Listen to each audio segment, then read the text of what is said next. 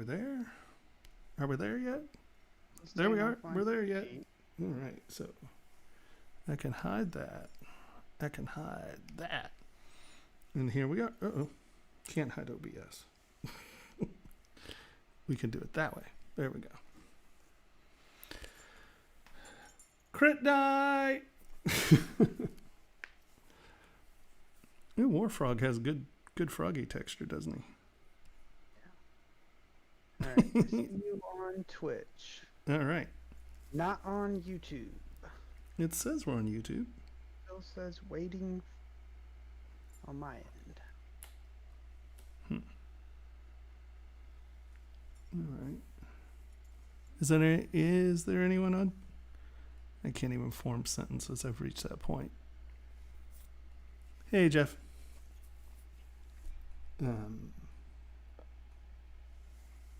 Any luck over there? Yeah, I can type in the chat on YouTube, but no. But no video? Yet. It says for waiting. Is that you or is it us?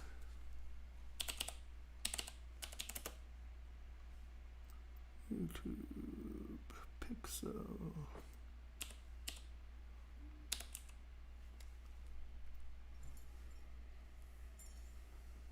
Boop. We're trying to figure out. We're live on YouTube. Oh, yeah, I'm live. There we go. I am on YouTube. So is it me or you? Oh, yeah. I guess it's me then. Gotta be. There we go. Can I find a job in the U.S. without a diploma? If you're a talented artist, yes, without a doubt. Can I find a job in the U.S. without a diploma? Okay, so someone has me on. Someone has their Twitch on. Okay, so volume. Someone has me. Oh, that would be me. Yeah, people in the YouTube are saying that the stream hasn't started yet. So it's not just me. Isn't that the stream? We can type in it as No, soon but I'm as... saying is I can see myself on YouTube. Dare to dream, but come on, that was comedy gold. I could see myself on YouTube. Well, for me, it seems to be showing up with a 30-second lag or something. But hello, New Mexico. And are we live on Facebook?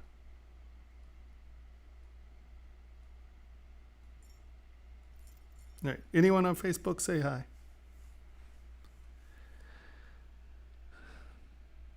Hey, Raphael. Then I guess we'll start with you and your frog. You're good on Facebook. All right, cool. So we're on Facebook. YouTube's going.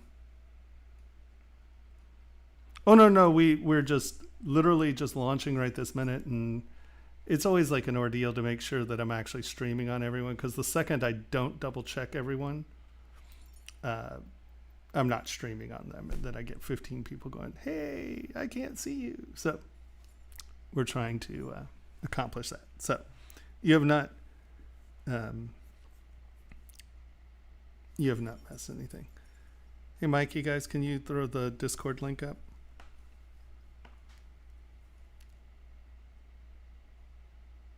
Did I? Oh, dang it. Henry's gonna beat me to it.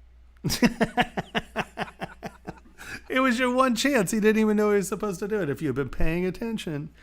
I was going for it. It took you that long. Well, I was still opening my link files.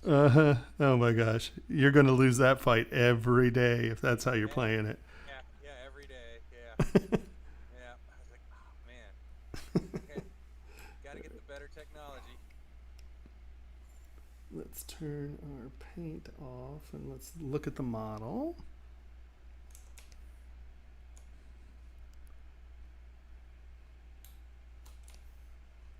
Your frog's awesome. Your texture's really good. Where's our frog body? Let's turn everybody else off real quick. No. It's a There really you good go. frog, man. Yeah, it's really nice. Finish your bottoms.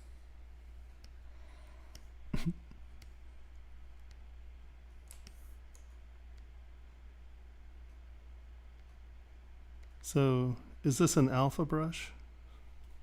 Or are you I'm trying to see a repeat. I'm not really seeing one.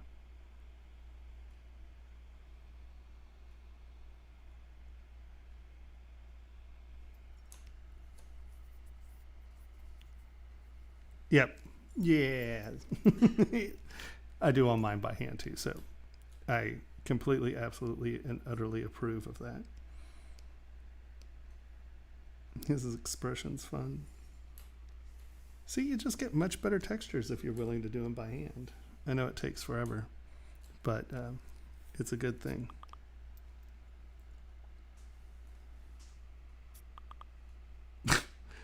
Oh, don't worry, Kyle. I'm really used to being Pablo. It doesn't matter. So the only thing I would say is this is a very heavy thing on your frog's back. So these probably wouldn't be loose. I'd have more tension in this fixture here. I mean, your textures are wonderful. Your frog's great. This base support's really good. But see, this is where I get like really weird about things. It's like I don't see any mechanical function for the trebuchet sort of catapult thing.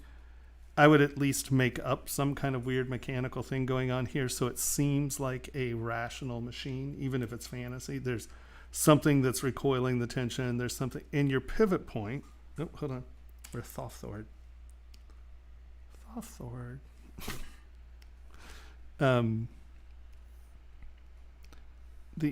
Hold on. I think there's a way for me to turn that off because that's really annoying. Oh, not yet. See, your pivot is down here, but your rod's here. So that doesn't make sense as a pivot. Make up a mechanism that kind of has at least some sort of, you know, it could be just a spiral spring around a thing or something. But make sure your pivots are in the right place and try to sell me on an actual mechanism. Obviously, you don't have the room to have a real trebuchet. So, you know, develop some weird Rube Goldberg-y spring thing or something. And this would be tight. And you'd probably want one coming this way under his body as well. Only because once this thing goes forward, that's going to pull on that. But then it's going to come back this way. There's nothing holding this into position. Or bolt these into his head or something. Give me some anchoring. But yeah, I would do a little bit more work on the trebuchet to make it seem like, because see, like even right now, there's no place for this to go, right? So right now you only have a pivot that could happen here and it rotate in that little spot, right? Because there's no opening here for it to go forward. Especially, you know, you sort of have this thing out here. So I would assume you're selling it as a pivot, right?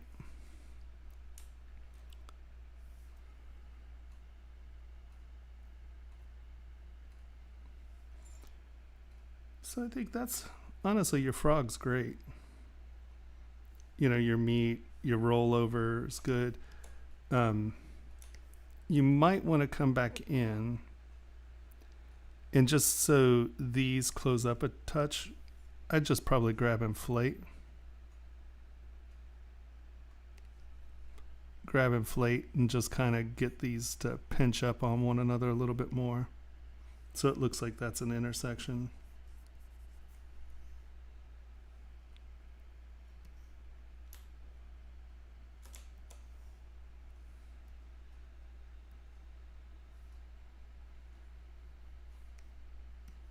Right.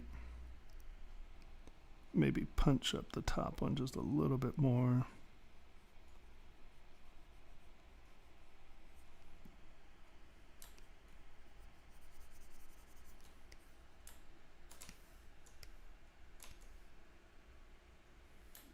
I know I ballooned out your texture, sorry.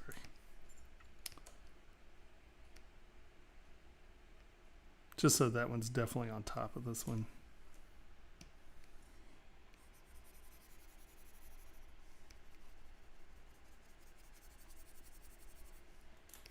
if that makes any sense.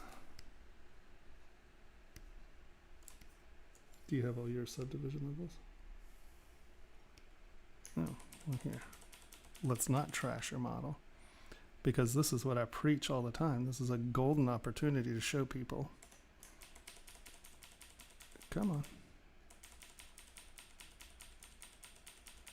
Is it undoing? Why did it? Yeah, no, that's a bore. All right, lower res. So I could have done this earlier, but I just assumed that this didn't have its subdivision levels, because it seems like no one has their subdivision levels. So here, let's do it back here on this one. So make sure that you get good over and under here. And I'm just going to beef that up a little, because it's pinching, right? Beef that up a little and make sure it's going under, just so you get a little bit more sort of that meat, you know, intersection thing going down. And what's nice is that we did this at such a low res. When we come back up to our high res, most of our detail will still be there.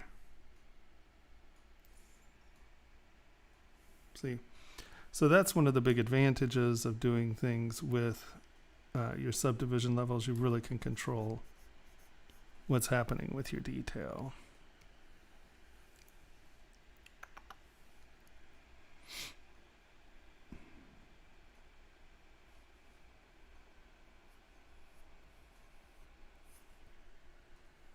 Right, and so now you're selling that that is going back up and under that. Yeah, no, this is one of the big advantages of retaining subdivision levels, is that, let's say you want to make his smile come all the way up here or whatever. If you lower everybody down to the lowest subdivision level, and then you take move,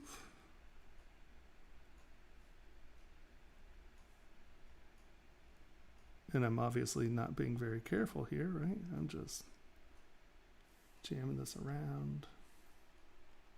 We're giving him a big smile. And we're going to just lift his face up a little bit more. You know, normally this would pinch off your detail.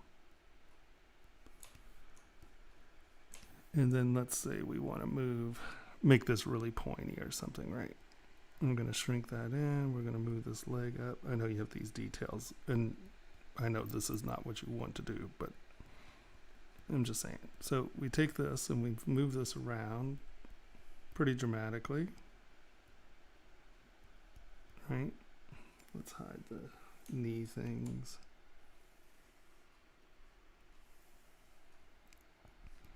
So under normal circumstances, that would stretch all that detail out pretty dramatically. But if we just come all the way back up, all that hand detail you put in didn't disappear, right?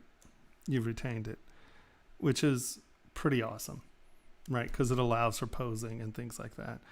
I know I screwed that up, sorry. So, yeah, the only thing I would say, you know, your frog looks great. I would give some of this stuff a little bit more, like this has that meat weight, and I just think you could punch that back here some more.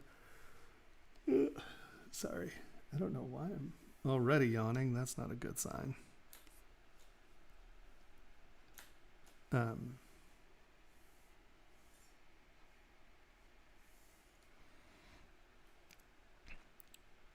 on.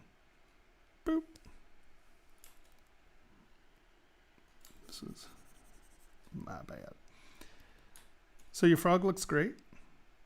I would just say work out a more comprehensive machine here that could actually work. You have any questions about that? Hey, Eric.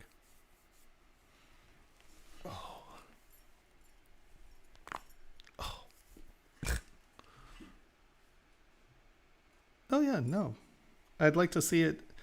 Like I said, I'd just look at some trebuchets and some catapults and just look at some of the mechanisms and try to make this look a bit more functional, because there's no way for that to work, and that's the only thing that bothers me. Because the frog's killing it. Looking good.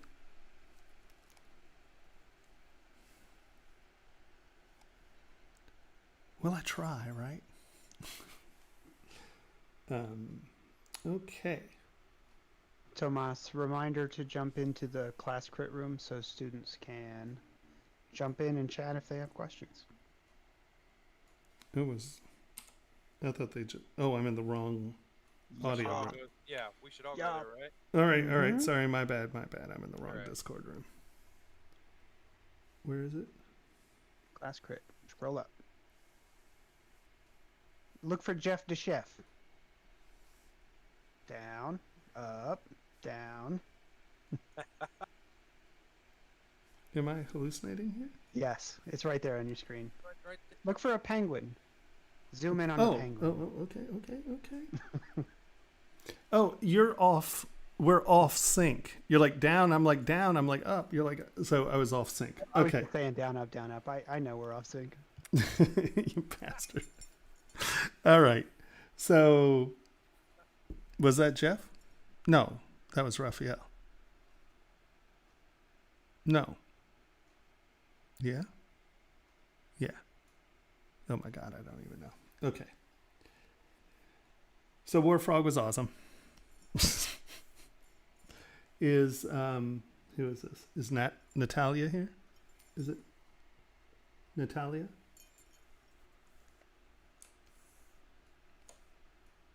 Is there someone that does have a model that's here? What is my lag? Hold on, I need to check my lag just so I'm not waiting for responses. 1,000, 2, 1,000, 3, 4, 5, 6, 7, 8, 10, 11, 12, 13, 16, 17. Okay. So we have like an 18-second lag.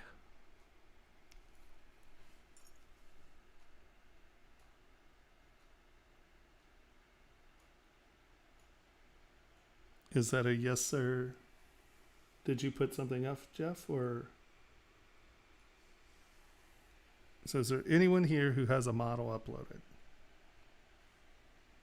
Do we have new uploads?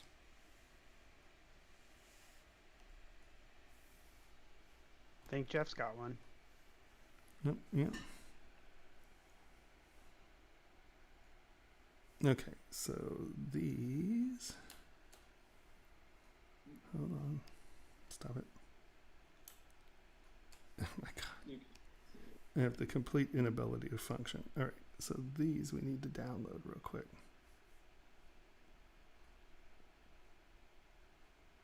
Why are you being a pain? Okay, whatever. Download. You and everyone comes into looked at today. Hello. Hello. Hi, Thomas. How's it going? Very well, and yourself? I'm doing fine, thank you. Great. Okay, so hold on. Welcome, Jeff, everybody. This is Jeff. Hello, everybody. All right, hold on. Downloads. Downloads. This is you. Nope.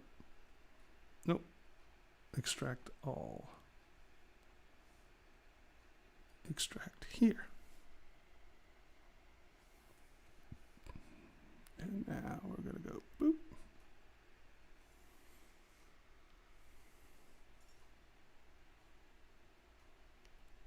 Owning. Yes, it's Jack. how many models was it? Like 4 to 5 models. There we go. The one of them is a figure study. Well, Yeah. like the- a half is- to an hour figure study of a male and a female. The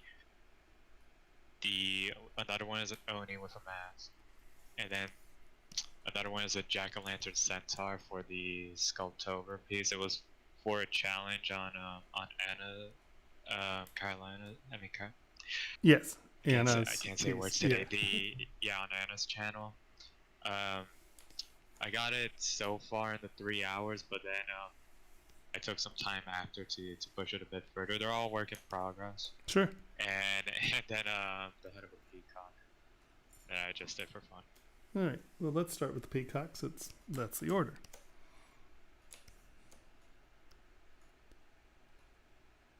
He's fun. I would say it's interesting because you have like a handful of different textures here. And you know, this is almost like a horn texture, and then you have sort of light chicken skin, and then kind of more like heavy, bumpy chicken skin. And then you have little feathers. Am I guessing your textures fairly closely? Not really. I just slapped that on there for fun because at first I was trying to have an extracted mesh to hand sculpt the feather detail, but then I just said, you know what, whatever. I'll deal with this later. I'll just scribble on, and now it kind of looks like the beginnings of a cosmonaut suit for this little bird. Nice. I like the cosmonaut suit. I can roll with that. yeah, like the crown feathers. The segment where the crown feathers are and how it's covered by that plunger like shape, it just says it all. Yeah, it's to me that is. Yeah, it's like a little. It was either bone or I can see like a Renaissance cloth hat. That's another very similar. Oh yeah, yes. Yeah, you know, it's a lot of fun. Your peacock head's nice. The forms are nice. You know. And I can see you're experimenting, so you know it's hard to say. I think like here you're starting to get that like little chop feathery stuff going, and that's looking good. And this just looked like, you know, that chicken skin to me, you know. But the search is fun. There's a lot of motion in the part, which I like. You know, I'd say yeah. I like making the cosmonaut. There's more to the head that I sculpted. It's just covered by that. Yeah. There it is. Yeah, no, just I mean, mask over. Yeah, no, this is looking good without a doubt. You know, you're definitely getting the form, the feel. Like I said, there's motion. It's nice. I like the idea of cosmonauts even more and more now. Now I'm just looking at spacesuit. I'm like, Yeah. Every now and then, there's a flock of peacocks that walk by my house and they just sit on grass. They're really perfect reference for me. Yeah, they're not very smart birds, but they're pretty damn cool. When I lived in Florida, there were like 3 wild batches of them, and they just kept getting smaller and smaller and smaller, and it wound up. It wasn't even coyotes; it was like these little wildcats. They were just tearing them up. They were like, "This is the greatest thing in the world." These guys are dumber than rocks. And watching them hunt them, you know, we were like, "Oh, you know, you figure that peacock would put up a fight," you know? Nope. It was like hunting a cow with a hammer. I mean, like those cats they controlled those. Yeah, the peacocks didn't stand a chance once, and they weren't even big. Like they were wild, not like house cats, but more like they looked more like ocelots or whatever. They had really big ears. They were just some wild cat, and man, once they realized that these suckers were easy food, they used them up. Yeah. No, that's kind of sad for me because I adore birds, so it's kind of disheartening for me. It's like no. They're just clawing out. They're gizzards. Yeah. Oh no, it was horrible. We were like, "Oop, well, okay," because there were like 12 of them, and then there were like 9 of them. We're like, I wonder if it's like coyotes or something. Nope. No, it was these little itty bitty cats. They just walk up and go, boop. It's like, house cat. So but then again, they're very docile. So Yeah, no, they're not. It's pretty much expected that they would be taken outside. So.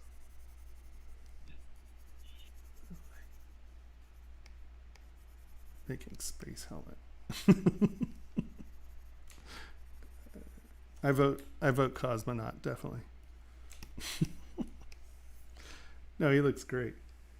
All right, so let's jump onto this sucker. What do we got here?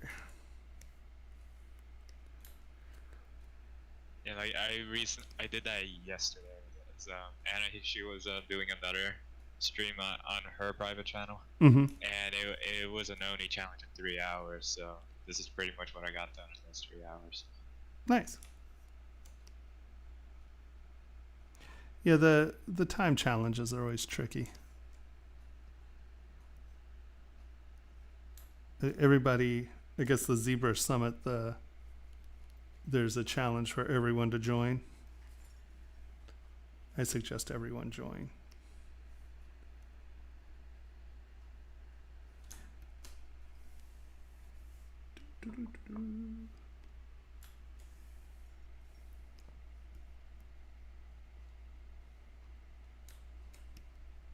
Very cool. You got some fun anatomy going on.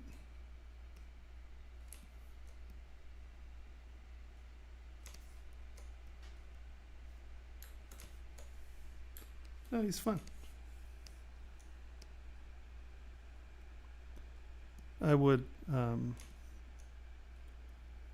just in any situation, at least imply something behind the mask. You know, just a quick line, and you could have an eye and or whatever, and that'll give you a quicker implication of something going on in the back at least.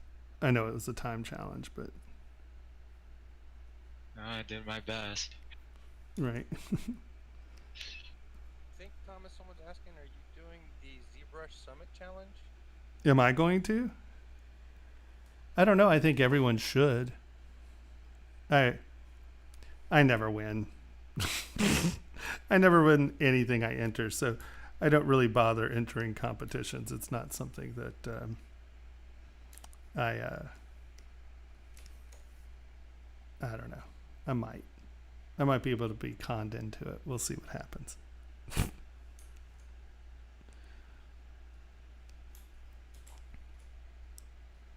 What's going on? Oh, Henry's just informing him that all these pieces we're looking at this moment are done by Jeff. Yeah. Yeah, Joe on YouTube was asking who made these pieces. And this was another time challenge? Yes. So parts of it were some of the results were not done within the 3 hours. Sure. Because I just continued on with it because it was already looking really nice, and I felt really passionate about Yeah. about what I had going on with this. So And this was in pretty much- Ash's stream? yes. Yeah, she Well, does a lot of this Yeah, stuff. in Anna's stream, not Ash's. Oh, this is an Anna stream. Okay. Yes. The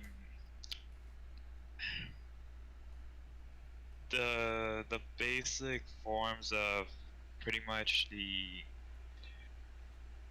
head part of it Mm-hmm. is what was roughly done in the 3 hours but that's not including the detailing that I added. Sure. Yeah, the detailing I added that like a couple days ago. Hmm. Yeah, I'm still trying to finish it. Right. But the roughly I like this little guy. I turning into still a have hand sort of thing. I still have the tool that shows everything that I did in those 3 hours. I can put up a screenshot later in Sure. the Discord. Yeah, no, that's fun. And so this is, like this kind of stuff, this is a really fun technique for forms. I'm assuming you did like snake hook on a quad model, got it all distorted and stretched out, and then dynameshed it. Is that yeah. how you created this stuff?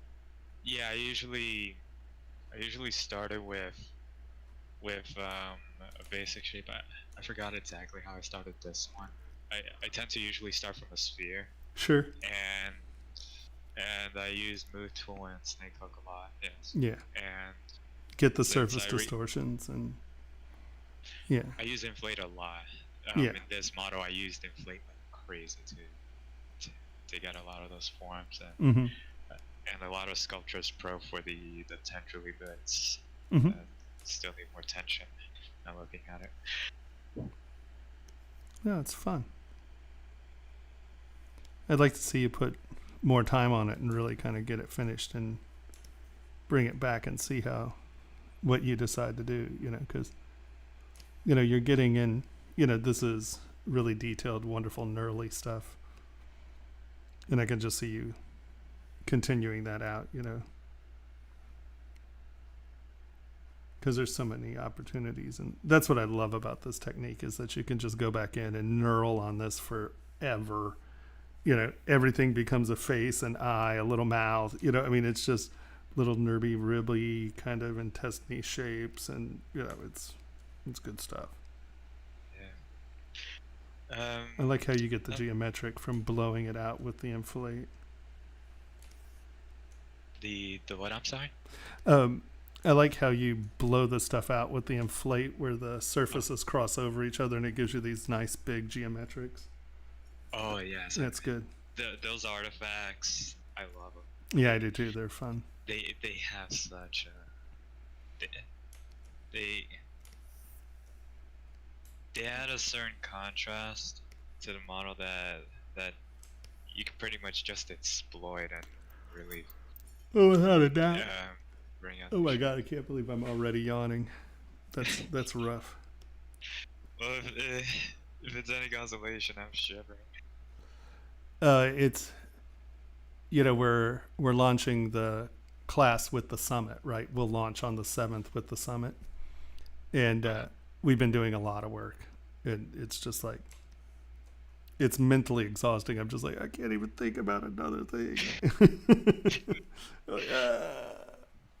Like, Thomas, you're on tonight. What? And I'm like, can I do it next week? Nope. No, Thomas. No, you are not allowed. Yeah, I just love this stuff. I have a question from the last critique stream. With that slug creature that I was doing, that tip on the dividing up the textures, the textural forms, and really adding clear division to make sense out of the structure. Mm-hmm. Have I improved here, or am I still sort of making some mistakes? Well, I mean, it's hard to say, because in a lot of ways this is in a much less finished position, but at the same time it also has a lot more like solid ideas going on. So I think that you're actually farther along than you were. You know what I mean? This one has, and where and how you've used your forms, I think you're definitely improving on getting that stuff in there. You know what I mean? I think you did it actually earlier in the case of actually getting these forms in when you were going in. Like, some of this stuff is just really nice form, And I think that, here we go. I think I have to reset my quick save time, because I don't want to save every 10 minutes, because this thing, as we start adding more and more models, this one, oh my gosh, it's ridiculous. Sorry. That's all good. Man, can't you make a model that's entertaining? You just put me to sleep over here. No. I'm trying, man. Why you gotta be so hard? Actually, you know what? What we need to do is get rid of Battle Frog, because Battle Frog is like 50 million polys. And every time this saves, it's saving that. There is coffee actually. It's like there's a little thingy mabob. Okay, we're gonna delete all just so we have this saved at one point. So if we need to go back, we can. All right, let's delete you and you.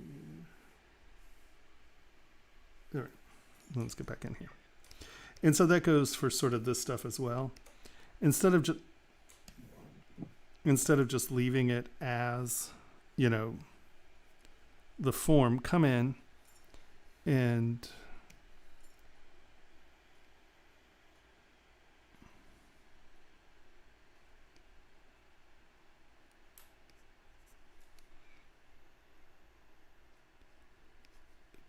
kind of punch some of this stuff up.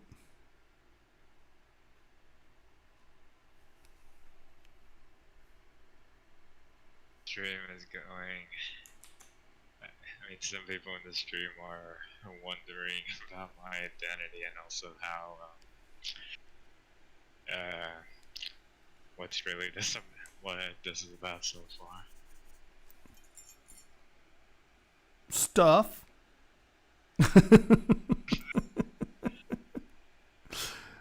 We're just talking about how the technique that he's using to develop these forms is a really nice way to develop organic shapes that have like surface tension in them and stuff. It, especially if you start stretching it out, it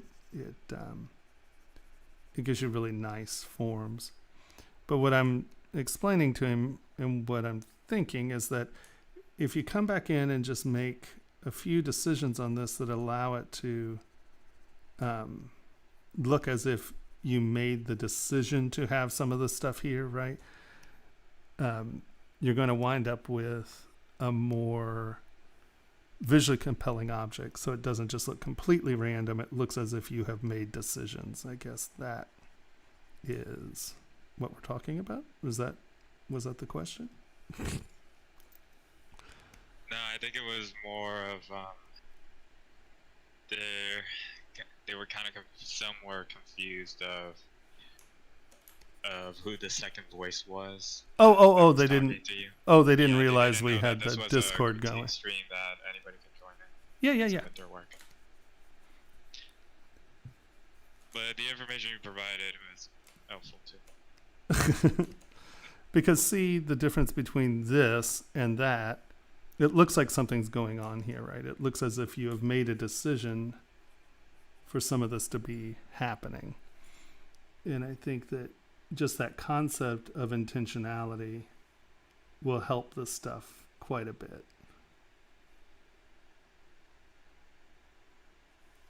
Right?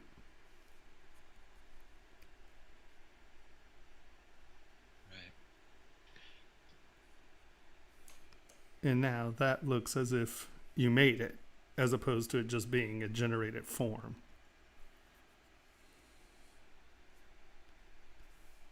Does that make sense? Yes. Yeah, no, super fun. Like I said, spend some more time on it, get some of this stuff going, because you definitely, you're definitely getting in there and creating some good stuff. It's like some weird alien phallic headed clown thing, like that's his like little lazy collar and his eyes. This looks like the Shroud of Turin up here.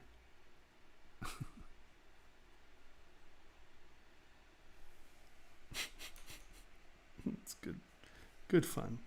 I like it. Yeah, no, I think that once you kind of come in and you have like these geohexic things, come back and tap them in or something and then change the texture here, so it so these look like moments of intentionality, I guess, and that'll help you a great deal. Right. Sometimes I tend to find that when I really try to smooth things out, I somehow like get little bumps in the planes that it's not quite as even. And even when I smooth it, sometimes either it looks like it's faceted or there's just like some occasional dips in the surface that's very subtle, but yeah, it's just so difficult to get out, if getting it out at all, at least for me at my level. yeah. Well, you're dealing with very difficult surfaces to smooth. You know, I mean, well, I wasn't speaking in particular to this model, but this model and others. Well, actually not this model. The other models that I've sculpted in the past, I tend to go through that. I was wondering what would be your approach? Well, honestly, what I would probably wind up doing is remeshing it and reprojecting. So I have a clean quad mesh.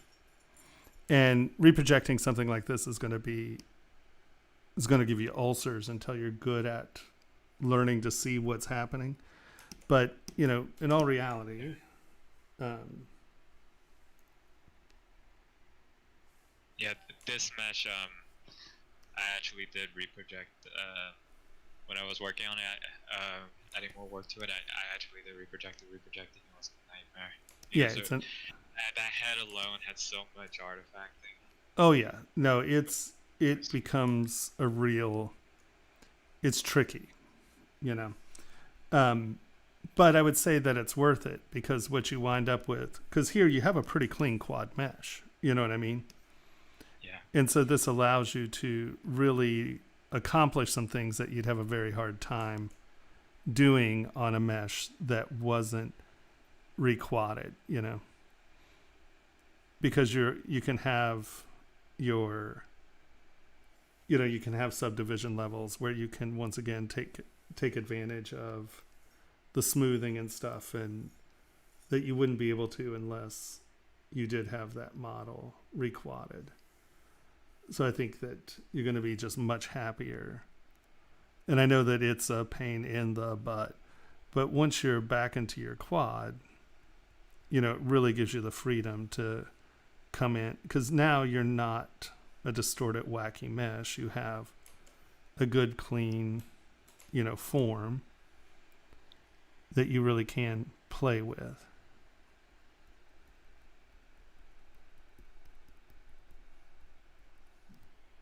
And not get. And requadding it will really prevent probably 90% of those surface oddities that you're running into, because the quad removes that for the most part, where when you're just in the Dynamesh after you mangle the mesh and then you Dynamesh it, you know, that Dynameshing still has a lot of that artifacting in it, and sometimes that's very difficult to get rid of. So I still think that this is probably your best bet, because I was going to say when you said that you remesh this, I was like, okay, because I don't see a lot of Yeah, no, I was speaking in general terms because I usually come across it when I try to do faces, and I would have like, those occasional little dips where you look at the model, everything looks smooth except for like one little point there and one little point there and another little point there that's kind of uneven, that looks like inverted spheres, so to speak. Sure. But it's very, very subtle. Well, I think that having subdivision levels is going to help you with that as well, because here, let's just look at this dent here, and let's put I'm just going to throw a texture on here to give you an idea of what's going on, right? Turn that off, lazy mouse. So, you know, you've done your texture and stuff, but you have these lumps in your surface, right? And you're like, oh, well, how am I going to get rid of those lumps in my surface? Your subdivision levels really help you, because you can come back down to this level, right? And you can relax this mesh And we're getting rid of a lot of those lumps just in the base geometry right here. Right? And now we're going to higher res. And we'll hit it maybe 2 more times. And so you can get rid of those surface lumps here. Higher res. We're just going to do it one more time. And now we're going to go all the way back up. And you can see that you eliminated a lot of that, and you still have your surface texture, right? Does that make sense?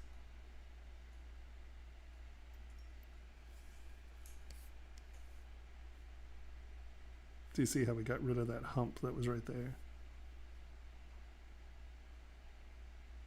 I mean, if you wanted to get rid of those, we just lower.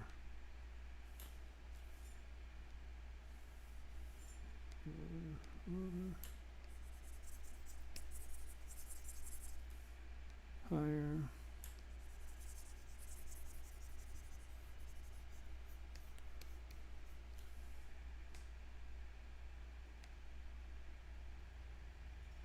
Right, we still retained most of that detail and removed most of those humps.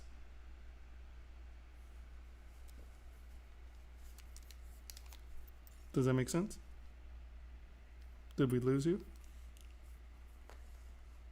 Hello? Yeah. Yeah, sorry. I had a relative walk in. I had to have a quick conversation with him. I apologize. Oh, no, you're good.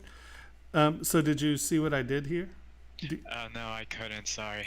All right, What was well, happening? I saw it. Like, I just got back and I see that. No, hold on. You scribbled a few things. That's because this is something that everyone should pay attention to. Okay, so higher res.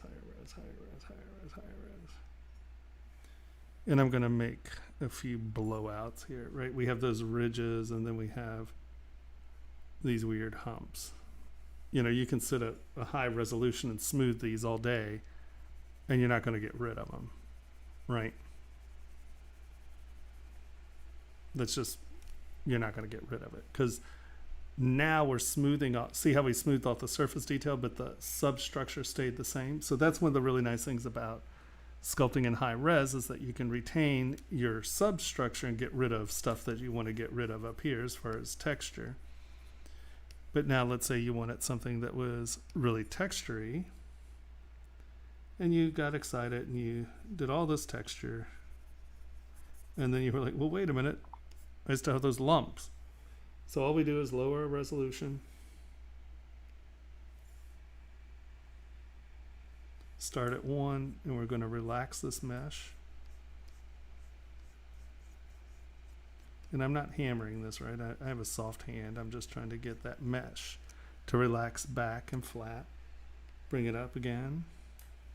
And we're going to just relax the mesh. Higher res. Relax the mesh. Because at this point, I don't want to be smoothing surface detail out. I want the mesh underneath the detail to relax. So you can see I've removed most of those, and now if we just go all the way back up,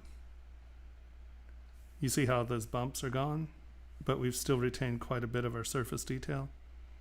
Yeah, no, I understand that part. It's just that even when doing that, like sometimes even like some very subtle undulations like somewhat stay. The other thing I would say that it could be is if you take this, mask it off where the hump is, turn on backface masking, flip, hide part. Often you'll find a surface here that it's going back and trying to attach to. So often it's trying to interact with the surface that's behind it.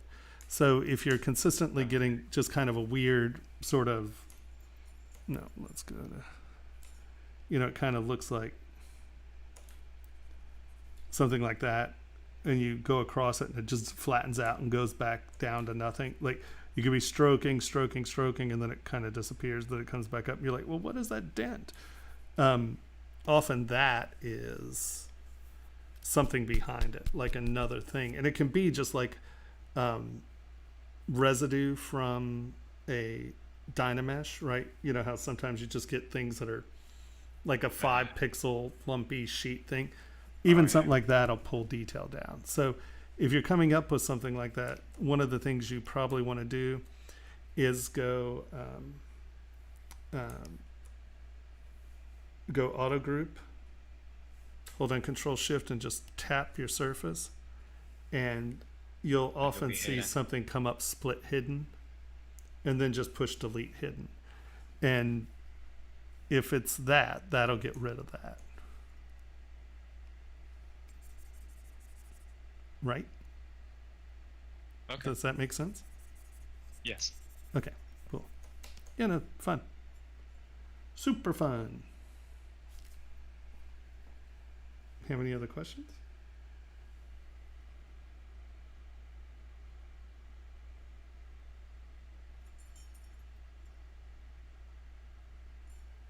Okay, so is there anyone else here who has a model? Is Juan here, or is it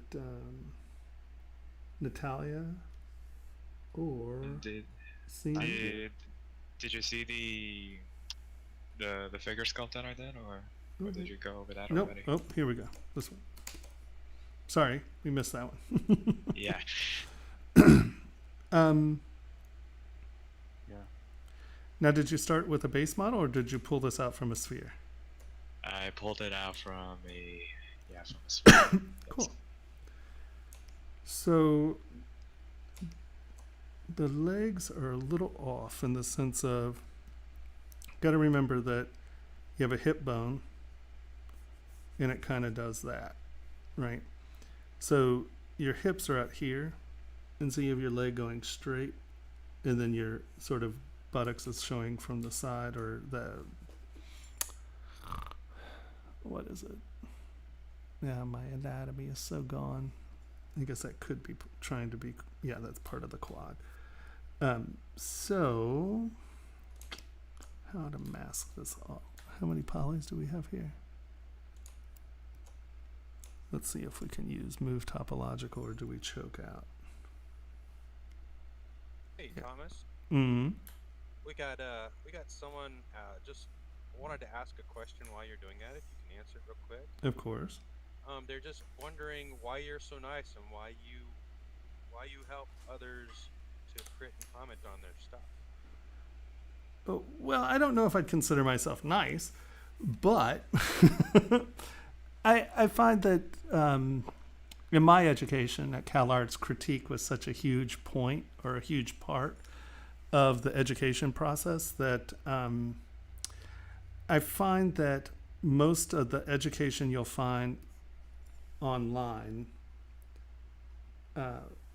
doesn't include critique, or they might kind of critique, but it's kind of lousy critique. And I think the best way of learning really is through critique. And so what is that saying? Sorry, I'm trying to do two.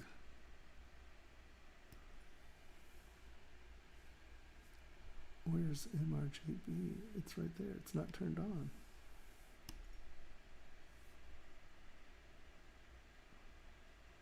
Oh, you have layers on.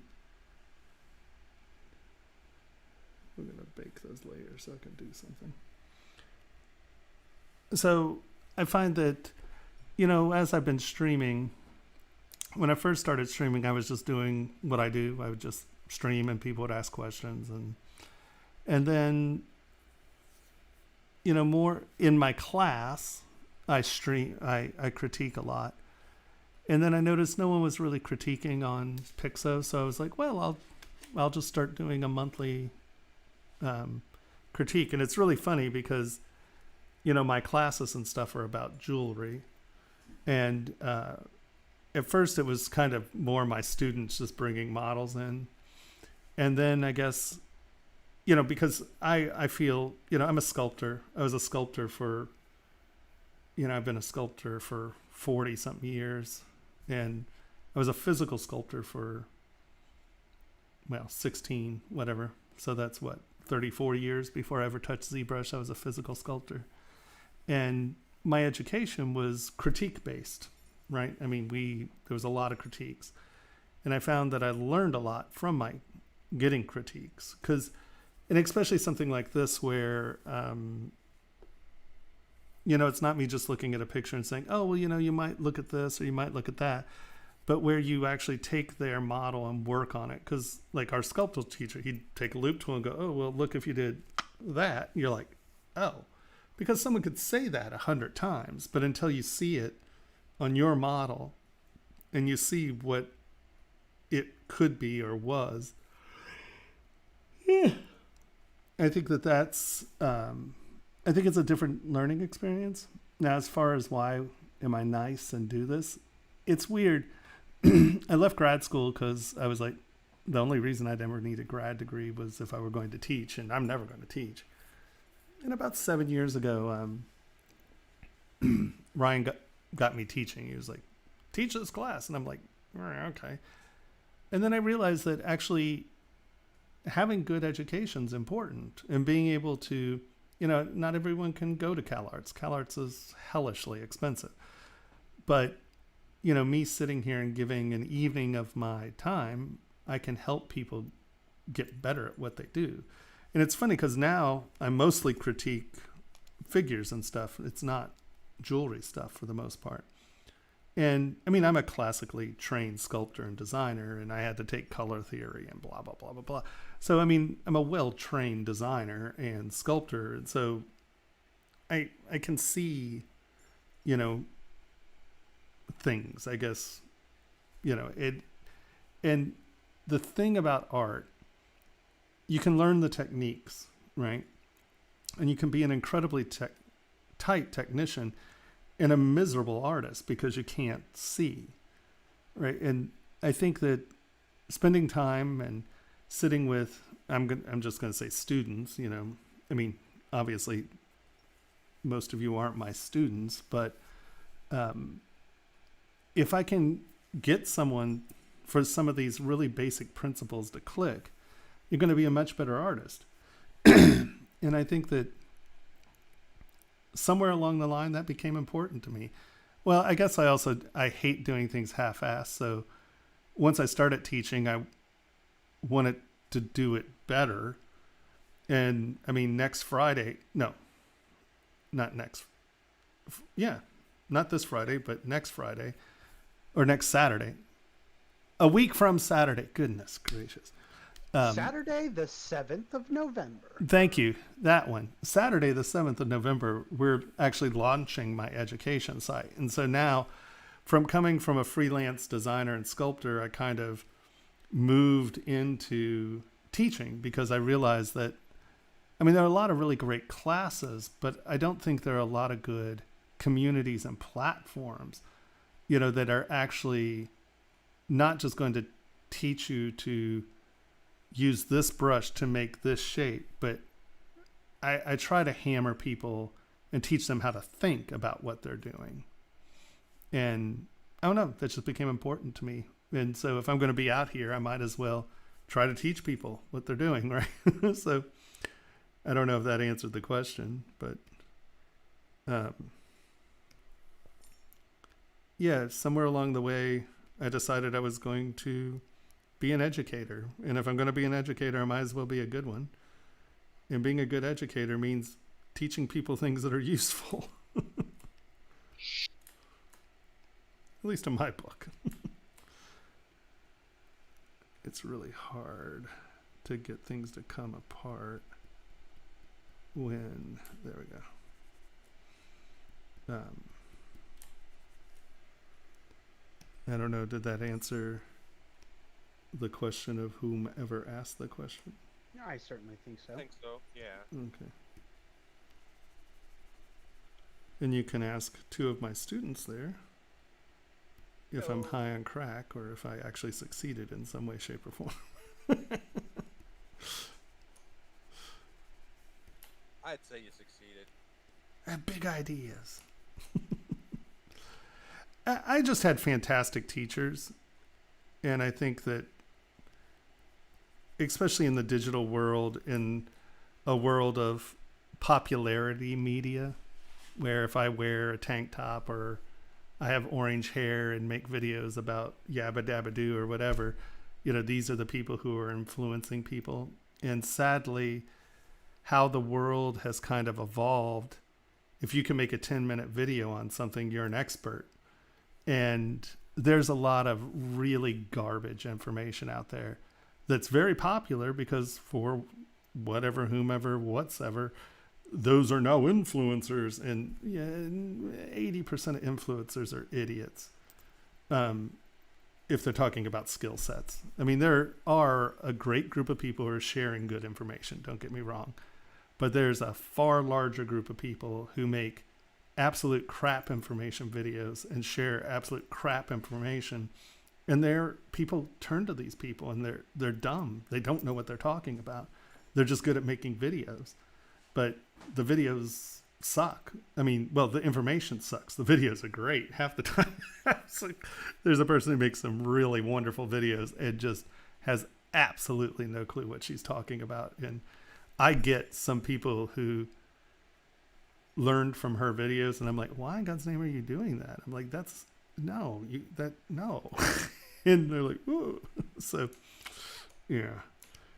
I just figured, I think that at some point you can't have just absolute erroneous information. You have to have good information. And once I decided that I was going to, do education, I decided I was going to try to do it right if I'm going to do it at all. And yeah.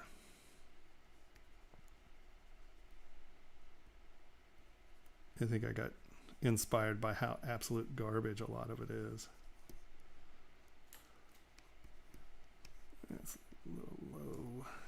So what you doing there? So you had your legs kind of coming straight up here, right? They just kind of, you had your knee here and then this all kind of went straight and up. When in all reality, there's a connection kind of right here. And that's about it. All of these actually come up here and connect up here in this shape. There's actually very few muscles in here. Hold on, let me see if I can. Or insertions or origins there. Here. I don't know if this ever. Where are you?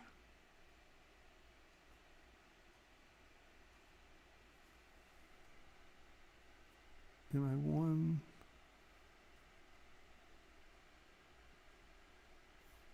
Here we go. Come on.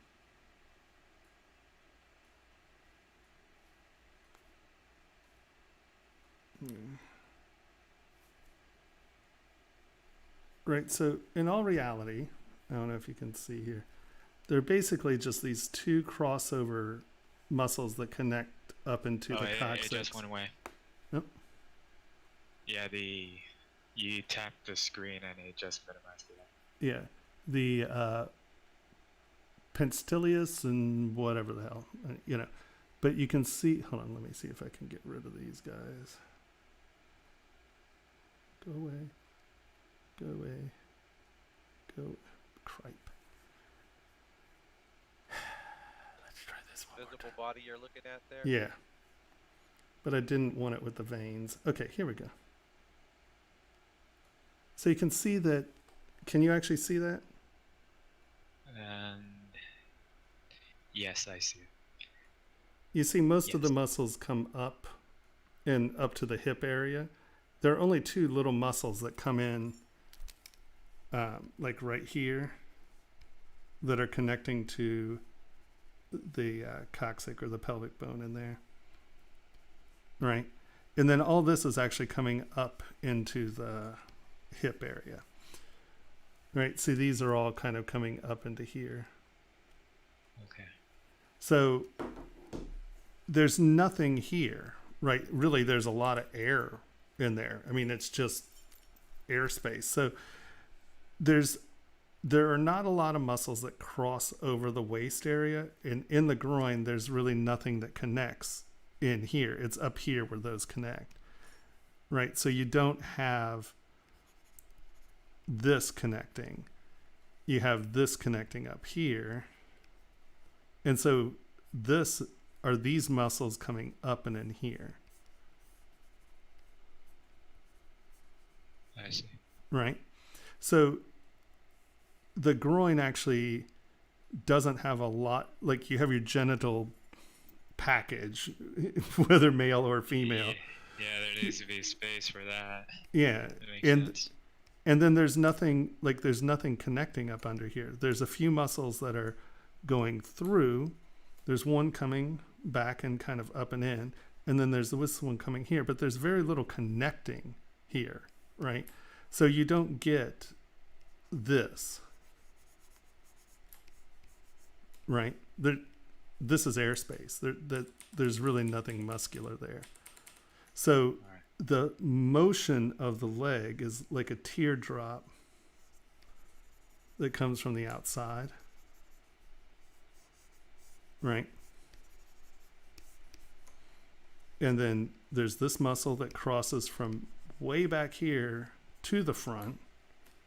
And then there's this little muscle that's connecting in the coccyx up here into the pelvis bone, right? So there's really a lot of airspace in here. So it's not just a straight line. This muscle here comes like that. This one comes around like that. And this one comes around like that.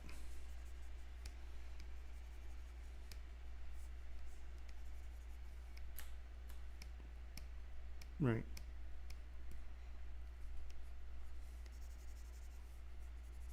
And then you have your pickle muscle. Pickle muscle. Well, if you race bicycles, you get this muscle just looks like a weird dill pickle in the center of your leg.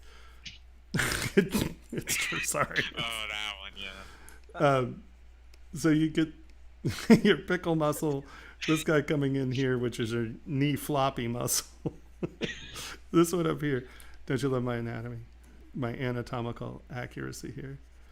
Right. And so that's kind of what that's doing, right? So this muscle, the curve, that inside curve, is actually from this muscle here. And that's why you get that, right? You get a coccyx crease. And then you get this shape that kind of does that. And then you see the buttocks there, right? Does that make sense? Usually you can see if you're looking straight on and there's enough gap there, you see the buttocks resolve there. So I've mangled this to give it airspace, but right.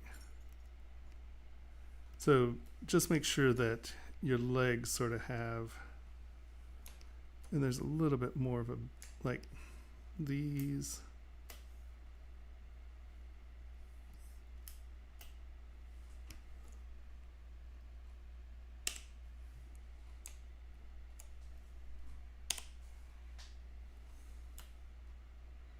Are probably turn symmetry on.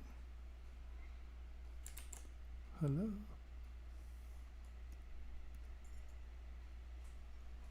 X. Oh, local. Really? Why is that not working?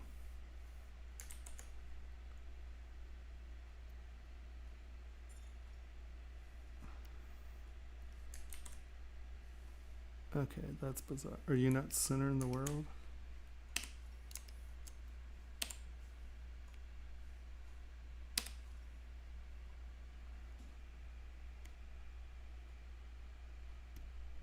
Well, you're pretty close to center of the world. Why are we getting that?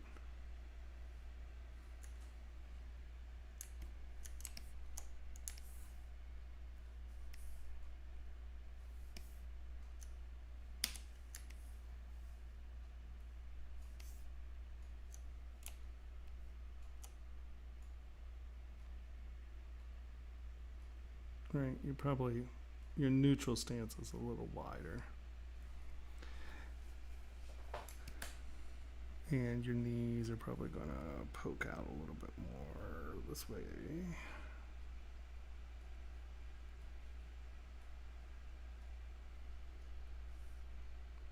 And that's why, like, they're called A and T poses, right? Your A pose, your arms are in A, but your legs are a little bit more open. Because you got to remember, a natural neutral stance, your ankles should line up sort of with your elbow crease, right? And that's a neutrally balanced stance.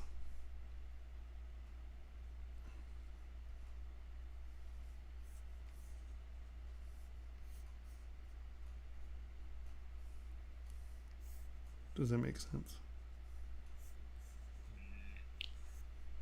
Why is that? Is it because the weight is evenly distributed? Is that why they line up? Well, also just if you're standing in a purely relaxed stance, if you bring your feet in, you're actually off balance because you're pulling your legs into your natural stance, right? If you look at this lovely drawing I did,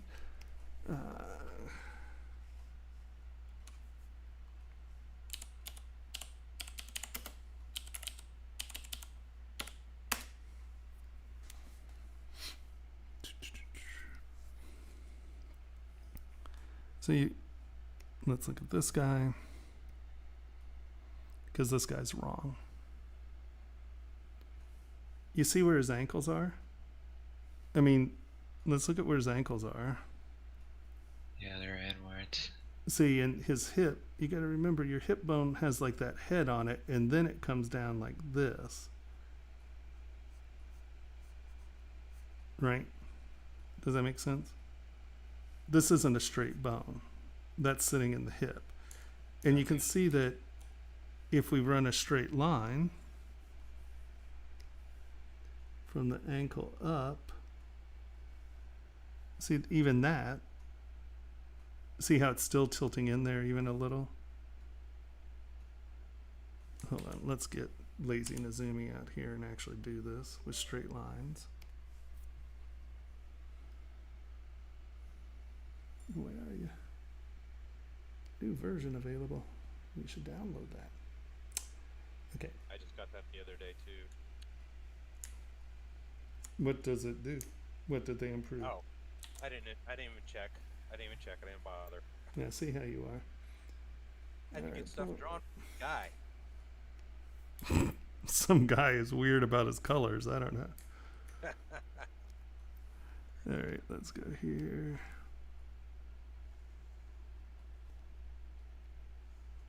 Do you see what I mean? Look at how far in that is to their hips and to... See where if you're coming straight down from there, that gives your stance a little bit more room to open up. Come on, rotate. So from hip to ankle, you're getting a better line. So let's go back to someone who is a little better at anatomy. And you can see here, right?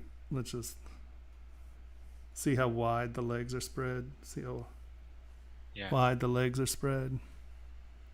That's way too wide.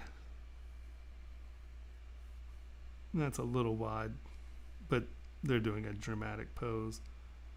That's close. But you'll see when people just stand naturally, you're going to have your legs just outside of your hip line. And that's the most stable stance. Like your initial Tai Chi stance, your initial yoga stances, they're all going to be where they want you to line basically your shoulder line with your feet. And that just gives you a good stable stance. So in most of the Rocher sculpts and stuff where they're all anatomical sculptures, you're going to see that line, right, where the foot is tied to just the inside of the shoulder seam, right? Right here.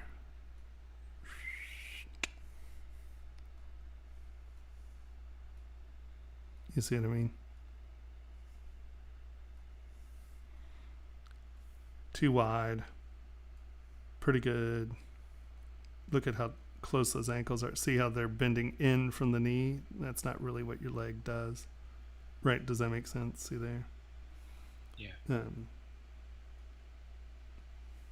Yeah, even they're a little weird down here. You know, it's a pretty good line there. So just give it a more neutral stance, I guess.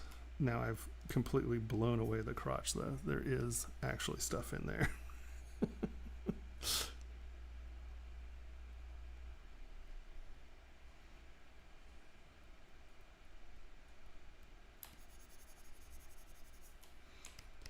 So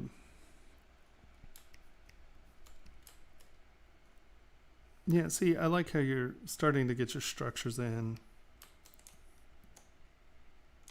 You are doing Michelangelo, though. You're sculpting men that then have oranges for breasts. Yeah, they have breasts. The funny thing is that I didn't have much time to get the female one, and in fact, like I did this the hour just before you started streaming, because it was like, let's see if I can actually get a female in before he starts. Yeah, no. The one I had a good hour and a half was the male one, which is in the same tool. Yeah, but see what I mean? See how his legs are all pinchy? Yeah. His knees are a little high. Your arms are a little short because your hand actually touches your center of your thigh usually.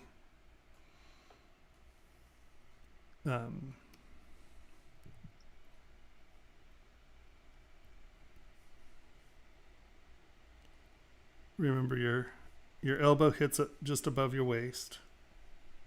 Your hands come down and rest above the thigh. These are going to come out.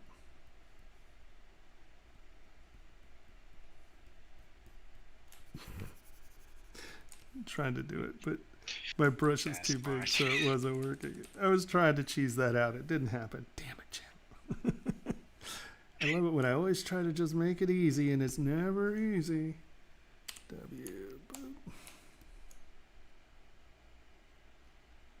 Just see how much more natural just even that is. Right. Yeah, I see it. Boom. About there. Right. Just take a line from that shoulder, right? Yeah, it's CG land that's kind of spoiled my mind. That skewed my mind with the natural stances because, like, I mean, I can't even speak. You would search online for models, and they're all in that pinned pose where the knees are joined together. Yeah, they're all wrong. Just gonna say it. They're wrong. And they shouldn't be teaching anybody that. That's horrible. It's not helpful even. I mean, because one, your legs are too close together, and it just comes down to your legs are too close together. And then you're like, oh, well, how am I going to do anatomy off that? That doesn't even make sense to me. Because you don't get any kind of natural silhouette that way.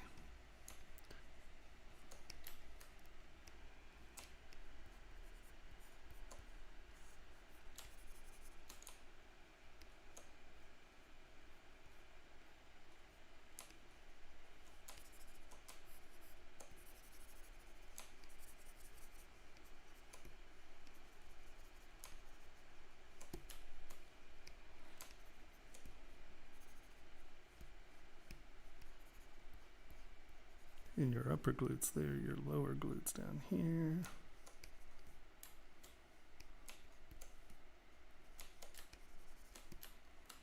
Use a little. Hold on.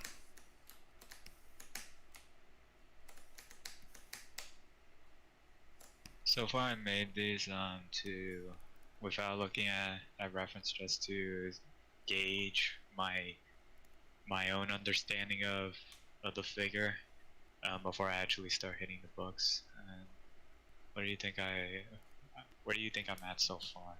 I mean, you know, if you're not using reference, you're doing pretty well. I mean, you're not that far off here. It's just because really, that's the bottom of the jaw there. I think a lot of it, I would hit the books. I mean, because, you can make up anything you want, right? But without a reference, you'll never know if you're right or wrong. And of course. I just think that learning without reference is insanely difficult. And, well, for the most part, you're just making stuff up. And, some of it's close. But if you're actually trying to learn it, I think that reference is incredibly important.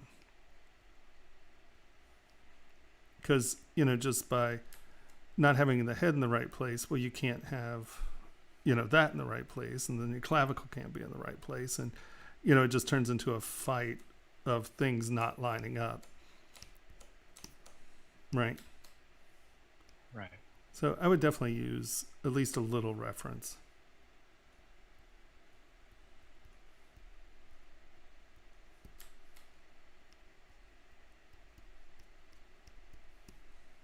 Because I'll tell you, learning without reference is a nightmare. Because that also changes your height, right? Because 1, 2, 3, 4, 5, 6. And let's do it. Where's Lazy Nizumi? Did I close it? I sure did.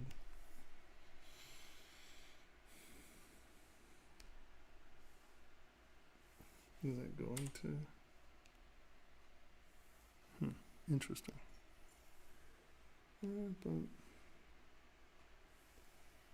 Nice thing about Lazy. Where's my little guide thing?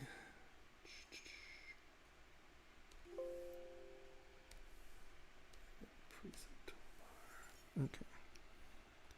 Let's just have you on for a while. Boop. So I'm going to take that. I'm going to twist that over. 1.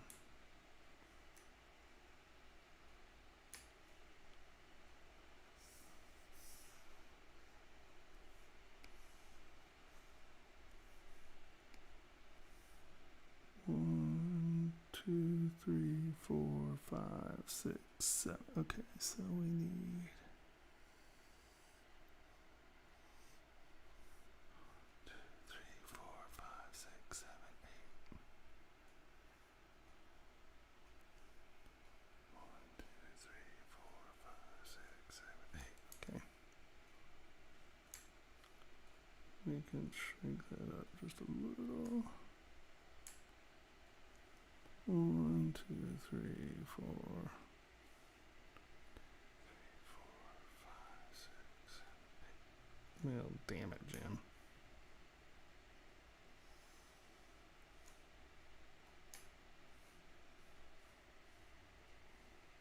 What am I doing? I wish that would go from 1 point. That's annoying. So maybe it's going from our selection point.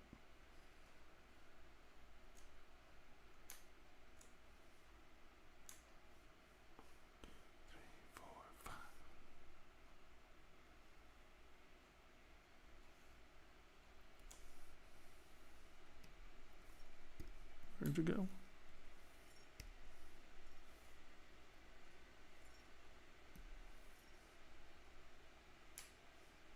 I have a cube that serves as the floor. If you want to use that to help you measure. I just thought this was going to be easy, but it wasn't. I can just do this. 1, 2, 3, 4, 5, 6, 6. What part of Lazy Mizumi are you using there, Thomas? Well, I was trying to get the grid to work. You can adjust the line, but it goes, it just grows. It doesn't have a point where, like, I can't stop it on one of the lines and just expand it up to the other lines. I was trying to get it to do something it didn't want to do. And I was stubbornly trying to get it to do it. So, yeah, not a big deal. All right, so at that head height, you know, you could see that our legs are short.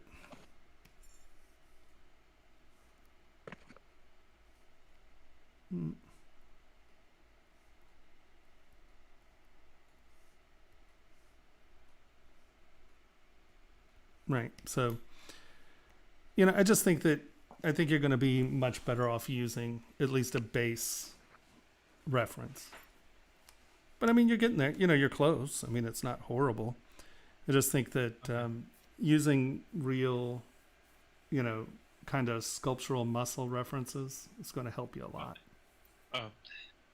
I agree absolutely. Yeah, I just did this as an exercise just to gauge my personal understanding to see what I sort of understand, what I don't understand.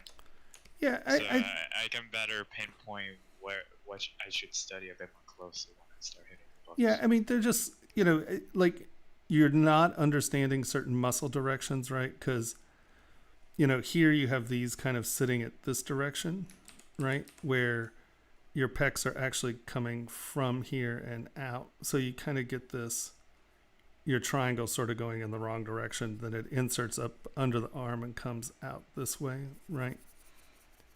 And so that's sort of the pec plane. And then it has the sternum.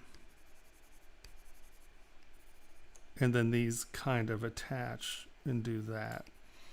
So, you know, it's just some directionality issues of understanding how muscles insert in origin, where they insert and where their origins and insertions are. Speak English, Tomas. Form sentences. And yeah, I mean, it's just a few little things, you know, and once you kind of wrap your head around some of that, I think you'll be close, you know, you're not that far off.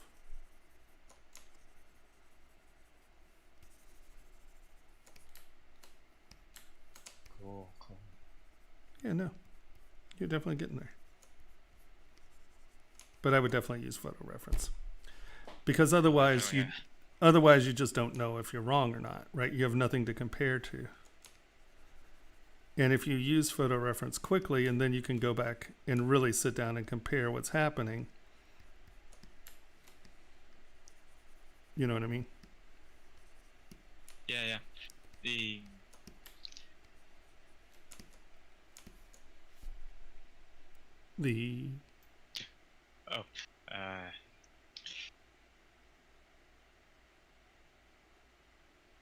It slipped my mind, I'm sorry. No, you're good. So I just think that at this point, you know, you're getting close enough. I think you just need to start looking at muscular anatomical sculptures, right? And just start blocking up to those. And I think you'll start to get more of an understanding of what's actually happening in the body. Okie doke. Great. Thank you very much for critiquing. Of course, my friend, anytime. Anytime. All right, let's go and see. So basically, is Natalia here? We have a queue going of people who we know are here, and most of them are actually in Discord now. Oh, okay. So next will be Jerry, Gerry. Okay, so I assume that means that more have been uploaded since the last time I checked. Yeah. Okay. Hello.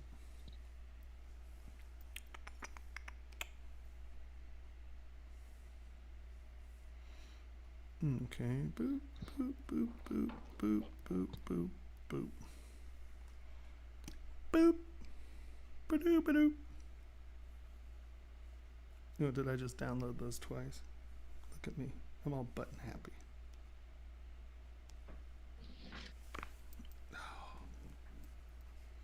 Okay, while those download, I am going to run and pee real quick. Potty break.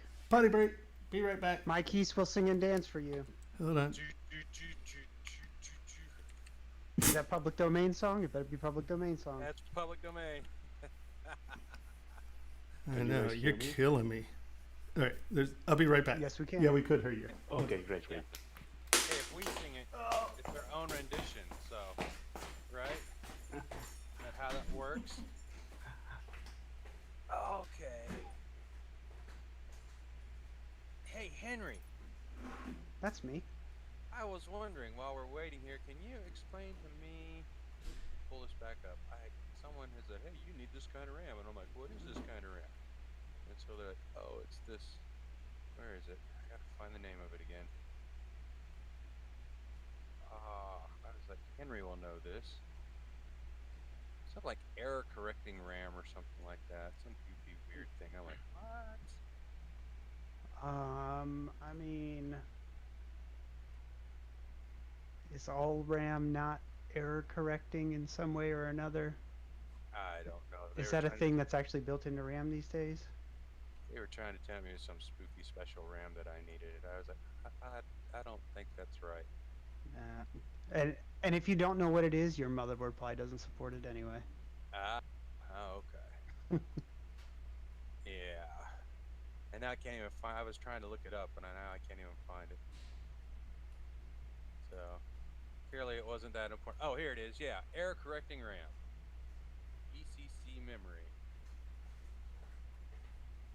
Error correcting code memory is a type of computer data stored to detect and correct in-bit data corruption Oh, yeah. in memory. All right. Ba-doop-boop. I think this is just all RAM. Okay, yeah. All right, yeah, we got another on the list. Noxidit. I can't even pronounce that name. Let's go with Christoph. All right. We got We got Jürgens? Gary. Yes. Gary. And then I can't pronounce that name. Then Eric. Don't then, try. Yeah. Then Aaron. Then. What, Noxidit. Sukankashi? Sukanki? Yeah. Yeah. He's after- Sukanshi. He's after Jerry here. Sukanshi. And then we got Samit is at the end of the pack because he's still loading up. So there you go. So Mary, no, ZBrush has very accurate scale. There's no need to buy anything else. I mean, it's right here. I can show you how to do that in a minute. Let's see where we're at here. Hold on, where's my keyboard? It's all the way over there. My little rubber feet on my keyboard keep falling off. That's really frustrating. Nope, it seems that I've lost two of my little rubber feet. Should have got some glue. Well, not if they're actually lost. Should have. Past tense. Too late now. Yeah. Well, it sits in my lap. It's not like it matters. Is this the Spiffy special one you just got? No. This is the one I've Oh. had for like 3 years. Oh, okay. It's my Little one. Spoosy special one, but it's been 3 years. And it's sort of compressed in my thing, so it might be getting schmooched. Oh, yeah, see, there's one of the feet right there. Okay, hold on. We are looking for this folder. We are up.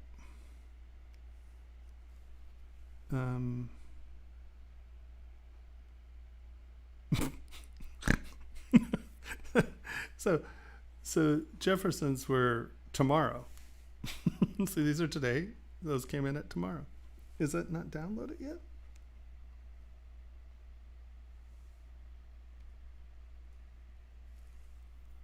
Okay, they're there.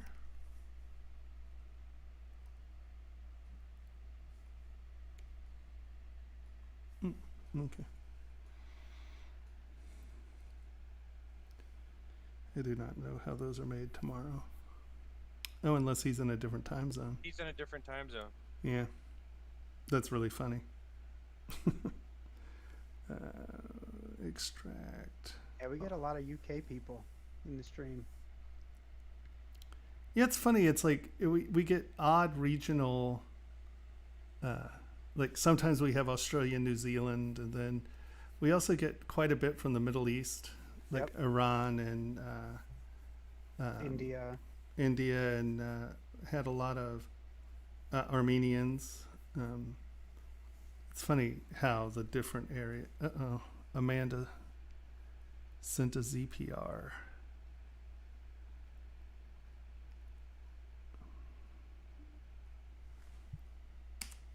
Amanda, could you upload that as a ZTL? It would be super helpful to me. Hold on, let's grab all these guys and drag you into looked at today. Let's go back. Oh. What was that? I was like, oh, this looks very cool. What happened? Where I did. Oh, here we go. No, we just did all those, didn't we? Is there another download window? Yes, of course.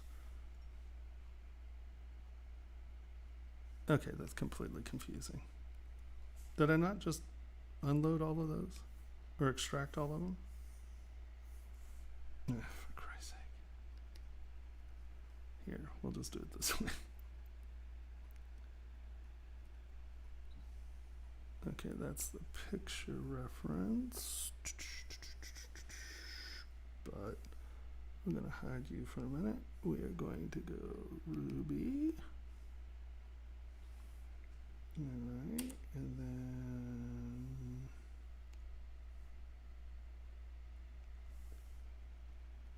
Glad.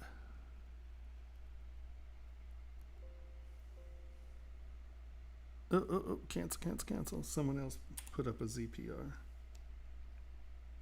So, is it Gilad? If Gilad and Amanda can upload those as ZTLs, not ZPRs, it's really helpful to me because I don't have to completely restart a project, if that makes any sense. Yeah, one of them has apologized and is uploading the ZTL now. Okay. I don't know which one it is. Giggle Squiggles. Giggle Squiggles, he's not on our list, but he is now. Or she. Or you don't she. know. Right now you're looking for one named Juan. Gary's? Jerry. Jerry. And Juan Juan is, I think, their actual name. I think Juan was from the first batch. Yeah. Yes, I'm here, sir. Great. Hold on. Let me get these last two. And then there are two more. What was it? Lee. No, that was a last name, wasn't it? Amanda and Gilad ZPRs. So you guys keep track of that one. And this is Juan. We actually have a piece of jewelry. Hey. That's great. What you know? It's very fun. Day of the Dead. See, I love this stuff. Actually, you reviewed my ring. I was the one that submitted a pug ring 2 months ago. Oh, yeah, of course. Okay, well, I'm here for more critiques, so destroy me, please. All right, we can do that. First of all, what the hell? No. And I learned by watching your videos that I should never ask you political questions. Well, you can ask. Someone's learning. I mean, I'm more than willing to share. Well, not on Pixologic. If you're on my stream, you're more than welcome to talk politics. Speaking about the left and right. So first things first, you got thin here, right? So here you had a pretty nice, like, still this little edge. I tend to try to keep these as soft as possible because the second you stick a ring on your finger and you twist it, you don't want it to become like a shimming blade for your finger. So this little area right here, how it came down to one edge, here you have a face, right? And then when you cut the ring size, it got into this blade area. Mhm. So just make sure that, and I'm just going to use inflate quickly and then smooth it back down. Because what I did is that I use a live boolean Mm-hmm. just to have it like nice. Sure.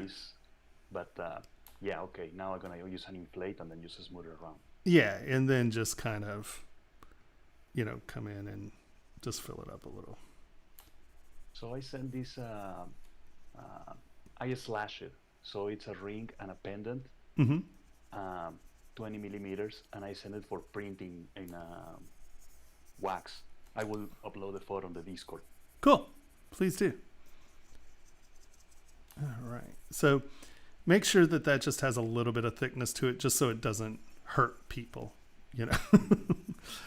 all right. So let's get here. The only thing I'm worried about, no, I think you have enough room there. You may want to just fill this in just a touch, just for castability, just getting a little bit less there. But honestly, a silicone mold should be able to deal with that. I would get rid of these undercuts though. Okay. These little groovers in here. Just use inflate and inflate your seams, because those undercuts are traps and there's no reason for them. I mean, it doesn't enhance your design at all. It just becomes a problem, right? So I think those are just a few of the spots in there. Yeah, just get those out. That should be all dealable. This undercut should be fine. So here you sort of cut this back and in, use like a slash tool or something that has a nice wide profile. But yes. I would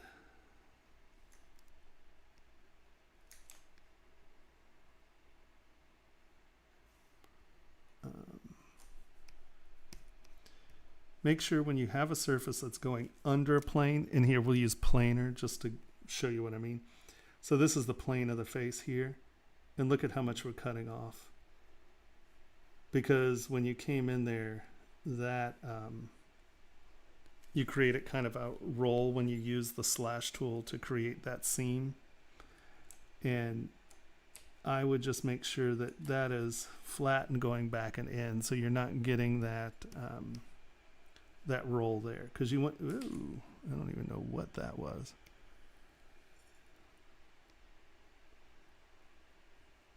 Because you want it to look like a flat plane going behind the hair, not a half round.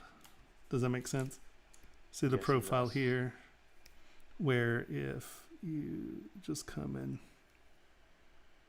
let's use clay buildup backwards, or holding Alt down.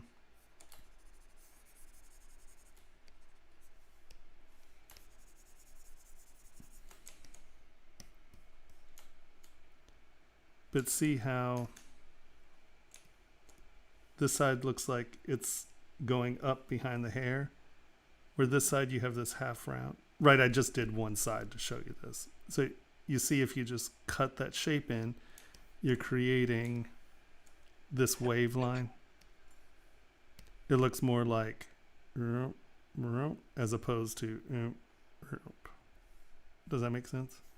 Yes, it does. Yeah. No undercuts there. And I think the same thing here. You used a cutting tool to cut that detail in instead of these being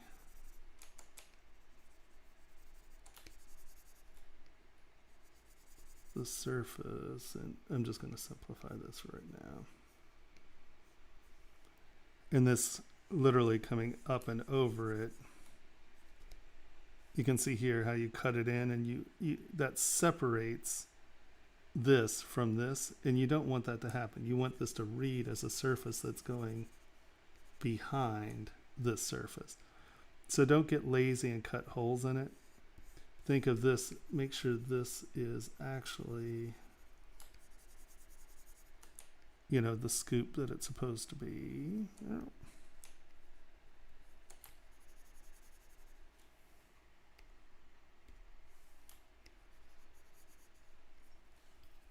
Why is smooth stronger not selected?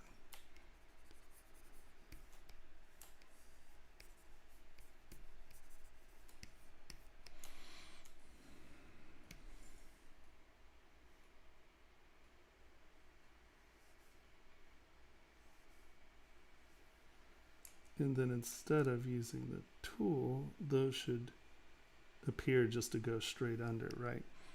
Because that now looks like this is going over that, where if you take this and cut it in, you get that pook, right?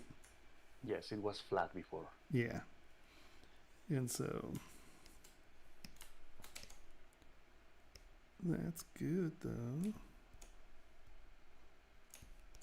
I would some way or another join these in. Don't just let them sit there.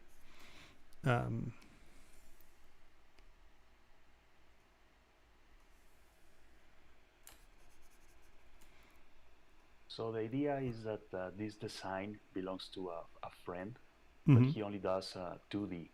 And I've been trying to pitch the idea to, hey, look, we can make jewelry. Yeah, without there a is doubt. money. So I already sent it for a quote to get it on silver. And will be only half of the ring. So made it in a pendant, because right now the ring is like 20 millimeters long. Sure. So it's kind of all right for a pendant, right? Right. And I'm surprised about the price. It is very affordable. Really? Congratulations. Yes. Can I say the number or? Yeah, please. Okay, the production of 12 rings will cost me $200. What? Wow. Yeah. All right, so where are you getting that done? And Yeah, does that include the metal price or is that a production cost? Everything. Wow, you need to post that on. Okay. Now, Where is that? in Mexico. Yeah, no, That's a good price. that's a great And, price. one of the reasons why I'm uploading actually I just did, I upload the wax picture on Discord, is just to, I'm trying to verify my source if he's using a real Form 2 printer, and So you you know, like- put it in General. yes, general. Okay. Wow, Look there's a at that lot. place. I don't know if I've ever opened general. Really suck at this. Well, that is a form. That's a form. That's forms purple. So yeah. okay, Yeah, no, that's definitely a form. I don't know if it's Form 2 or Form 3, but it's a form. It's interesting that. Is that in your model? no, they screwed when they were printing that, so they're gonna fix it up. Yeah, that's odd. I did Those mention are- that to the technician. Yeah, it's funny. It's a missing. It's funny you don't see it back here though. Yeah, almost like if they drop Yeah, the that's print. that's strange because it looks like it sort of skipped a layer, right? Because it looks like they had it sitting. So if you had it sitting where this is 90 degree, like that's 90 degrees to the surface, it looks like it skipped a layer or it failed. So probably what happened is somewhere, it might have been one of the hairs, right? Because what they probably did is they probably had it sitting sort of like this. Right, so your mustache, your teeth, your eyes, right? So they had it support it like this. And if you didn't support the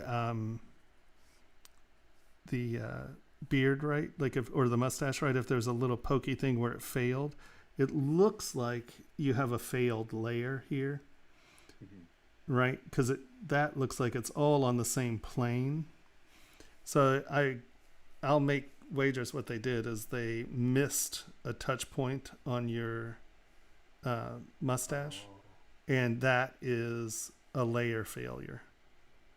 I mean, it's easy to fix. All they have to do is take wax and smooth it out, or a file and smooth it out. It's not a big deal.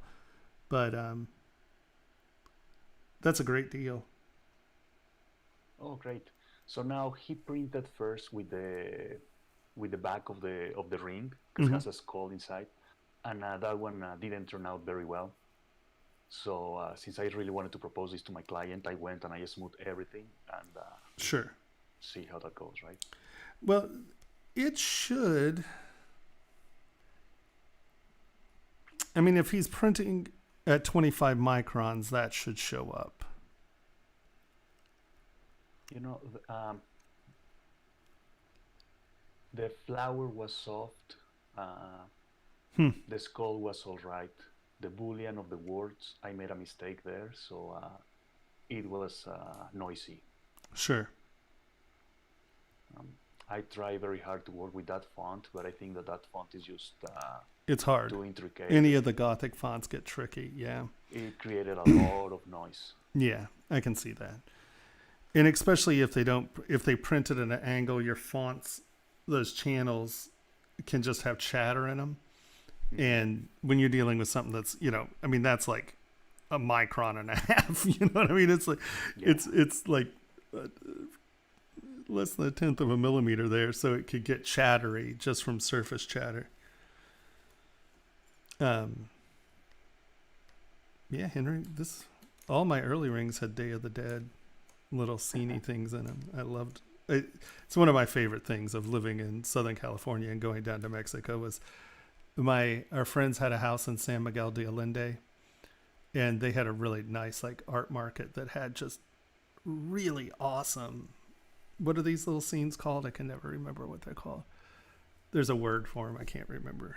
The little paper mache and wire statues, and they were just awesome. The little Day of the Dead scenes.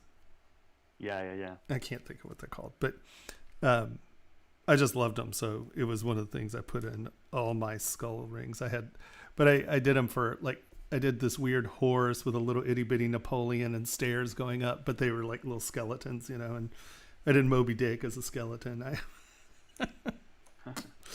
I like that. Well, let me tell you that all these that I have learned has been just watching your videos. Oh, wonderful. Why, thank you. So, I wake up 6 o'clock in the morning, play YouTube, and I go from video 1 to video, now you're on 120 or something? Something like that. Yeah, it's we have a few of them out there. Someone's wondering, do you have a art station you can share with us? Thank you. No, I don't have. I'm just a hobbyist at the moment. You guys can add me on Facebook. Yeah, no, this is fun stuff. Here, once again, like this stuff though, like right here, just knock this edge off. Right, just because those little edges, when they get filed or polished, they can get sharp. Okay. So just kind of try to knock the edges off after that boolean. Just kind of come in and knock those two edges off. Just make it smooth. Even just smoothing it a little is going to help a great deal, because you never. The problem is if someone puts one of the rings on their finger and it peels their finger back, you're never going to sell again. People are going to post and scream and yell. Yeah, I think that also just finding a way to incorporate these a little so they're not just shapes sitting on the form, but where I was planning to put bullets. Oh, sure. But I figured that the bullets will be more intricate and sharp on the fingers. Mm-hmm. I think just pulling one of these edges down and in, so it just becomes part of the ring as opposed to just things sitting on top of the ring. Better transition. Yeah, exactly. Because this is nice. These are nice and clean. Here again,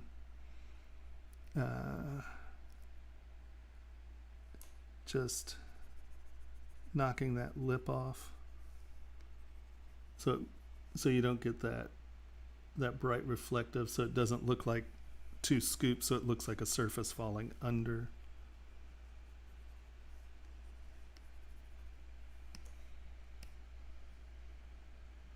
Yeah.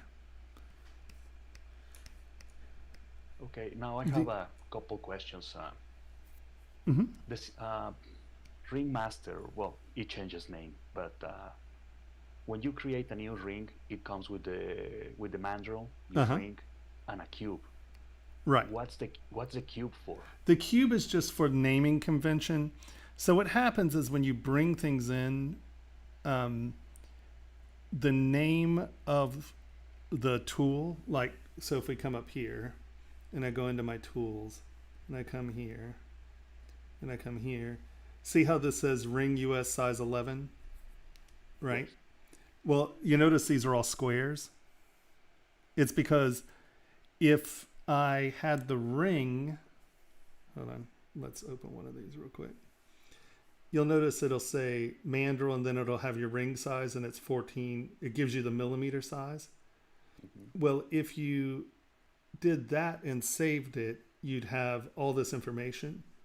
That's the name of the subtool, or that's the name of the tool. So a lot of us just use these blanks and we name it. And then that way the name can be something other than, see, this is important information that I want, right? Mm-hmm. But because see, this is ring size 3.5. So this says ring and it's 14. See, this is the important information. It's that millimeter stuff, right? Mandrel, 14.48 millimeters. Ring, 14.48 millimeters. But here I can have just this blank shape. It doesn't matter what it is.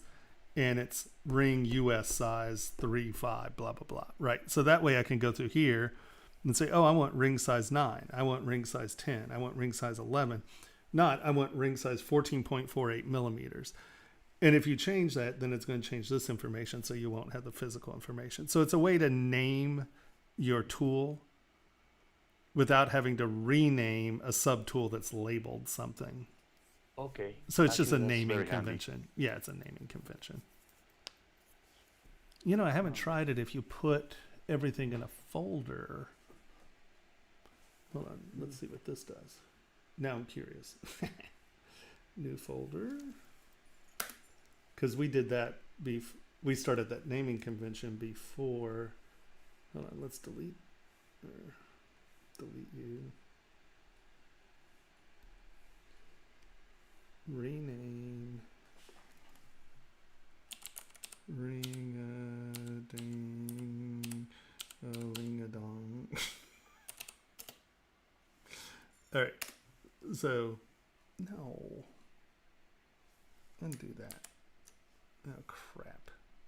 Okay, well, see, that's what we're literally trying to avoid. What I just did there, I renamed the wrong thing. Come on, okay. No, I did it again.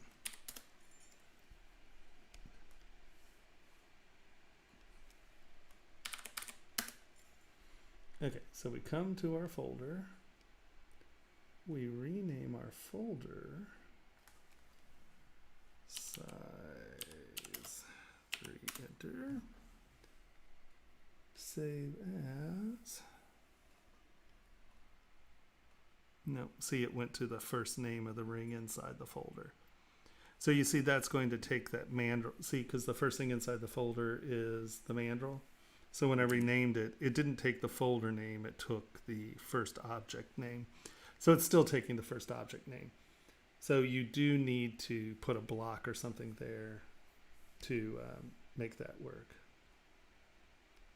Naming convention-wise. All right, what just happened here? Are we saved? Whoa, holy Hannah. So let's say that if my client decides to move forward with the ring, do I have to print a ring for each size and create a mold for each size? Yes. Yes, okay. Yes. That's why I was suggesting him to go for the pendant first. It's just money-wise seems like a... Well, it's a much easier start, yeah. Yes. Without a question. It's a much less financially demanding issue. The other thing you can do is find out, like go to a jewelry store and find out what the average ring sizes in your like area are. Like for women, it's like 7 through 9. And then for men, it's 9 through 12, or whatever those average sale sizes are, and only produce like sizes for a few of them and have a few of them in stock for your main sizes on your website, say 3 to 6 weeks for delivery, whatever their turnaround time is. And then you can just order the sizes as they fill in, right? And just have that first model pay for the mold and everything. And then you can like just build your model molds as they order those sizes, but have, that first order be, and the other thing is, if you make your rings thick enough, you can grind a half size pretty easily. So you can make your main sizes 5, 6, 7, 8. And then if someone orders a quarter or a half size, all you do is take a rotary grinder and just grind out. But you need to make sure you have enough meat somewhere in that you can do. You'd have to beef that ring up if you were going to try to do that. Because my idea why my ring was very thin is because I was trying to save as much as I could on silver. Well, let me tell you, you got an incredible price on silver. Yeah, it was 12 grams of silver. Yeah. On the pendant, not on the ring. Yeah, yeah. No, they gave you a great price. Okay, then I will move forward. Maybe that's going to be my wife's Christmas gift. I don't know. There you go. The only other thing I would say is take, especially for the inside stuff, you're pretty good, but I would still take SK Twist and just run along the outside there. So you have a real separation from the back.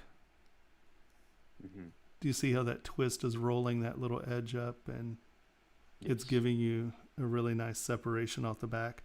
Because you got to think these things are tiny, right?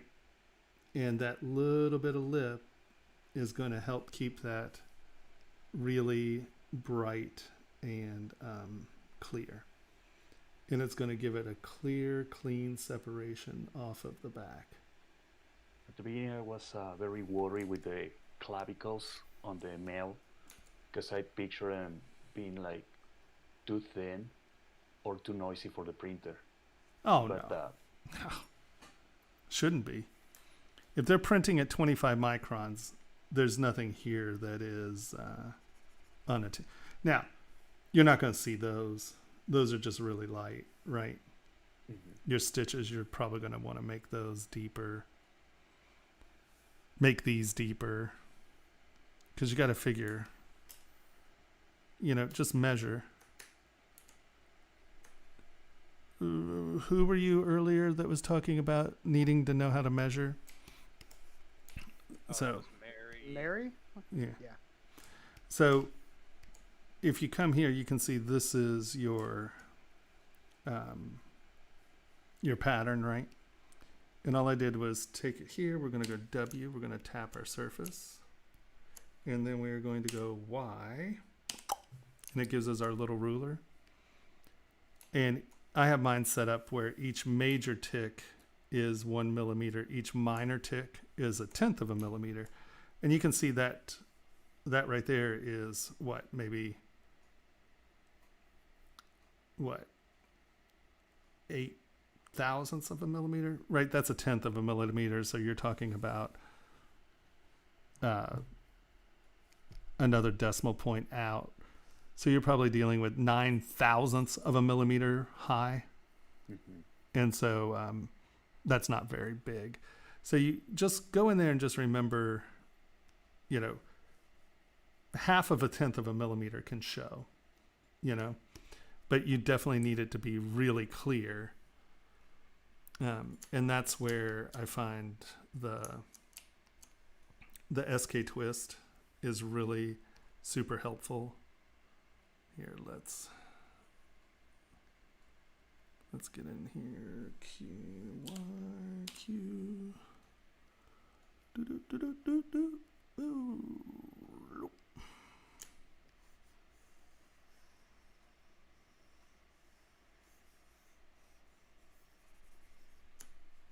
So my idea for the ring was to have everything rustic, so not too much polish, but the eyes. Can they do that? But Because they want the eyes to be sharp.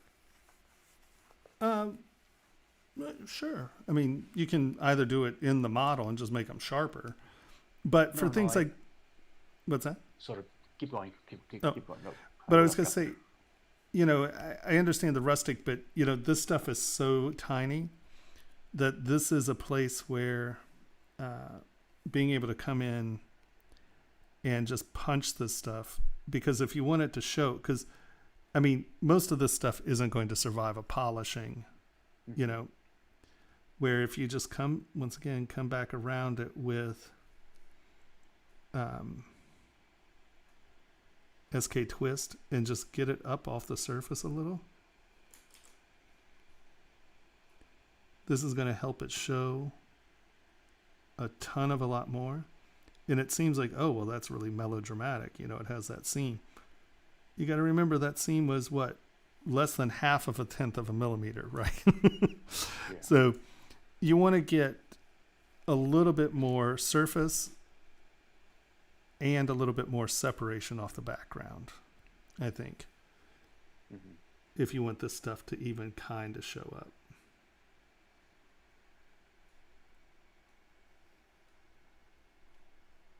Yeah, I was looking at way how to make embroidery. Mm-hmm. I give up. I couldn't find something that looked like realistic, because my idea was to have like a doll, an embroidery doll, but turn it into silver. Sure. Well, I think you could probably get away with, well, at this scale, Yeah. no. I mean, you know, once again, I mean, how big is this?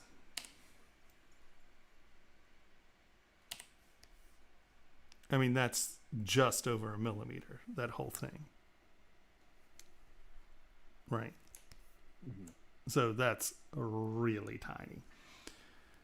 And that's where taking this pattern, and that's the one thing you got to kind of wrap your head around, is what scale detail needs to be when you're doing really tiny scale.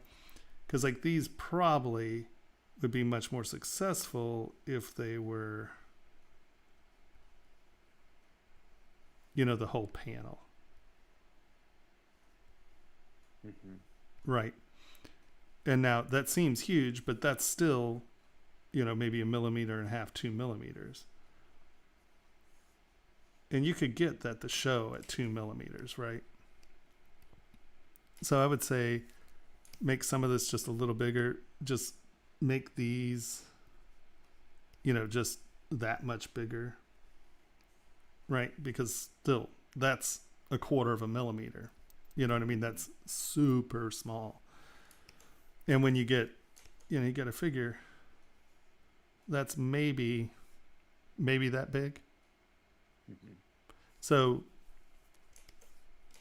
you're going to have to punch some of this stuff. And I find that honestly, just running that, instead of really making it big and lumpy, just running that SK twist around it,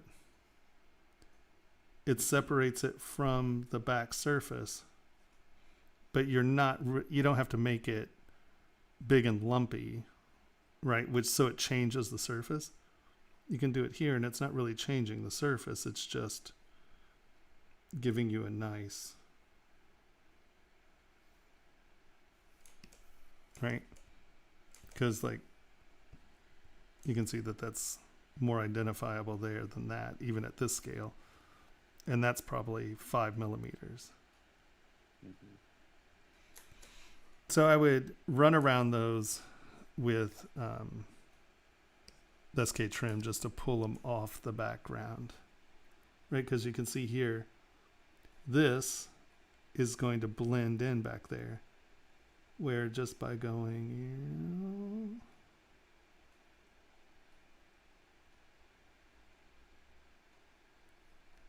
we physically lifted it off the background.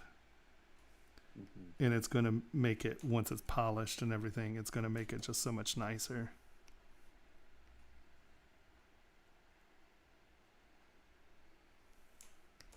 it'll really allow it to pop off that surface. Same here. This is just going to blend in completely.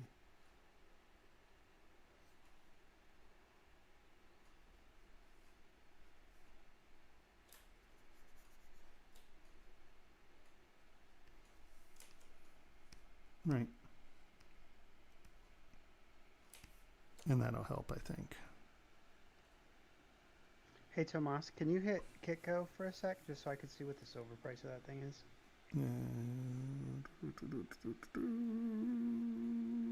Boop.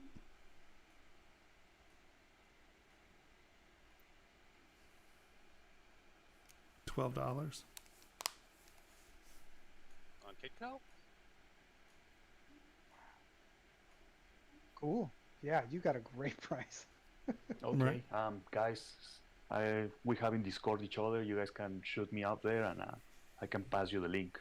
Yeah, no, that's awesome. Cool. That's awesome. Yeah, I'm learning a lot here, so I'm willing to share. Yay, team. Yeah, welcome to the club. Yeah.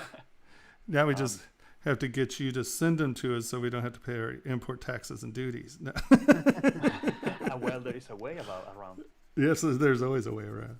There is a way around. $50 package Yeah, exactly. and gifts. A lot of gifts. A lot of gifts. Why are you gifting them so much?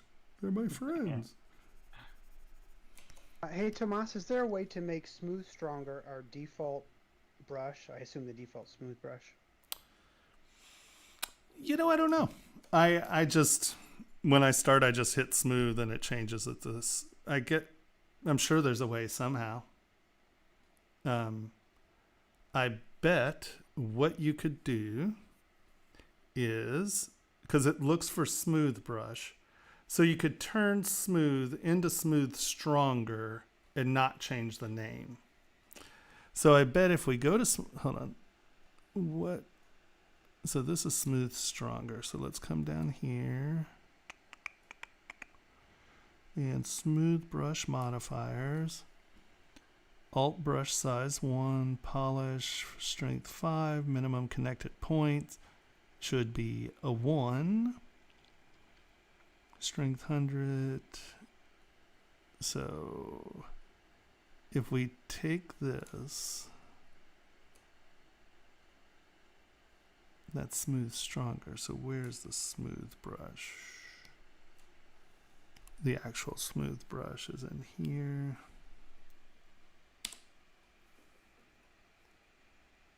Is that smooth? Do you see smooth stronger down here anywhere? See, I think I just named my smooth stronger brush smooth.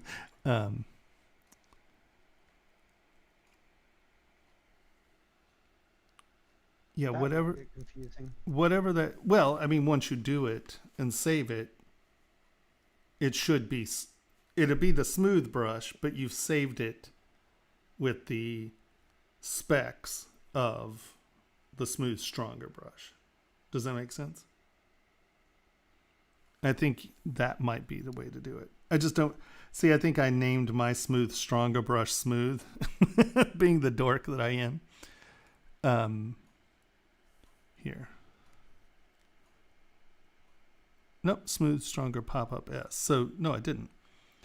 So if we click on this, take a picture of this.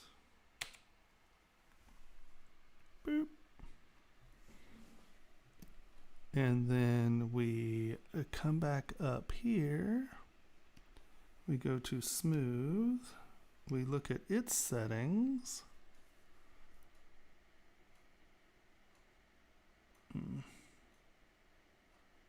They look the same.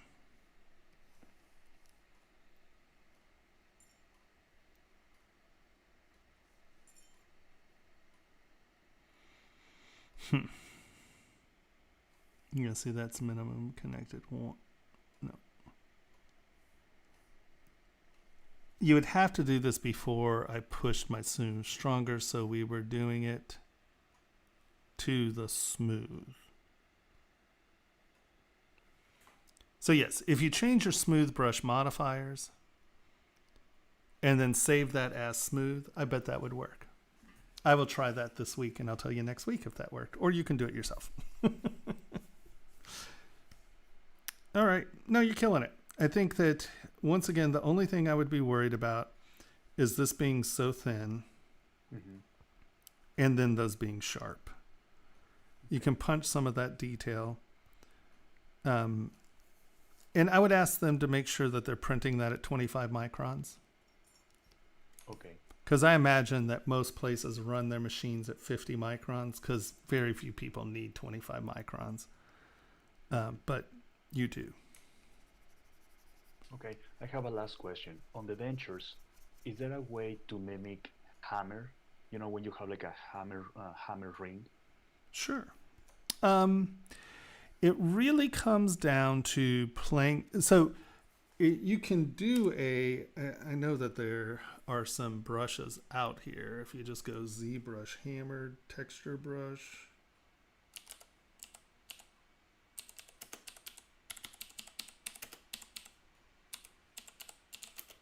Because what I did is that I used the clay brush and then I went on top with trim adaptive or trim dynamic.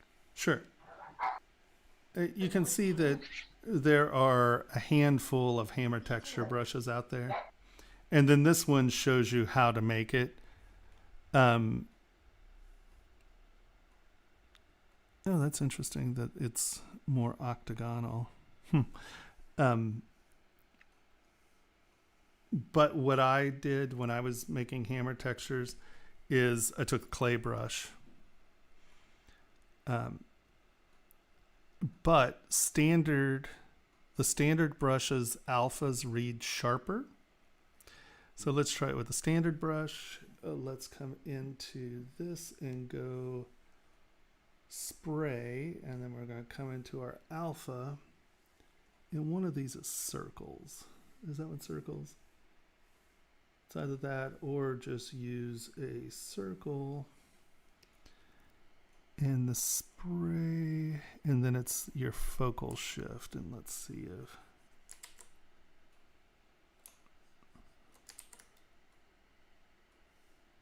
how many.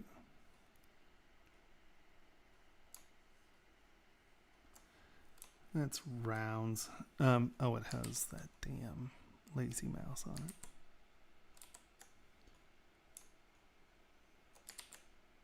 Turn it down.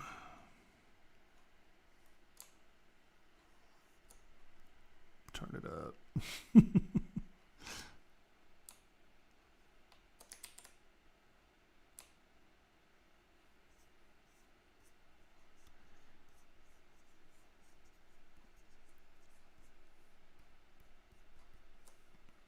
I kind of did something like that, but that variation is too much. How did I do it?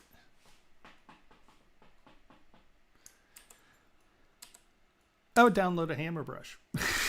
Do a Google search. Yeah, I'm trying to. It's been so long since I did it that I mean, you can see it was sort of like this. It's just not that noisy. But it's going to be a spray and a circle. I think you can change the spray rate. I don't remember. But there are lots of, I mean, if you just do a ZBrush hammer texture brush, just download one, try it, and then futz with the things. That's honestly how I would have gone about it. I think I actually saw a video tutorial or someone showed me. I don't usually spend a lot of time and energy trying to develop brushes because it's a pain in the butt. But there are lots of hammer texture brushes out there. There are people who are very good at making brushes.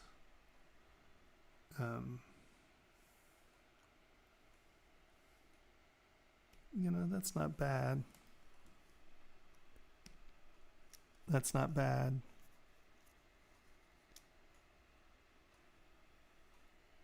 Actually, I bet that looks pretty good. It's keeping that sharp edge. Excuse me. So that looks like a pretty good brush. Of course, $2 for it. They went $2 for their brush.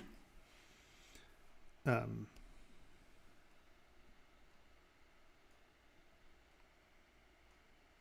wonder if they're using an alpha. That's interesting. I just don't know how you'd get that smooth.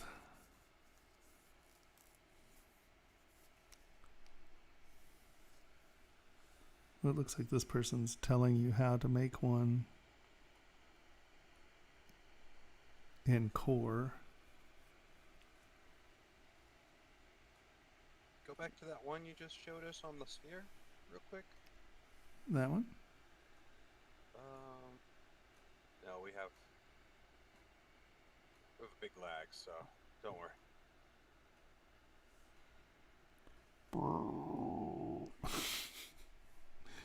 But yeah, honestly, I would just go grab a ZBrush brush. It looks like this. It looks like this is. See, they're giving it to you. This is a Dropbox. For some reason, here's the hammered surface brush. Doop. Let's see if it's still live. Hammer time. Interesting, he is using an alpha. But how is he keeping it clean and repeating? I don't want to preview it, download it.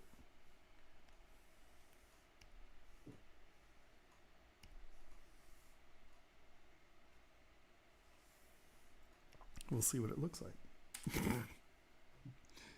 Boop.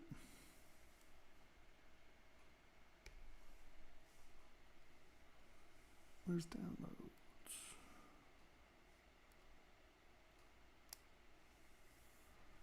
All right, so let me open. Boop.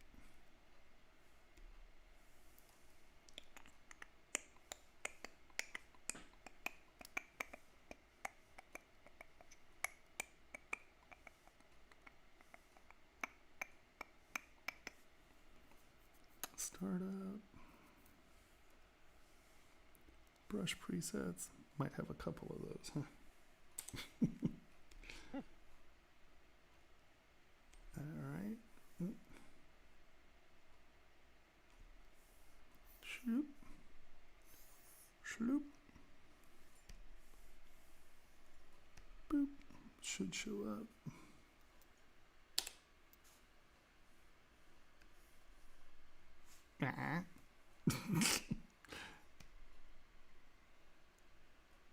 Is it under here? Oh, that's interesting. I guess we actually have to restart.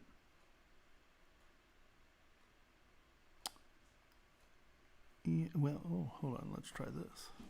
Load brush. Downloads. No, I actually, did I move it?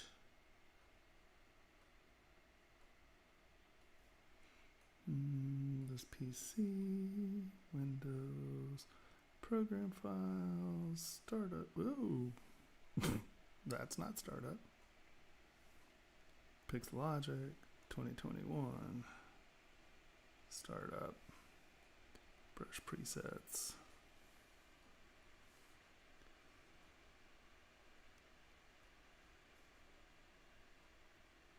Hammer time. Boop, boop.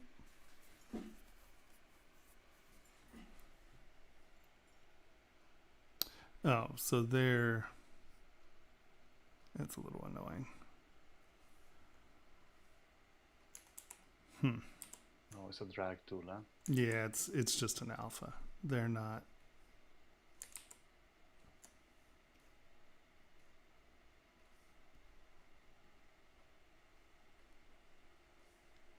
I mean, I guess it's not horrible, but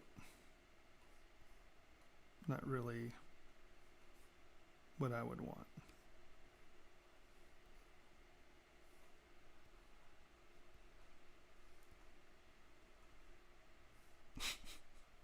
I know this is what you were looking for.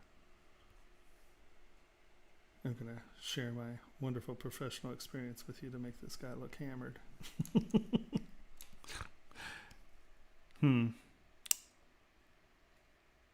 Yeah, but I'm psycho. I used circles. I laid them down. I came back in. I pinched edges, I think. I really went weirdo with it when I was doing my hammer, now that I'm thinking about it. That's about right. Yeah, like I'm thinking about it. I'm like, how do I keep my edges crisp? I'm like, oh, yeah. I'm insane. One of those rabbit holes. Yeah, God. I really do weird hand textures that are just... I made a ring, and then someone wanted a line of it, and it had this crazy texture on it. I completely forgot how I made the texture. I spent 3 days trying to match the texture. I never got it right. I mean, it was close enough for them. They didn't care, but, I guess that could work, I guess. I think it looks pretty good. Will it show up in the casting? Maybe at that scale, probably. You have to make sure that they don't over polish for a surface like this. You got to be very careful that they don't just toss it into a tumbler, because you're going to lose all of your crisp edges there, and that sort of defeats the purpose.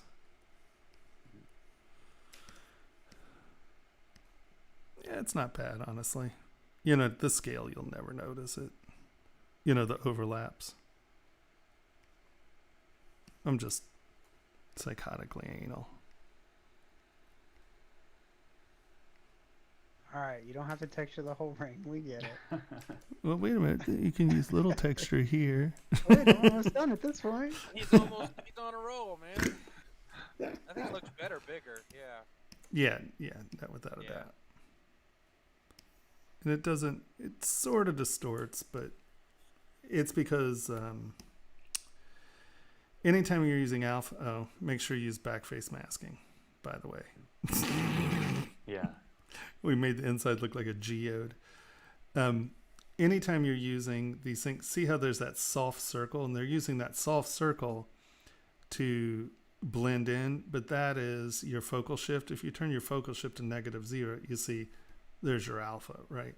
So they're adjusting the focal shift to get it where it doesn't have a hard edge. But what that does is it gives you a bump, right? So you have to be careful that you're not distorting your model too dramatically. See, they just used a different hammer on that eye. Okay. Any other questions about that one? No, all good. Thank you. Awesome. Thank you so much. I really appreciate it. Yeah, no, anytime. I'm excited to see your new platform. Oh my God, so am I. I'm just out of my gourd. Yeah. It's because I have no idea what to expect. We might get 5 students. We might get 5,000. Who knows? I don't know.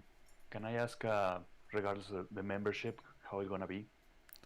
Well, it's $999.99. It's $1,000 for a lifetime membership, but I think there are a couple payment plans, so you don't necessarily have to come up with it at once. I think we have pay a couple $100 every month for a few months or something like that. Okay, that's a great idea. Yeah. Henry, during the launch, there's going to be a discount too. Oh yeah, and if you do it during that week, it's a 10% discount, so that's $100. So, or it's $99.99 for 9. I can't believe. I was like, it's $1,000. Everyone's like, no, Tomas, you got to make it $99.99. I'm like, that doesn't even make sense. Everyone knows that's $1,000. Even Kajabi, the hosting platform, says, no, you should make it $99.99. I'm like, I don't even understand. It's $1,000. I mean, if you pick up a penny off the street, oh, what, you paid $1,000. I mean, it's just but I guess, I don't know. I guess people like non-round. We've trained people to understand that that's a discount. It's like, no, it's not. But yeah, so $999. And yeah, it's 10% off that first week, during the summit, because we're launching on the 7th with the summit. And we're going to be giving a few memberships away, one every day with the giveaways. So do that. You might win one. Yeah, Oh, you might I win will. one if you participate in that. But I will. and you might win a Formlabs printer. I'm pretty sure they usually sponsor. What? Yeah, they usually sponsor. Is there like a backdoor code that gets me close to the printer?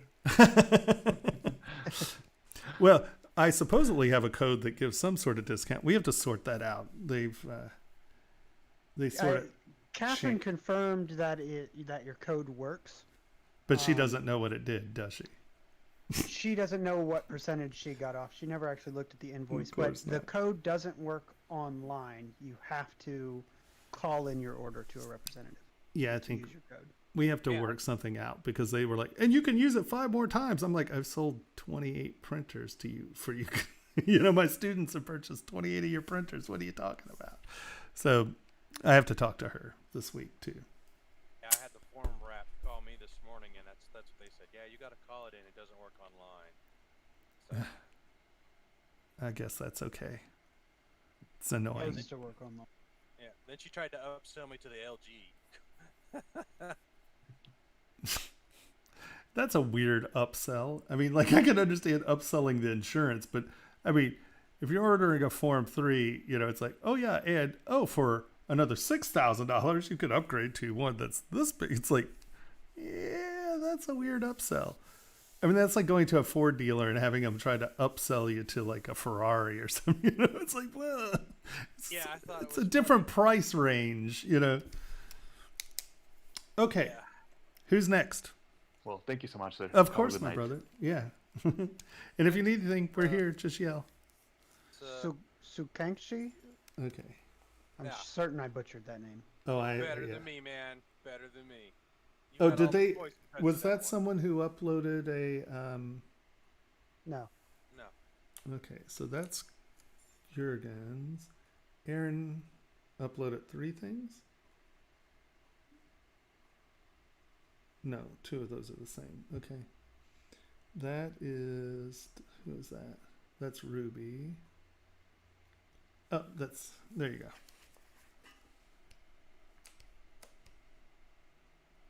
Let's turn off our paint and look at our figure here.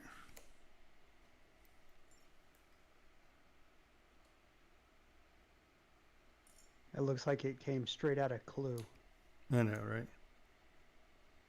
That's a very Change Olsen student kind of thing there. It has a lot of similarities. It also, Very cool. Very Joe, Joe does figures that are pretty similar. I like it. It's gorgeous. It's really nice. It's great attitude. Once again, the only thing I might suggest is maybe using SK Clay Fill. Just come in and let's get to that subtool. Come in and make that a layer change, not a scoop. And what I mean by that is the silhouette of this kind of comes down and it goes like this, and then it was kind of doing that. And if you make these, come down, fold, and then be a step, these are going to be on different reflective planes, and it gives you just a nicer surface change. And you did a good job of kind of knocking them down, but see, even here, just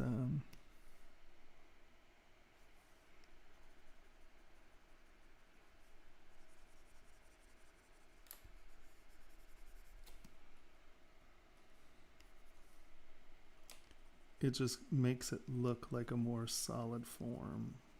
You're not getting that weird reflective. Do I have symmetry? Okay, I was gonna like, do I have symmetry on? Did I just trash his model?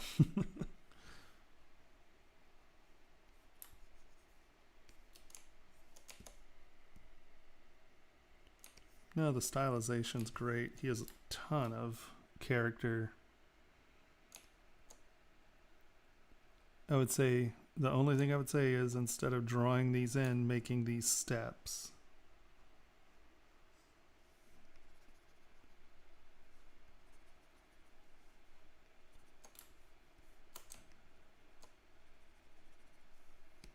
Right, where it's actually something going under something as opposed to just being half rounds. I know that like back in here, like here the half round's fine. I'd probably make this one a step back just so you really get that separation, and then those can be the half round. Man, my brush is way too big for that. I'm like, what is going on? I'm like, oh, my brush is like baseball bat size.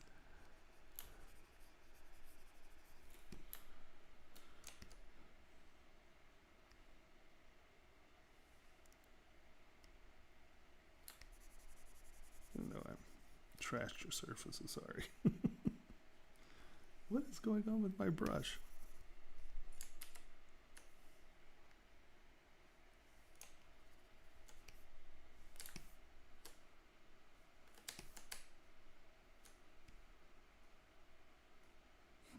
That is weird.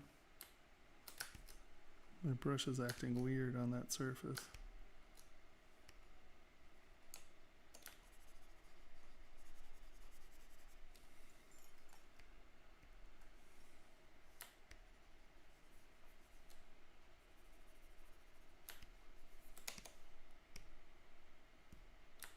Let's look at it with the color, just because it looks so good with the color.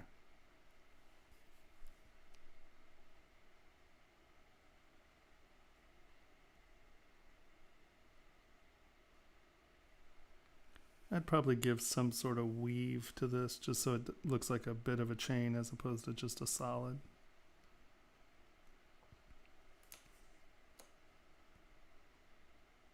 His hair is great.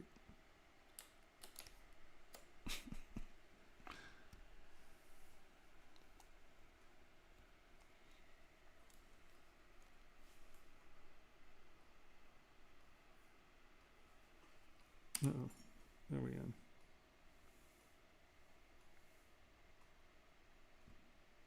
It's saving. Sorry, it's thinking.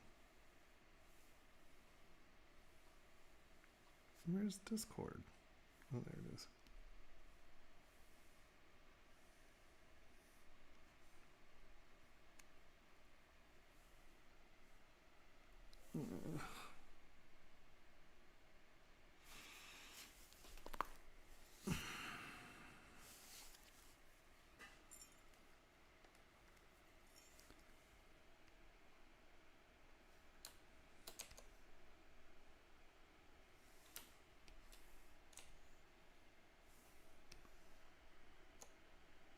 Yeah, you really got it here. That's good.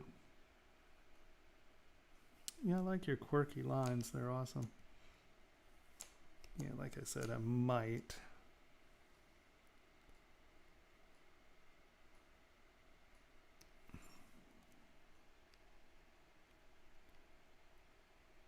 Just try to do something on there so it looks like a chain as opposed to just a circus animal.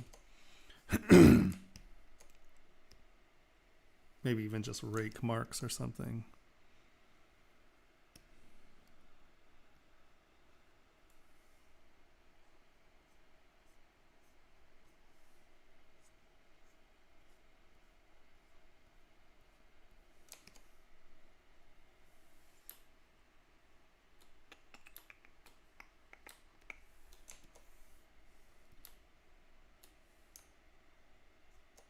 I'm sure that,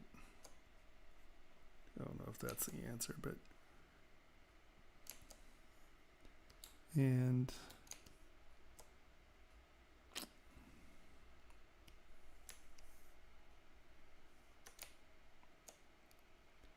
I think that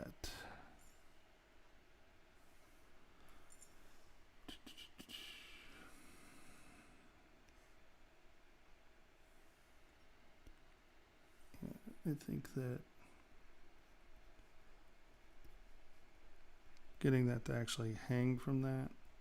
I know it changes your silhouette a little, but you know, a chain wouldn't do that.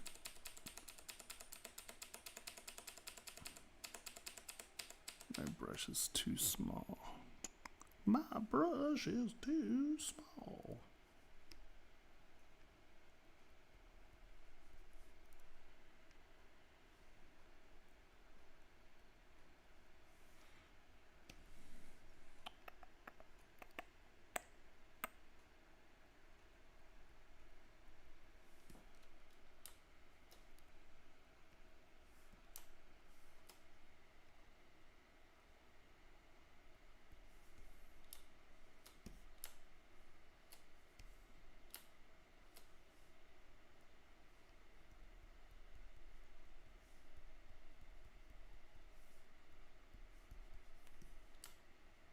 I mean, work on your silhouette there. I don't. Let's go back and see what your front silhouette would.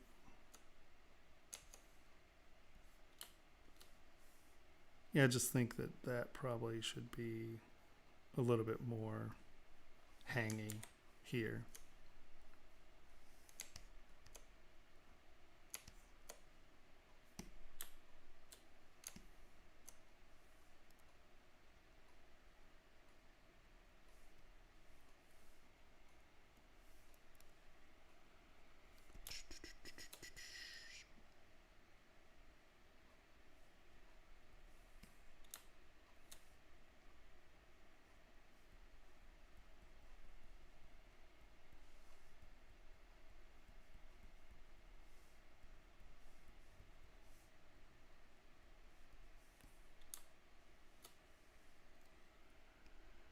Man, my lines are all lumpy.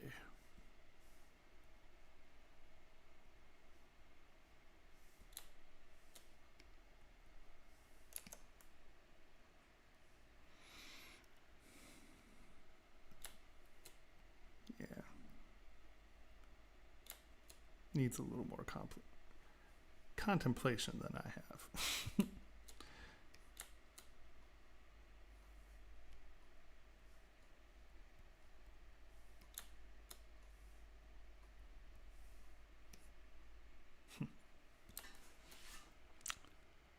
No, to be deadly honest, you're killing it, man. It looks great.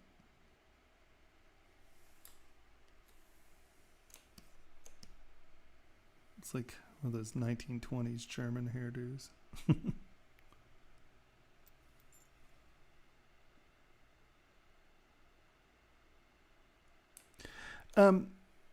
No, it's just some of these things, like, once again, when you're trying, like, this is a good example here.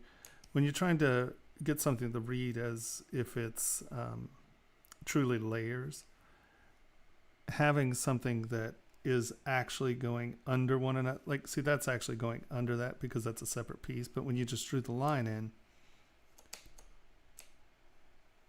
you know, getting that to be kind of going actually under the surface, so it's not that. See how this is sort of a shape that does that? If you get it where they're actually crossing over and under, it gives you a, and I mean, my surfaces now have a lot of texture on them where yours don't, so I mean, don't. But it allows you to, you know, you can make that come back. So this is going under that, that's on top of that. You know, you can do interesting things with the surfaces if something is actually going over and the other thing's actually coming under that surface as opposed to half rounds. So your silhouettes wind up being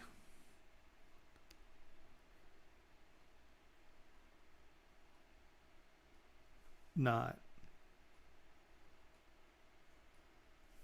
right. So in certain places, I think that getting these layers where it actually appears as the one thing's going under the one thing is going over and or under the other thing, it gives you just kind of clearer forms, because these are really nice transitions and stuff. But a lot of this could be those soft rounds. It really just comes down to how geometric. You want this stuff. But like on this one, see how you have this puffy highlight right there? Where here you don't have that puffy highlight, and that's just because this is right. This silhouette is definitely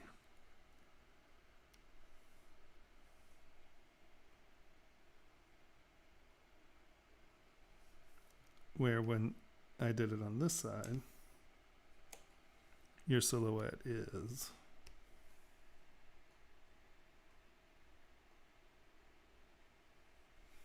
so you're not getting this reflective surface here. So it actually looks like this is sitting on top of this.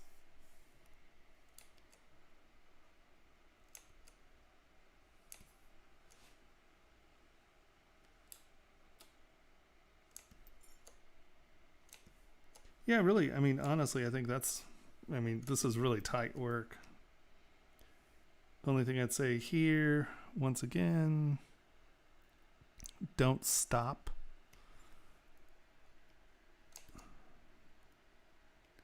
Right, you get to the edge here and it kind of softens out. You know, carry that into the next surface. Oops. You know, if you have those going in, don't let them fade there. Carry that all the way in. Now for printing, you know, you have issues with these being very thin. I would break them in, but I don't think this is a printing thing. I think this is just a character right. You're not planning on printing this.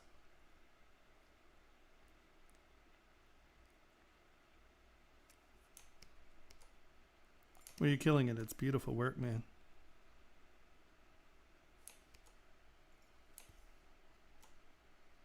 Cool.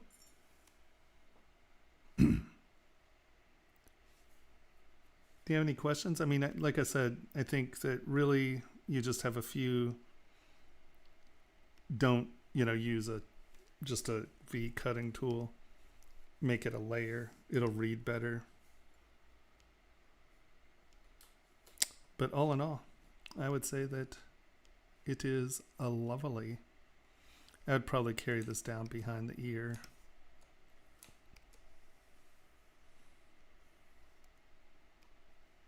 Just, oops.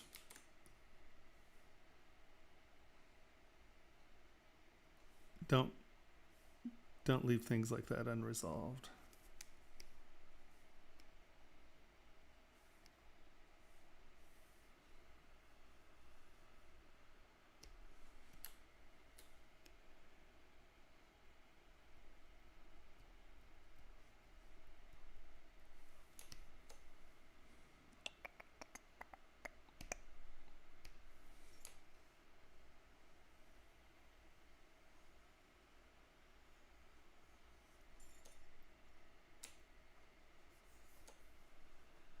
That's interesting.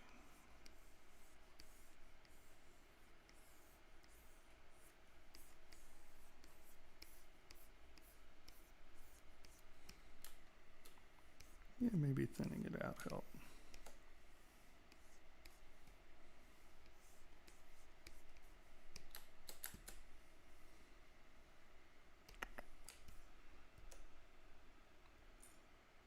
Yeah, no, I mean, you're tight.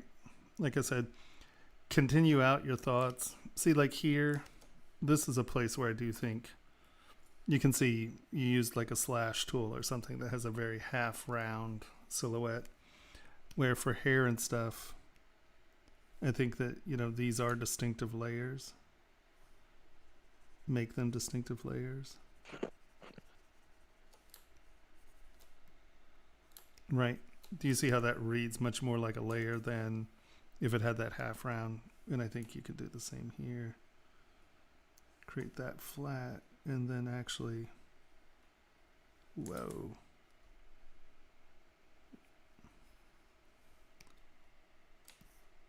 Man, my machine's acting wonky. See how it's that size and then all of a sudden it's huge? All right, well. I don't know what's up with that.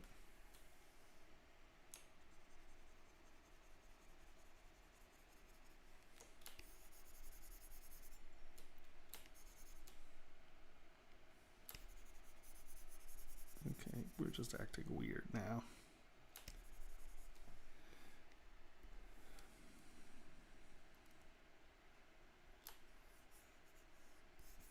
That's not even smoothing that. Okay, I've just made a mess of that because the machine's acting funny. But do you see the difference in that being a half round compared to that being a layer?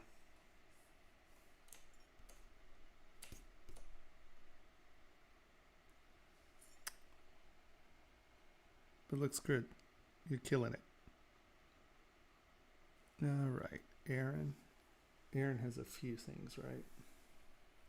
Yeah, I believe so. Yeah. And then is this the same guy? Yeah, so let's delete you. Yeah, I should have 2. Yeah, I uploaded this one twice. All right.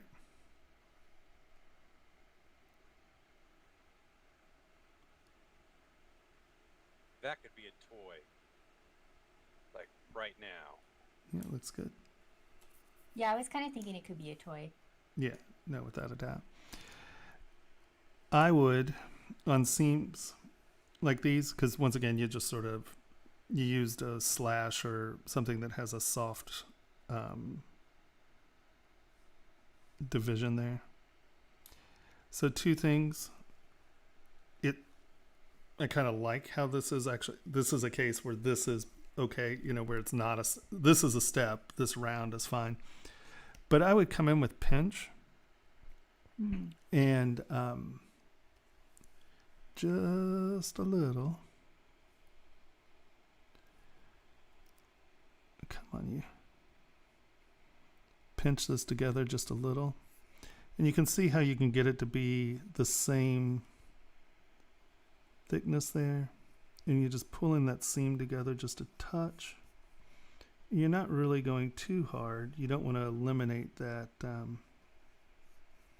you know, the half rounds. But I find that when you pinch these together, it, for some reason, it just reads tighter in a print.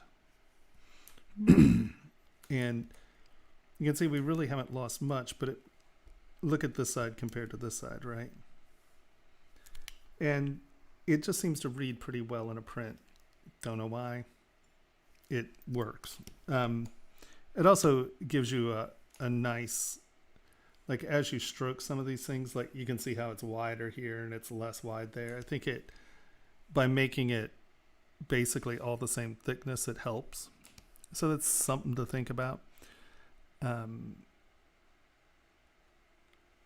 know, all in all, you're looking pretty good here. What do you think about the hands?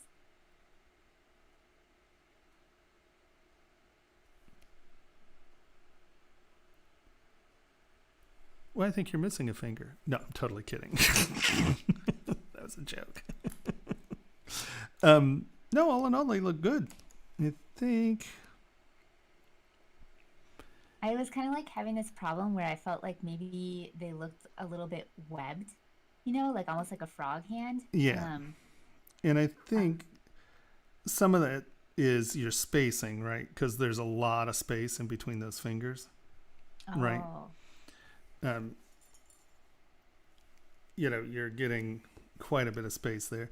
And that can, you know, gosh, why is my machine has started acting weird?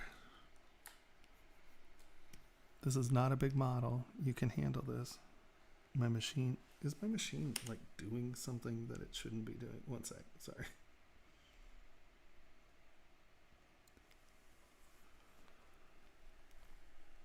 No. It doesn't appear to be.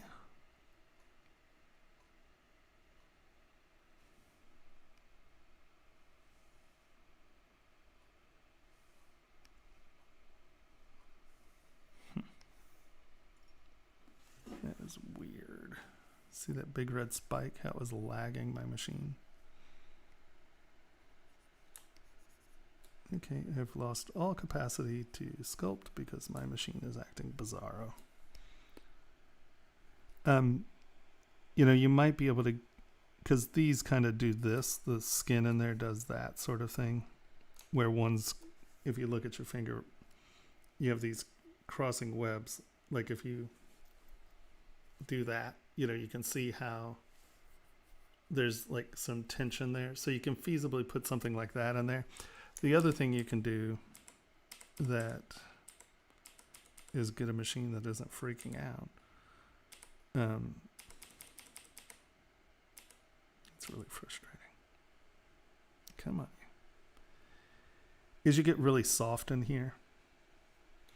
And just by kind of defining that as a meaty transition.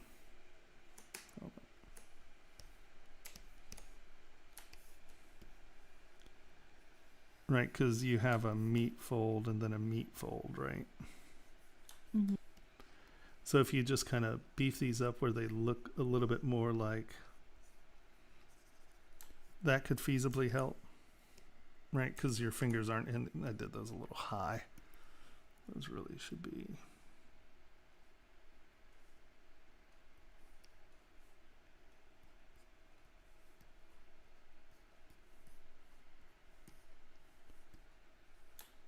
You could just take this and just pull the centers down a touch so they don't just look flat in there. So it looks like it's a little bit more of a transition. Okay. You know, that might help where that's not just a flat, where it comes down to a point. And that'll make that look like there's less, you know, gap space there.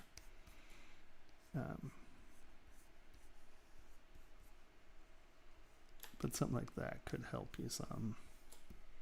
Where you're just getting a little bit more, where it's a little less soft, where there's actually, you know, because that does, you know, there's sort of that flap, the thumb comes in front of it. So, you know, you could have something like that. And then, what is back there? Why is that? See how that's like acting weird right there? Bizarre. Yeah. Sorry, my machine is acting bizarre. But where you get that transition and that transition, where you just get a little bit more of the actual transitions in the hand, you know, that might help you identify or at least keep it from looking just like, you know, see, by giving that, see how soft that is, and coming in and just giving it some of that definition line. And you can make it really subtle. It doesn't have to become like super anatomical. But just that could help. That does look better. Yeah, I was having that issue because I wanted him to have like a little bit of that definition of having like real anatomy, but at the same time, I wanted it to look like stylized and toy-like. So I was like, how do I do that with the hands? Yeah, it's tricky. And, you know, it's like, how far do you go? You know, because like I said, I made those a little too anatomical. But you can see by having just a little bit of that suggestion of that meat pinch, you know, I think that helps it from looking just like an inflated, like a balloon toy or something. You know, it gives it a little bit more character. And I think that would help you some there. You can see it's not much. It's just changing that direction a little. It gives it just a touch more detail there. I think that could help. Also, I think that, once again, just giving it, sorry, my pressure's being really weird with my machine. You know, something where you're just getting a wee bit of implication of knuckle. That'll keep it from being quite so balloony. Yeah. Because see, just by adding that, we've really kept it. We don't have symmetry on, do we? No. Good. Come on, you move. I mean, look, by flattening that out just a touch, see how this looks like a balloon, right? This is one surface right there, where we've now made this kind of a flat. Just by changing that facet, it looks a little bit less like a balloon, and just implying those meat folds keeps it from being quite so soft balloon animal to be, you know what I mean? It just gives it a little bit of definition there. And I think you could do the same here. Just, you know, those are actually pinches and you're pretty close, but man, it's too low. Sorry. I think I need to like just define better. it a touch more. Yeah. Like, and just adding just a few more like of those sharp, like hard like planes on the character, because I think it's just a little too soft in some of those areas. It's just I think somebody was saying the trim dynamic tool, like maybe I should just kind of go through and just kind of define some, like maybe the knees. Yeah, I think that could help, you know. Yeah, I mean, just, it's funny, it's just, you know, even that, just crisp it up a touch, you know. I don't think you need to get too dramatic. It's just, and then, you know, just get a little bit of that just definition in there. You can stay soft. Right.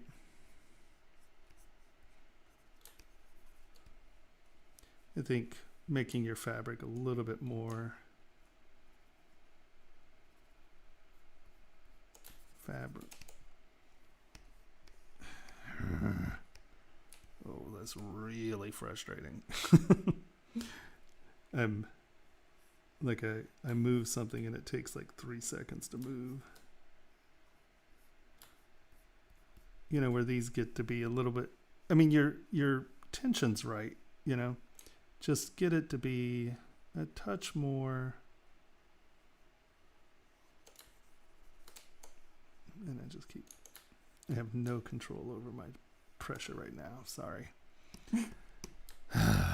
So frustrating. I'm like trying to do something. All I'm doing is mangling it.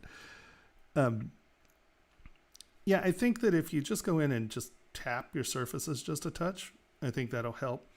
But really, I mean, just like what I did with the finger, I mean, look at the difference between this hand here. Just with that touch, change that angle to sort of a flat, right? Because the thumb comes over that. So all I did is I made this surface kind of go behind where that thumb pinch is. And just by changing that direction and just putting a little bit of meat detail in there, that changed pretty dramatically, you know, and we really didn't change it that much. I think that if you punch these a little bit more, yeah, I think that you might be able to knock those surfaces, but really I think it's, you know, I don't even mind the round. Come on, clay tubes, where are you? Like, I mean, you know, if you want the round shape, I don't even mind.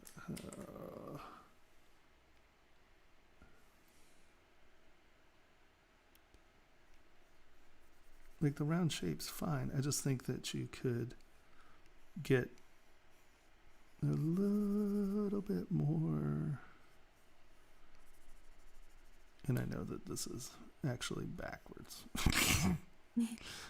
This is not how this muscle set works, but I'm not gonna. Where you just put a touch of that level shift in there, right? Where it's not quite just a balloon shape, but you do have something going over and under, even if it's that soft, you know, because even back here, that being soft, you know, you have a little bit of implied muscle. And even if it's not muscle, even if it's just punching these intersections where they have a little bit more, you know, there is something like this is good, right? This cheek is tucking under this curve. So if you just punch that concept of over and under just a little bit more, I think that's going to solve 90% of your problems. Or not even problems, but you know what I mean? Like, just taking it to the next level. Yeah. You know, even just giving something a wee bit of a facet as opposed to it just being half round. It just gives something to reflect off differently. Mm-hmm. Right? And you're like, no, I really want rounds. Okay, that's fine. I'm not saying you can't have rounds. I'm just trying to find some places that with my torqued pressure here, I can give you an idea. You know, and I'm not going in and cutting those lines in. I'm giving it an implied surface change. And there's a big difference. Because if you... Yeah, that's what I found to be hard with it. Like what you just did with the lip there. Like I was having a hard time like figuring out like where I should flatten it out to get the light to reflect, you know, like and to make it like known that his mouth was gonna go in where it's like that. Right. So. Yeah, it just comes down to figuring out where the God damn. Oh, this is really a joy. I wonder if I have part of it decimated. Maybe it's throwing it off. Oh no, my machine's acting funny. I'll lay down a stroke and then like 3 seconds later, it won't stroke and then all of a sudden it'll come in at like 100%. It's like, oh my God. Oh. Yeah, no, my machine's acting really squirrely right now.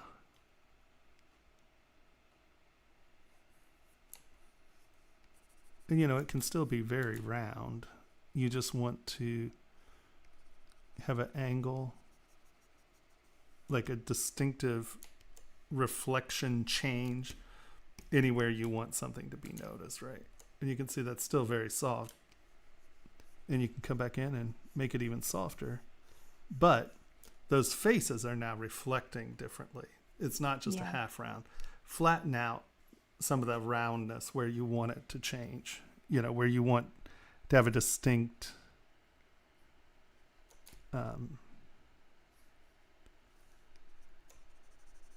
right. You can see I didn't draw a line there, but I sort of made that flat. And now that separates the cheek from the eyeball a little bit more than that. You'll notice I'm not using a cutting tool. I mean like Dam Standard or, you know, Carve or something like that. I'm just using my clay tubes, flattening certain areas out, and then just creating is it? It's like, I like keep stroking over this and nothing's happening. Oh my goodness.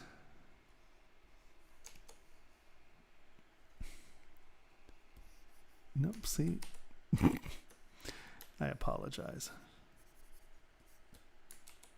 Oh, interesting. It's because that's a separate part. It's pulling to the... That's why that's weirding out. Yeah. Because that's going in and it's pulling to the surface that's under there. Hold on. Auto group. Come on. There we go. Think you can beat me. Yeah, as I then come in it. Look at that. I'm rubbing on it and nothing's happening. And now I'm going to lift off and push it. What the hell? But now it's like, I'm at Z intensity 5 and it's like at Z intensity 130. It's definitely misbehaving. Yeah, it's acting really weird. I'm sorry. Oh, that's fine.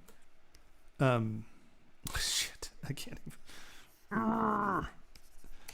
Okay, well, in here, you can see by just changing the direction of the surface, right? See, this is one, gosh, I have to draw. I can't even sculpt now.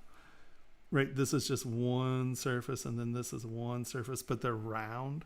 So you're only getting a highlight where the highlight's hitting, right? You're not getting a plane break. It's just, this is where half rounds are wonderful because you get a single light source that travels across the surface, so you get a lot of motion off of it, but you don't get delineation. Where here you can see that I didn't cut a line, but I flattened this out a little down here, and then I flattened this out a little, and then it curves. But here you have a flat surface connecting with a slightly curved surface. So this is reflecting in a different direction than this is. So you get this nice, clean, reflective separation surface here. And you can see I just drew a line there. I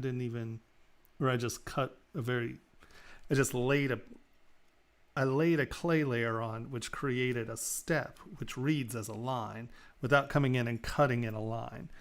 And this allows you to do really subtle things with your surfaces, right? See, that looks like a line. So you get really good separation because you have a flat plane that has a really sharp corner, and then it's changing direction. So that little itty bitty line that I laid on just by laying clay tubes on creates a graphic line that's very subtle. And so it lets you really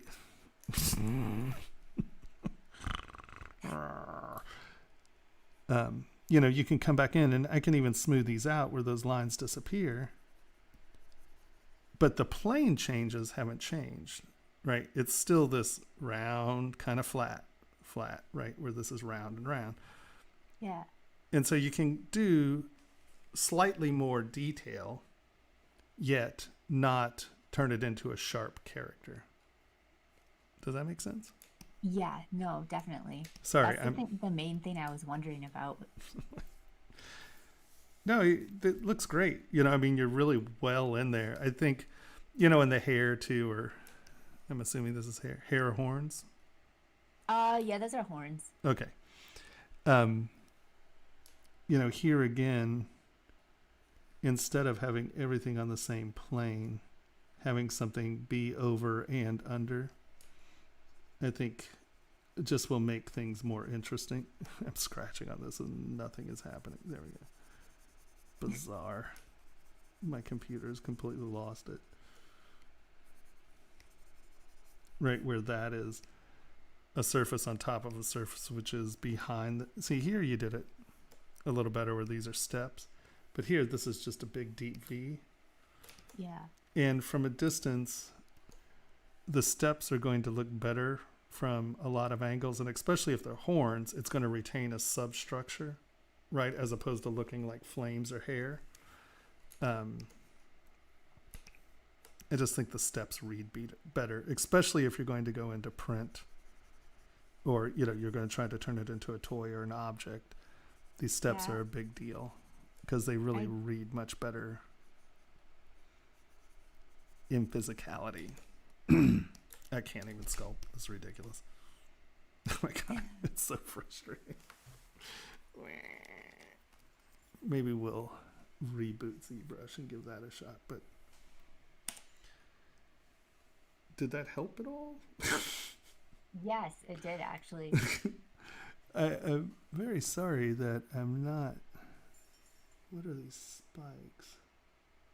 ZBrush. This is actually funny. I did do a test print of it, like in a 3D print of it. And some of the things that you were pointing out were the things that I felt like really lost detail when it was printed. Yeah. Like the biggest thing was that the fingers I thought looked bizarre, and the horns were a little bit softer, and his face was too round.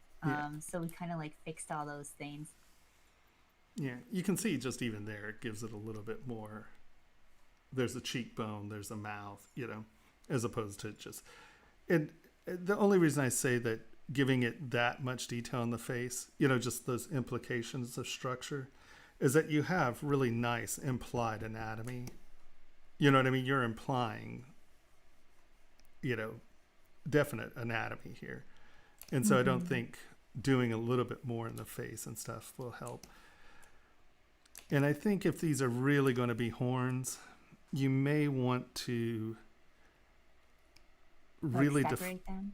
Well, define the shape that you're looking for. Like, do I want my horn to be, and I'm just going to be melodramatic here, you know, let's say I want my horn to have this structure, right?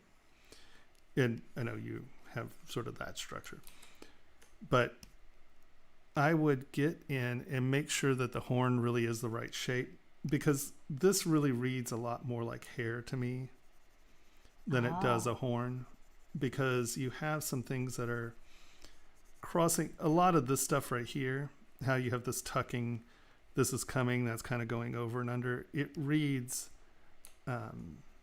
this is what a lot of people do with stylized hair. And so it's sort of like this little hair vocabulary you have going on. And I have the Tomas is completely not sculpting. There we go. At least we're moving material now. is super strange. I've never had it really do this to me before. So I would come in and decide what my shape is.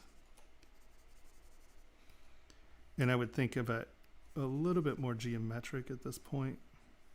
Like, oh, it's going to have 6 facets. So let's decide what those facets are, right? And it'll define it as a hard structure, right? And so now that you have the structure where you want it, and you have the shape where you want it, it's making me crazy.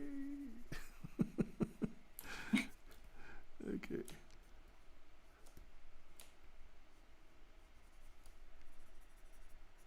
There's nothing worse than stroking on a model and then realizing that absolutely nothing's happening. You're just like, really? Nothing? I mean, just not just a little bit, nothing? Okay. What version of ZBrush are you on? 2021 too. Oh. Yeah, no. No, it wasn't. I mean, literally, it just started acting like this just a little bit ago. It's weird. I think we might try to reboot ZBrush just to see if something's going on. And it could be, it's funny, sometimes people's models just do weird things, and sometimes that's, it's just like that there's a weird model in the batch since I have a bunch of models open. Sometimes there's one that's like processing 11 million times more information than something else. I mean, ZBrush is weird as hell. You just never know. You look at it wrong and sometimes it weirds out. People are like, oh, it's so unstable. I'm like, no, it's incredibly stable. It's just, it does weird things sometimes. Well, it's more stable than Maya. Yeah. I mean, at this point, pretty much everything is. They lost it a couple years ago where it just became squirrely as hell. Yeah. Sad but true. All right, and you can see I'm trying to define this as a hard surface, and I'm trying to figure out where I want my forms and shapes. And if you think about it a little bit harder, right, you can see that it starts to read a little bit more like a more substantial object. I think horns, I tend to see them sitting a little bit more on the surface of the head, right, where it's not tucking in, but it almost has like that weird little ridge, and then you have the horn coming up. So I think that having it sit up and on the surface a touch is a little bit better. And now that you have a hard surface, we're saving. How big is this model? Is it just, I have like... It is a big model for sure. No, I mean the Z project I have going, it might be monstrous and I might be running out of... Oh, that's the other thing to check. I knew my memory was... Oh no, well, we have 67 gigs free. That might be part of my problem.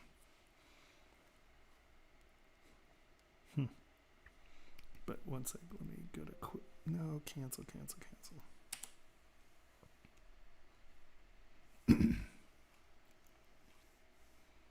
SSD, quick saves, date modified.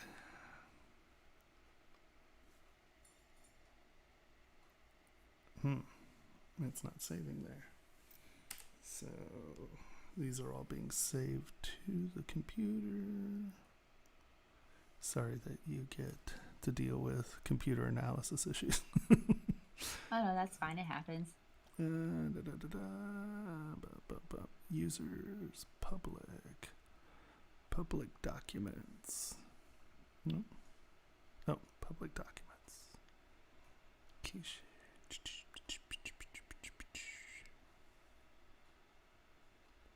Well, is that what this is? 273.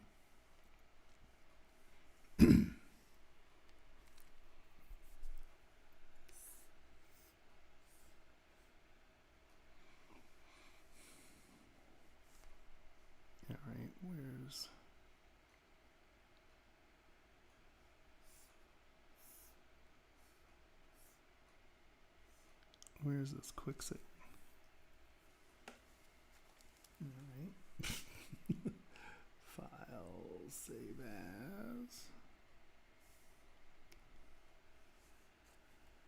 as.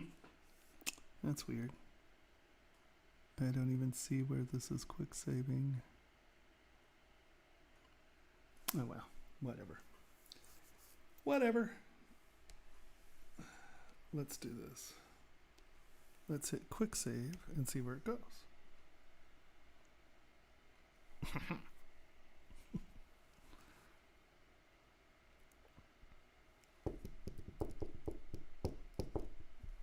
I guess we just saved just a second ago, didn't we? 1020. Oh. But that was it. I have no idea where these files are going. That could be part of our problem. All right, hold on. We got to go to this. If you suspect it's this file, you could definitely just move to the. I think I uploaded a monkey. Mm-hmm. You did. We could try that one in case it's. I just. Well, it was doing this to other. It started doing this just a little bit ago. Okay, so well, this is a 1.2 gigabyte file. QS quick saves. I thought we were just there. No, stop. Let me do this. So hold on. So that's the quick save, right? That we just did. Quick save file 1123, 1124. Okay, so we can relaunch this. Let me just kill ZBrush and try this again because this has become absurd. No, we do not want to save it. You're out of here. Let's relaunch ZBrush.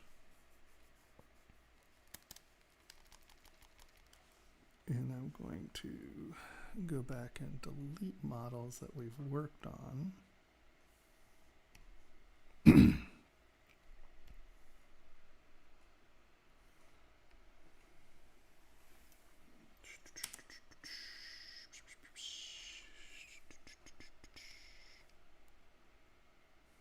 You can do it.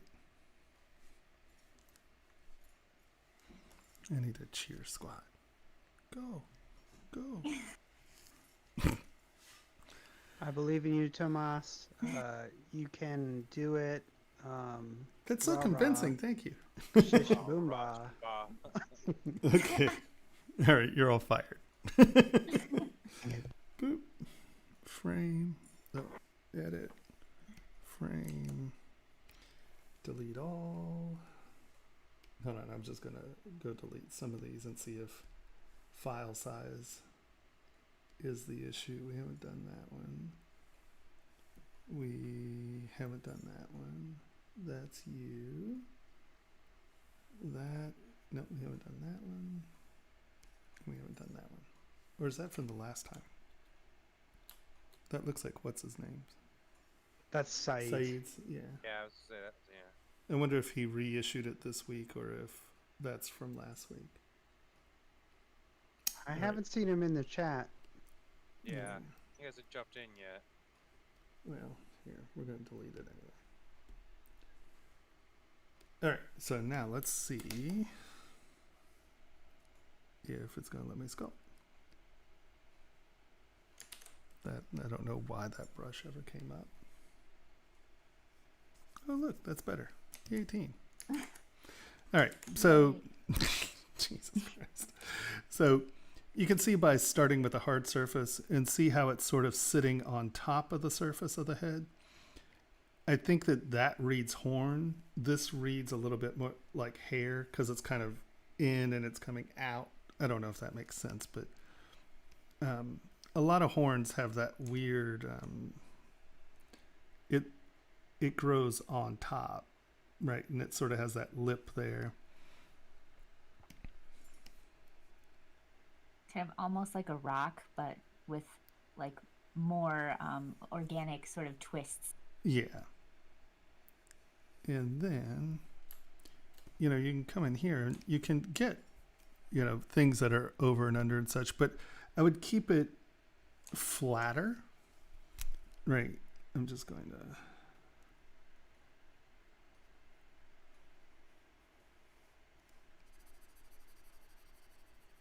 And I know you don't have texture, but I'm not going to bother smoothing.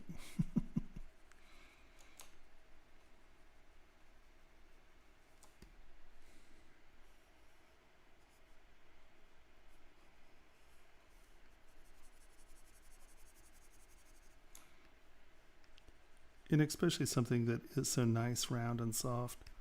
You know, you can get sort of that same texture, but being a little bit more horn-esque. And if you want it round,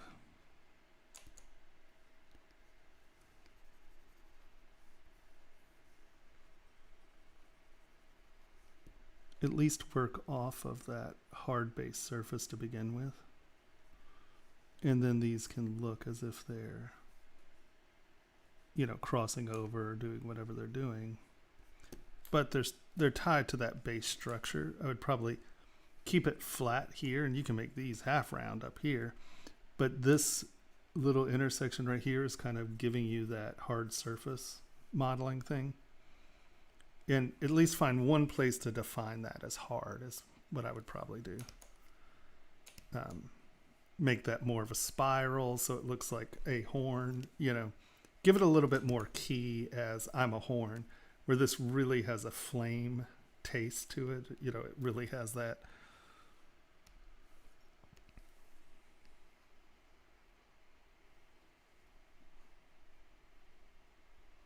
You know, if someone drew that, you probably wouldn't think horn. You'd probably think furry ear or fire. You know what I mean? Yeah, no, I get it. Yeah. No, but you're killing it. Your forms are great, you know. I think you just need to find some ridging that's going to give you a little bit more definition, and where you have, because see, these moments are really nice, right? You know, you're really close there. You're getting good definition. I just think you got a little too tubey.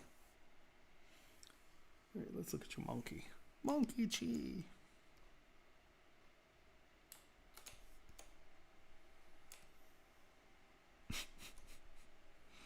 I like the snake scale eyebrows. That's a good one.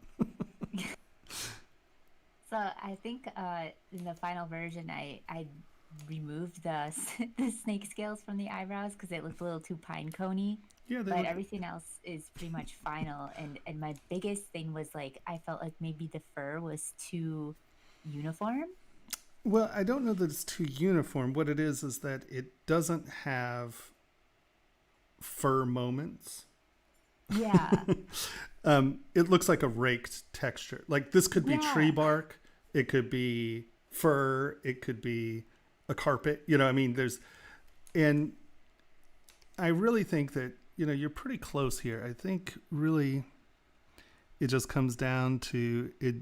You can make these as big as you want, but I'm just going to base it off the point size you have here. Okay.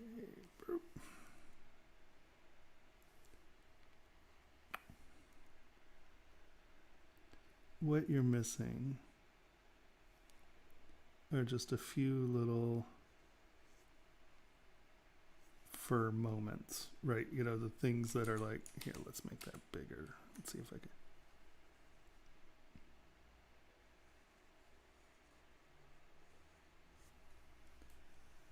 And, you know, if you want it to be simple, you just need to find a couple places where it has like that, oh, this is fur. You know, you know what I mean? Where you have just something implying that hair shape. And since you have, you know, such nice stylized models, you know, just coming in and giving. Oh no, are you doing it to me again? Maybe not.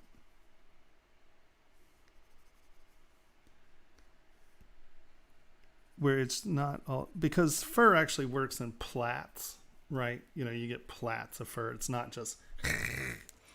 So I think you're missing some of that platting, I guess.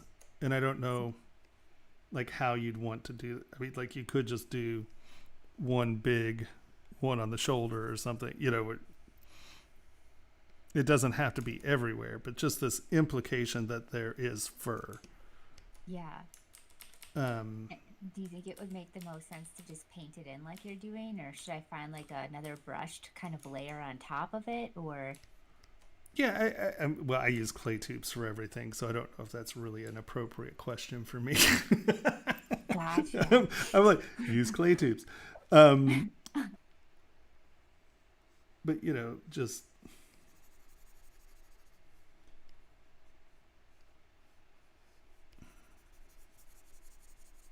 And it can be something that simple, just where you're implying that there is, that actually looks like leaf camouflage, but I think you know where I'm going with. Hey, that you could bring the pan cones back, and then it could be a monkey disguised as a tree. So, didn't see that one coming, did you? That would be a really unique character. Yes.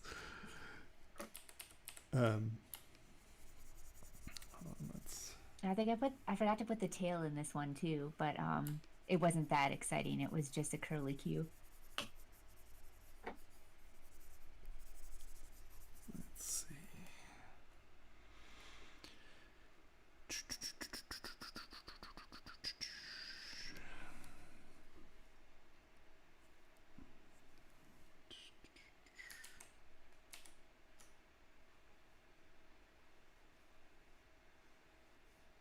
Yeah, I'm still stuttering there.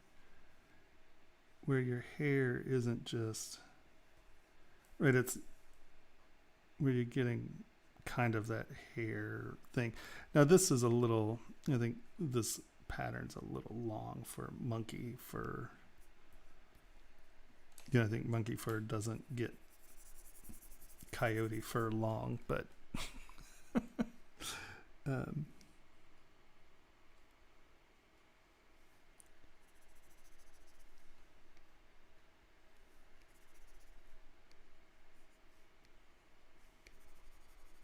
not appropriate for monkey fur, but I think you'll kind of understand what I'm saying here.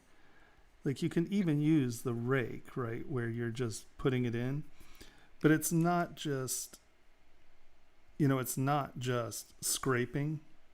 You got to think that, like start from the belly, and then build things on top, and then build things on top, and then build things on top. You know, it's almost like snake scales in the sense of there's a point where the hair is on top. And if you think about, like, let's take a cat, right? You have the mane, the collar, and that sits, and then usually the chest hair sits in front of the legs, right? You know, it's broken down into some easy steps.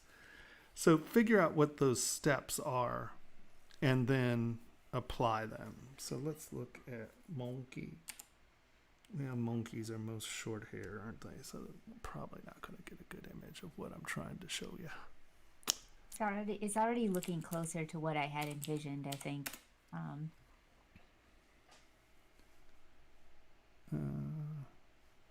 Monkey. And it's snow monkey, like one of those like Arctic sort of, you know, like the white ones, the big fluffy ones. The ones in northern Japan that raid the hot tubs. Yeah, that hang out in the hot tubs. Yeah. Yeah, that's actually what the animation was like originally that I had planned for it. Is he was going to sit in a hot tub. Nice. Yeah, I love those zones, and they're so wonderful. Mm-hmm. And the monkeys are hysterical. I heard that they're kind of mean. Oh, they are. They're horrible. Monkeys are nasty animals. I don't know. They're like only a handful of nice monkeys. I mean, just think of what humans are, right? Monkeys are not nice. And the ones in India that are like really, really protected, how they throw poo and they're mean. And it's just like, really, dude?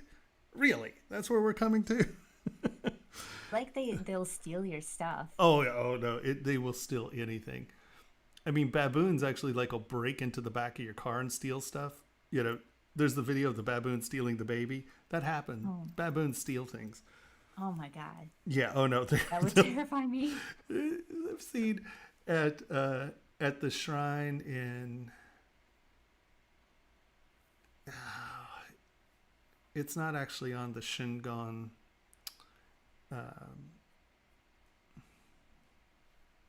journey. It's not one of the 82 or 86 temples, the Shingon. But when we were on that, it was right around there in the south and of Japan. And I saw this woman and this monkey having a war over her camera, and he kept spitting at her. I'll give her credit, man. She was determined. She was like, no. Snow hot spring. There you go. So you can see that they have really distinct, see the platting instead of just it being scrapings. Hold on, let me see if I can get give me a torso shot, you ding dong. Oh, look, there's one stealing a iPhone. Bastard. So typical. So you can see it sort of has this chest pattern, and then there's the collar. So, you know, maybe you do something in the vein of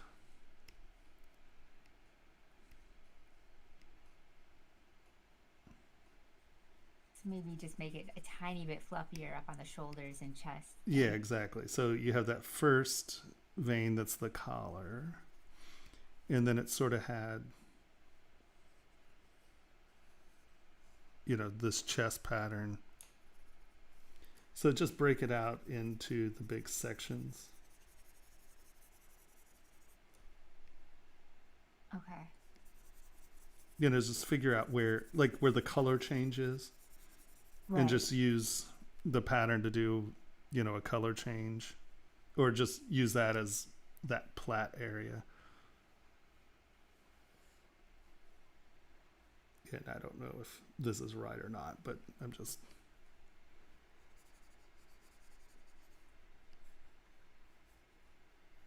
And then look at how their hair flow goes. Actually, they had longer, flowier hair than I thought. And, you know, maybe it's giving it a little bit of that, you know, line that then comes down into the neck, or whatever you choose to, you know, find those key points that are going to be that transition. You know, whatever it is. And then you can get the rough pattern in, and then you can kind of set the rhythm of the texture. And then if you want to use that raking texture, or here, hold on.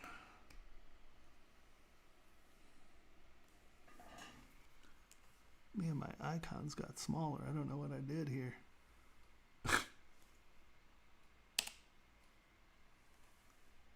Rake wet.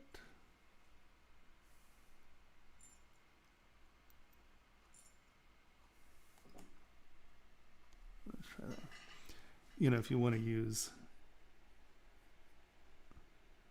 the rake texture where you do want it simple and stylized, just kind of follow the rhythm of the plats you put down. And you can see that makes at least a little bit more sense than just straight rakes. Right? Maybe.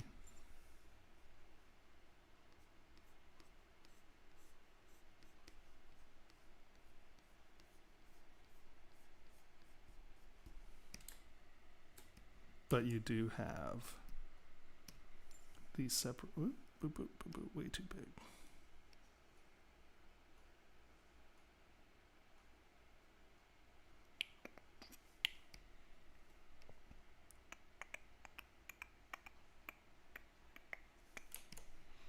And those are going to tell the story of the hair plaiting. I like the peacock eyebrows personally. Yeah, they are definitely amusing. Yeah, they're good stuff. And once again, here with the lips, I think that you could probably...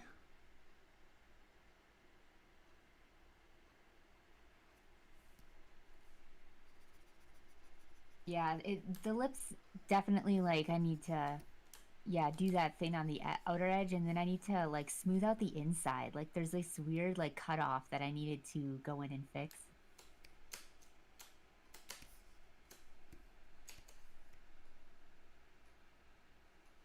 On the inside here?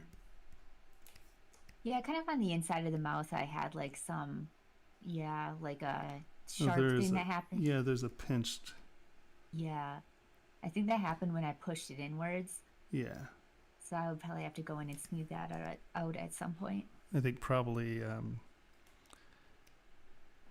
inflate might solve your issue. Because that's just a super thin edge.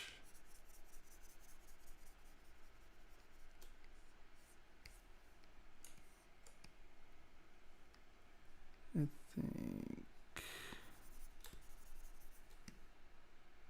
Oops. Because if you inflate it, what's happening is you can see the, and I'm going to be melodramatic here, sorry. I love every time I tell someone to do something, it's always like, but not like this.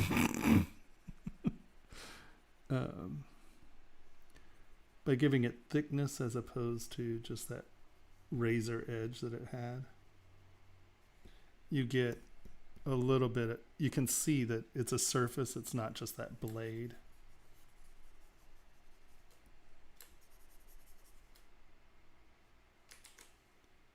No, it's on 16. I'm like, why is my brush like so crazy?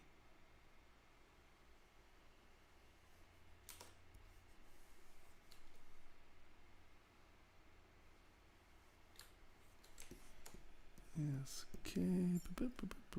Clay fill. Come on, where are you? There you are.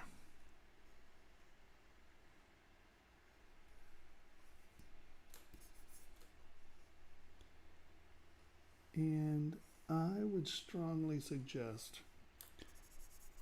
is this a Dynamesh? No, it's a quad mesh. It might be, yeah. How do you have a quad mesh that's like that many million polys? And did you delete lower?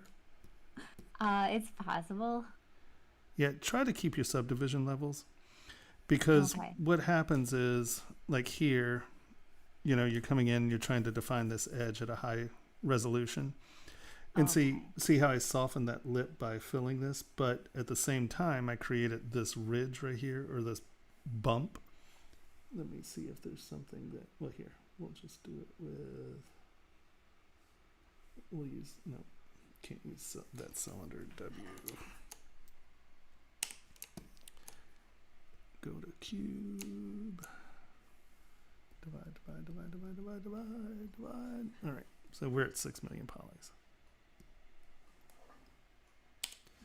And let's take a big slash tool.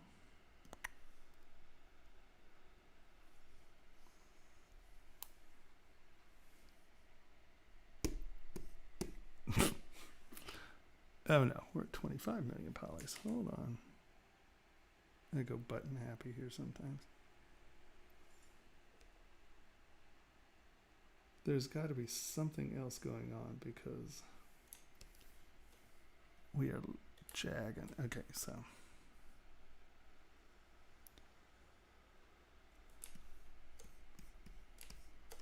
we got your mouth, and then I came in and I put your little lip in.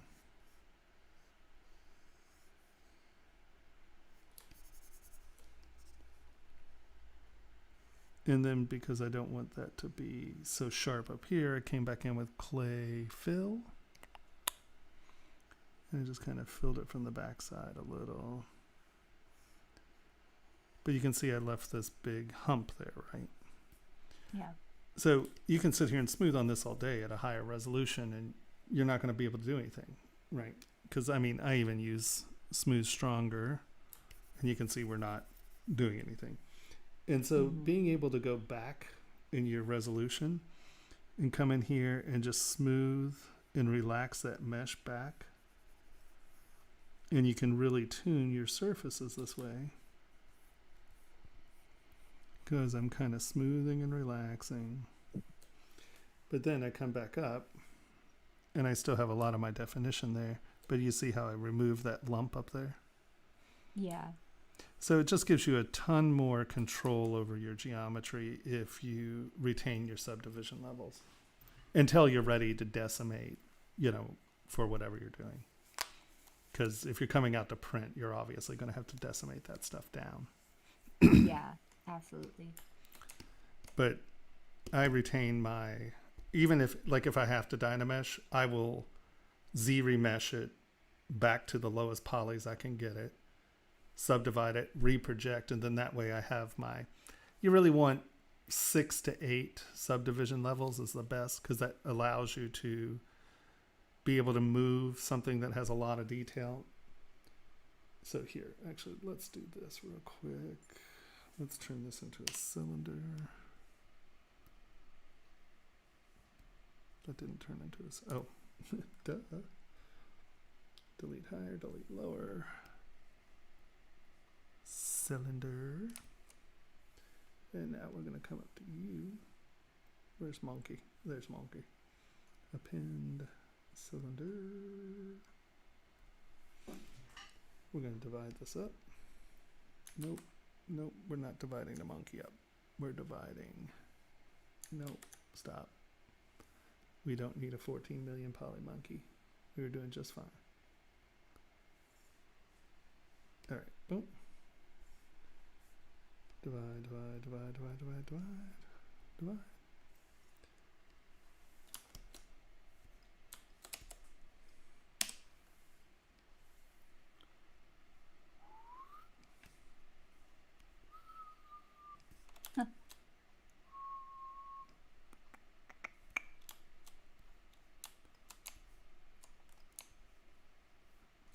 Come on, you.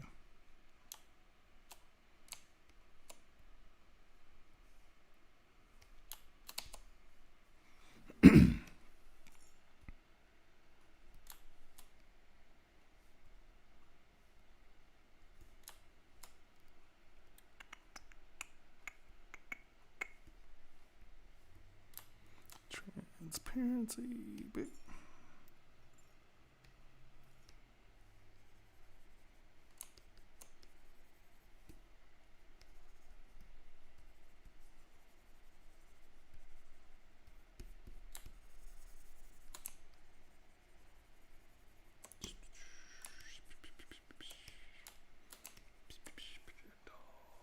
Boop.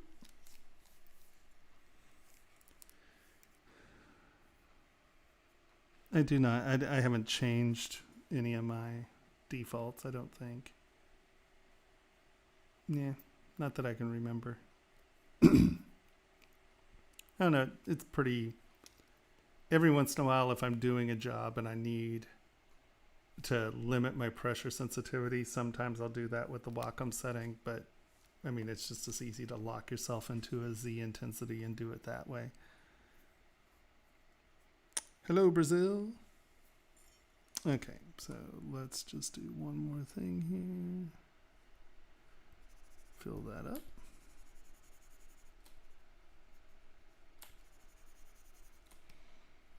Knock that down. Fill that up.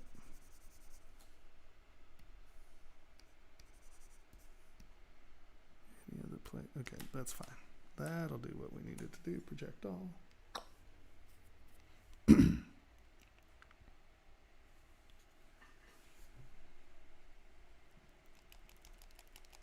You can do it.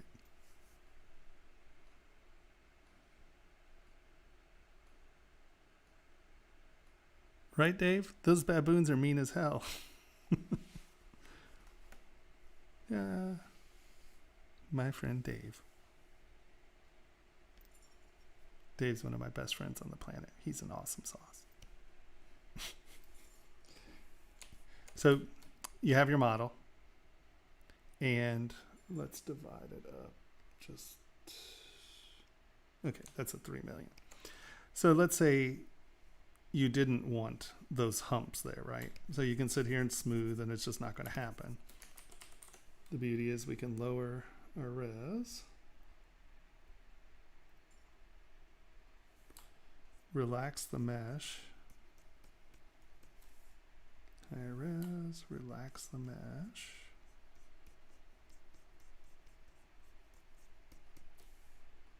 High res, relax the mesh. High res.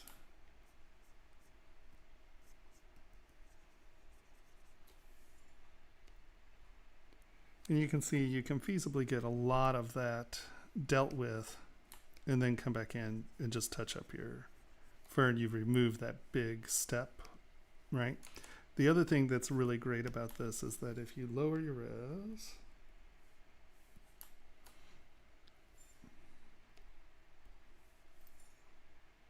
wait, did it? No.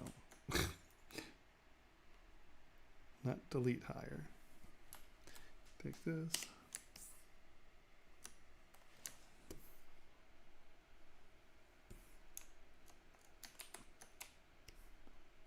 You can do a bend.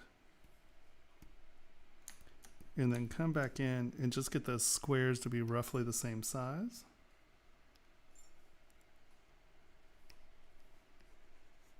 Obviously that was a weird masking gig.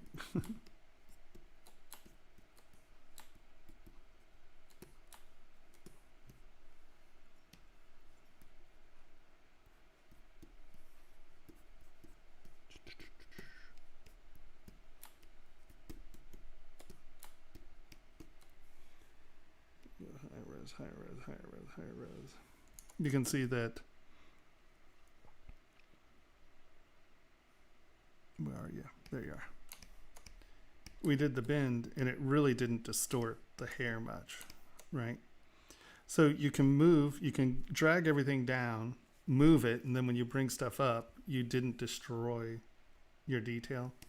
Or you can knock big lumps down and come back in and, you know, you touch up a little bit. You know, you've actually been able to get that big step out of your model. Yeah. And I don't know what rake tool you used. Did you? You didn't. You used.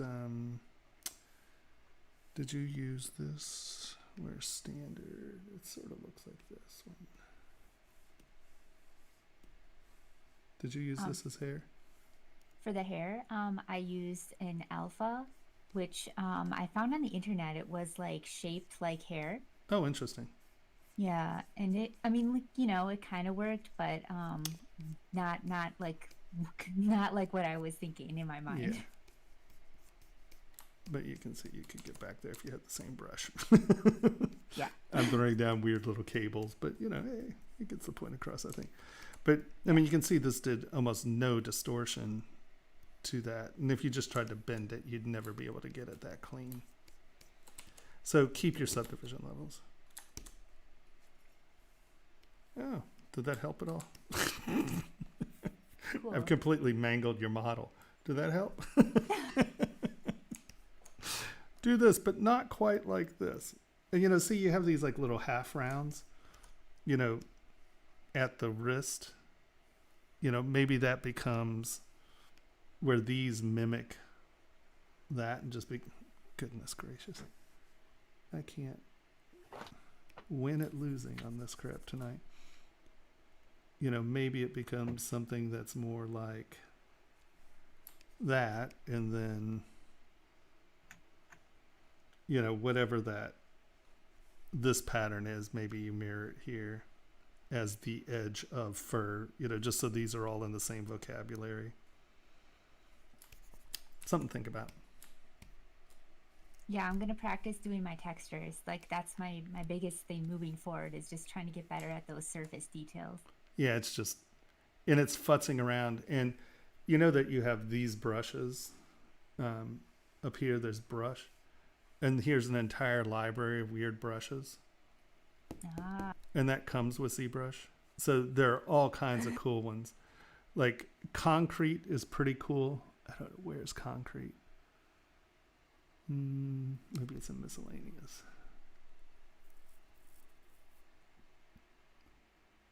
No. Smooth scale stitch / standard wood Weave trim.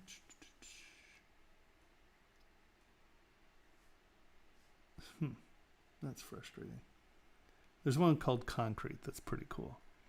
But then, like, the other thing, just come in and play with stuff, because, like, I really started using, if you come in here, there's crumple.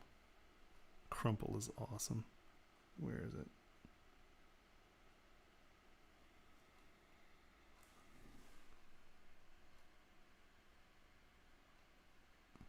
Where'd you go? Oh, there's crumple. But crumple's great because you can do big, nice, sharp, and this has texture. Hold on, let's do it on an ear.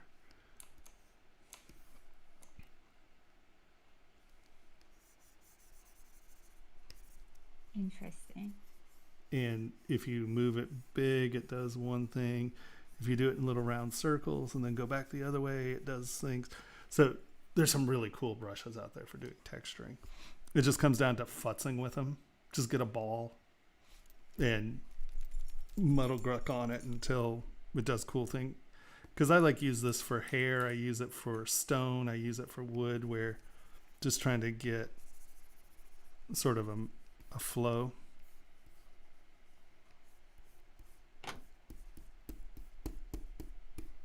But this one's really destructive. It makes mangly, clustery meshes. There's often remeshing going on these, but I use these a lot for stone, coming in and picking my faces and stuff. So play with your surfaces. Just grab a ball and go through each one of those brushes and futz with it until you kind of figure out what to do with it. Because, I mean, this is my little menu, but I have a lot of brushes that I play with. I don't know if you've seen my brush my brush folder. Mm-hmm. I mean, that's a couple brushes that I futz with. You know, it's like, I have a lot of them. Sometimes I use them once every 3 years, but hey, I found it. It was a good one. Yeah.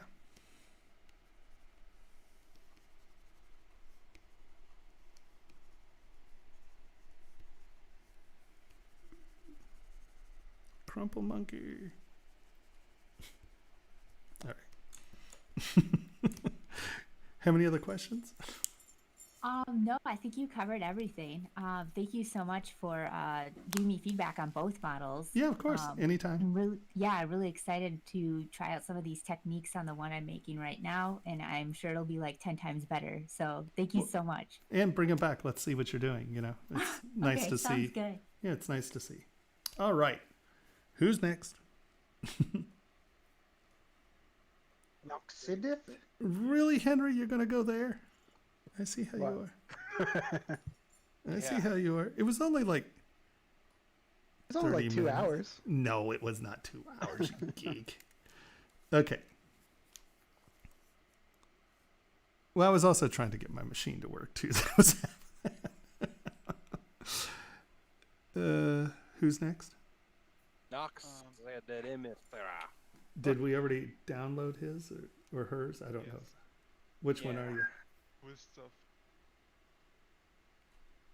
It's Christoph Jorgen. Yeah, there you are. Aha.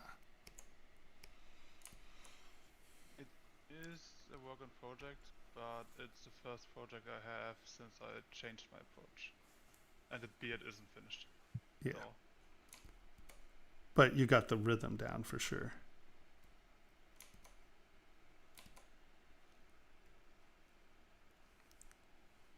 Are you using a brush with gravity, or are you just brushing that in? No. Interesting. I'm brushing that in. It's nice. It's a good job. Because this really does have good gravity in it.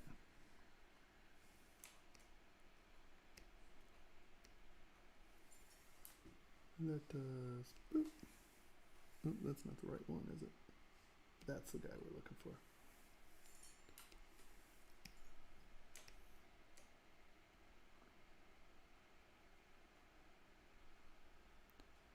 No, you're doing a good job of having the layers going over and under one another very well. You know, you're not just cutting V grooves into things. You definitely have steps, which is, you know, pretty successful. Nice ear.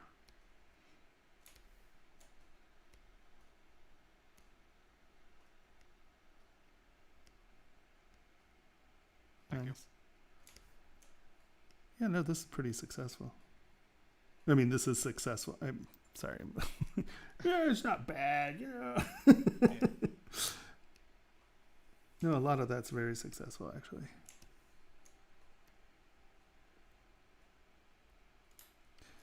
I like your broken symmetry's nice. That for, you know, it's a very staid, symmetrical face, but your subtle breaking of the symmetry, it gives it a lot of motion, and just like one side's pinched harder than the other, and this is, you know, this is a deeper thing. It gives it that, it gives it a nice expression.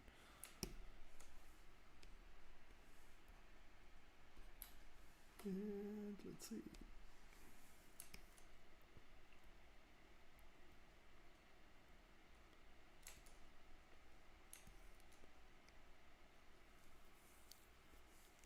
Yeah, be careful about this getting muddy.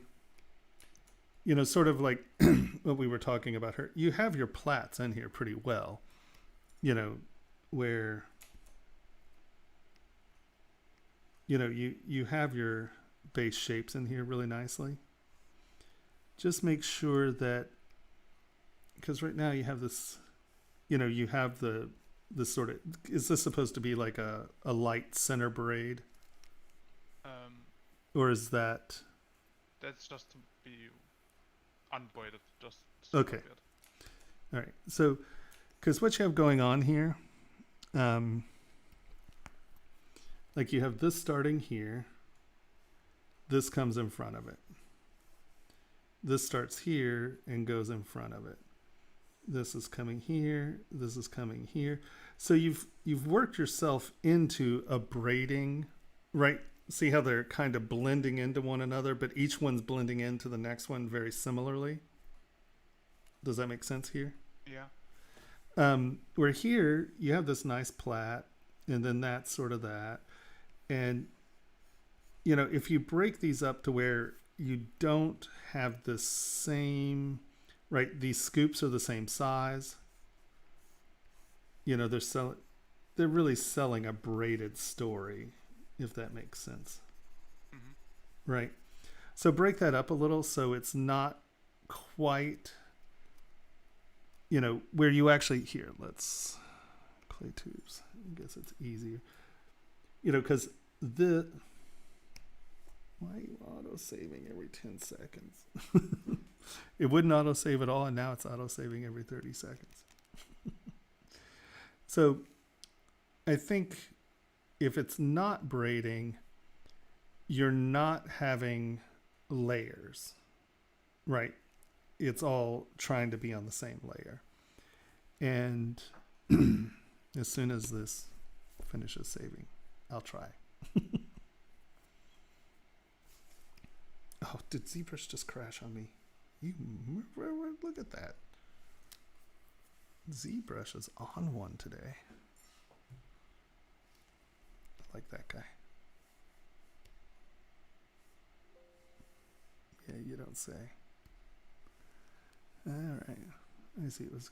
No, now I have to find my quick. Oh, see, now it's saving up here. What the hell? Okay. That's just absolutely bizarre.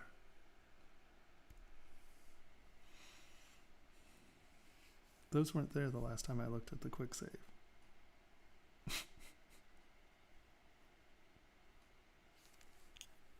All right. So these are all roughly on the same layer. But if you think, like, you know, this piece of hair is growing, like that's a plait. If that got long, it's sitting on top of this group of hair. And so that's how, like, a lot of these beards will grow. So if you where is my clay tubes?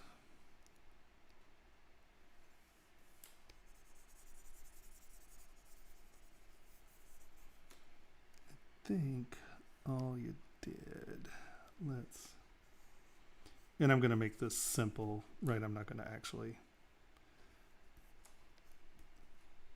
And then let's say that is the second layer.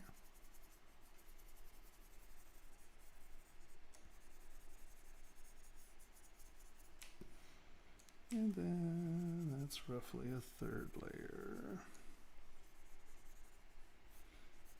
And oops, that's probably your fourth. Okay.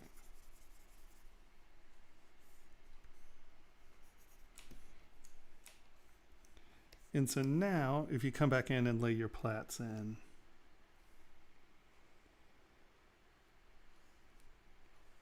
and I'm going to make this just a little bit more stylized than what you had, just because I want to be quick.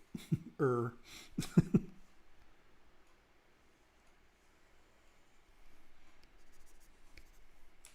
instead of them, because they don't weave all the way through, you get sort of areas that sit on top of one another. And see, that's sort of behind that one.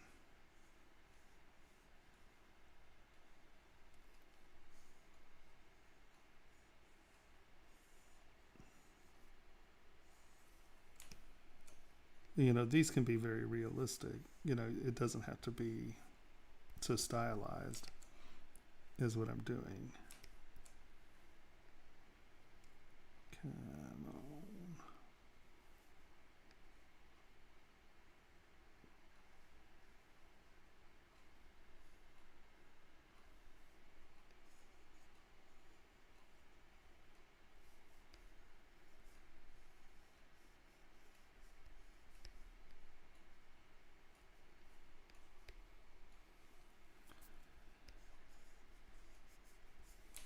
Okay, that's a little weird there. That probably would need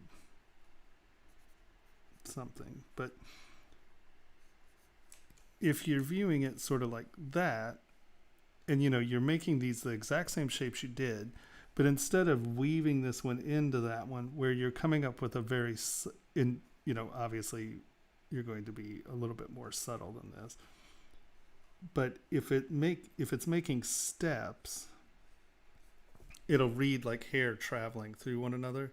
Where if we go back to the beginning here, so you don't, this is reading as one layer of hair.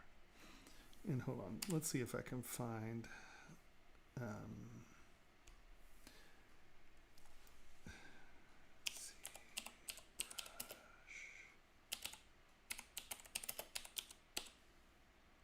there's a gal who did this stunning Viking, and the hair was absolutely spectacular.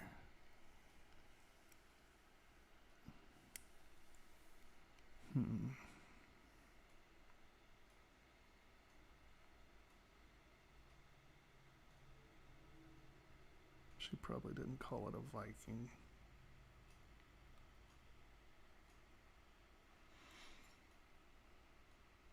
Well, God, what was her name?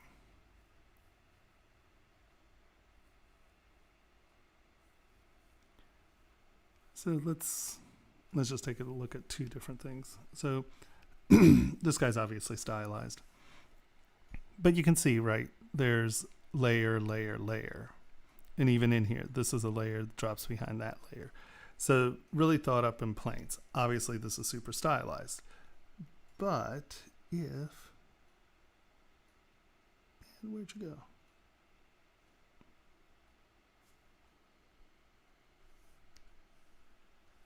You know, even here, you can see that this batch of hair is sitting on top of that, right? You have pretty distinct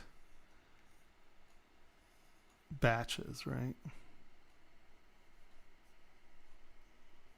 Which is sitting in front of that layer. You see what I mean? So you can stop. Yeah. And, you know, one's completely stylized and the other is, you know, much more realistic. But you can definitely see that this is a form that's sitting on top of that stuff. It's not going all the way down and through.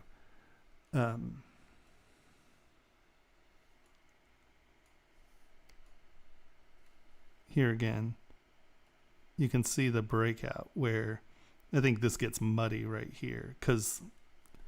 But back here, you can see as different groups, one is distinctly in front of one another. This person loses it a little here in the front. So I think that just trying to clear that, that sets, because see, here's something that's it's not a grand sculpture, but you can see that there's no, it's all just trying to be one thing, right?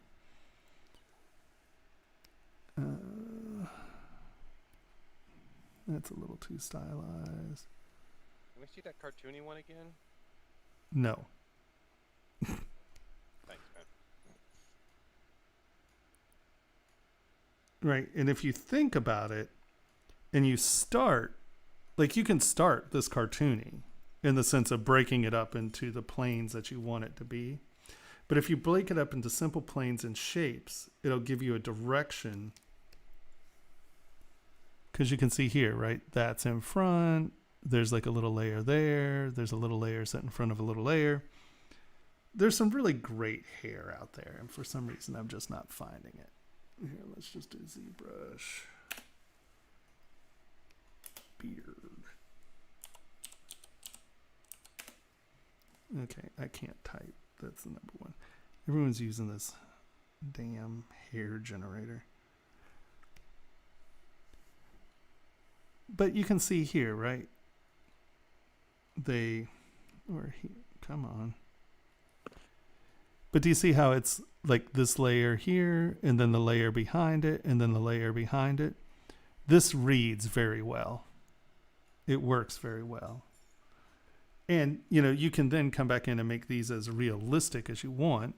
But see, that's sitting on top of that, which is sitting on top of that, which is sitting on top of that. And here it's pretty subtle. You know, it can get subtle. It doesn't have to be melodramatic. But, you know, here, layer, layer, layer behind.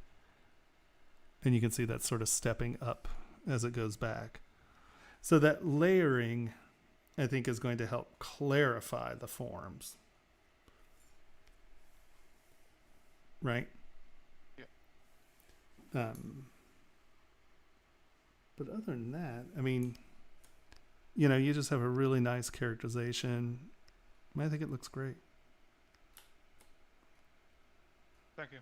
Yeah. No, it's really nice. 2 thumbs up. Hey, Shingo. All right, who's next?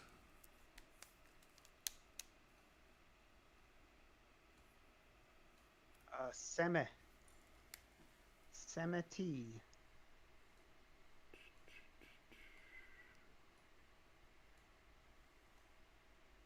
Did he?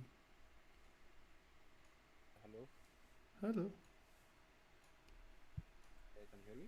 Yeah, I can hear you. I'm just trying to see if I have your model. What model is it?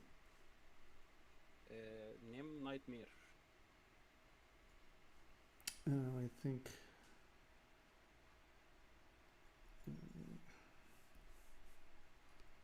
One sec. Sam. Sameh. Okay. Sam. You can call me Sam. No, All right. All right, Sammy. All right. Let me see if I downloaded you. You might have uploaded since my last download, because it doesn't sound super familiar as far as the download goes.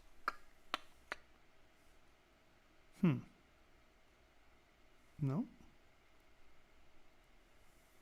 Download those. This says we looked at. Are you one of the?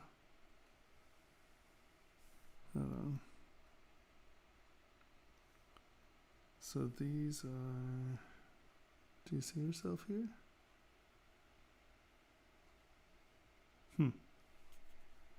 I don't even see you here. What was the name of the file, Sam? 1 second. Nightmare _ Sameh _ T. Actually, that. I'm not seeing it here though, are you?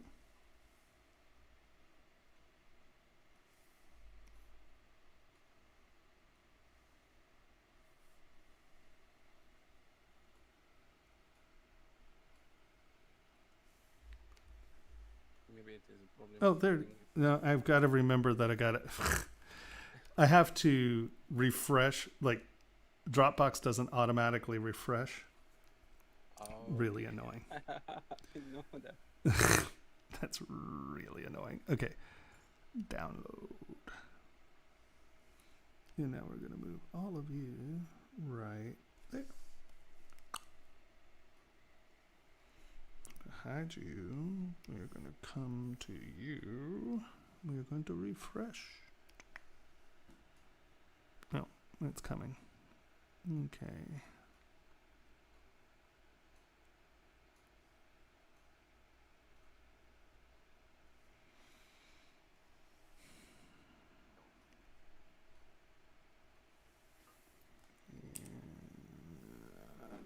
Tool.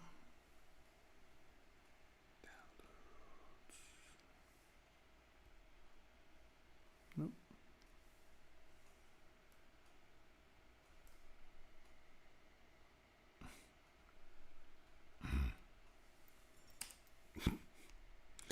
Nothing's ever easy, is it? Yeah. Alright, so load tool. Downloads.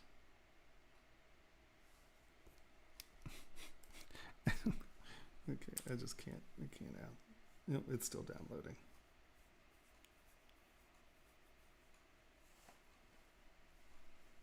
You can do it. I know you can. There we go.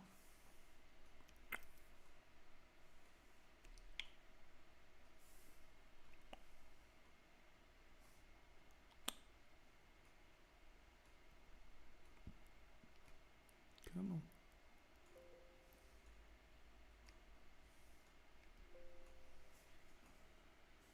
Okay, fine. Let's extract it then.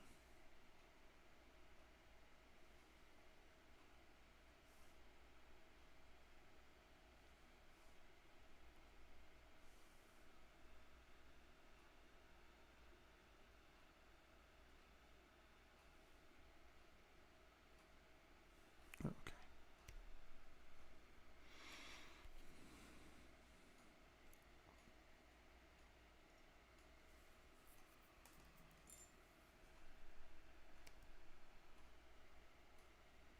You can do it.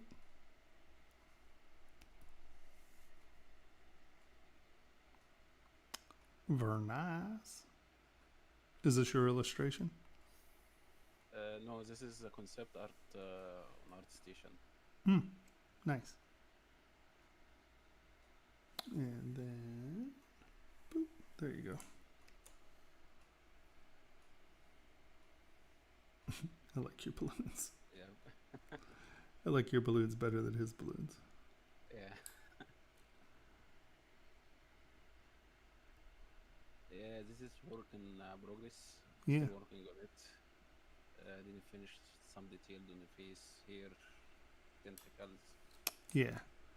As I say, it looks like you could probably come in and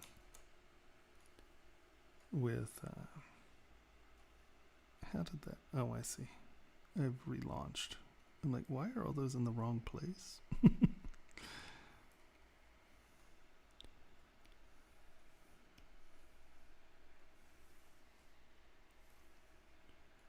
Yeah, I can see you getting it too much. Too much. No mas, no mas.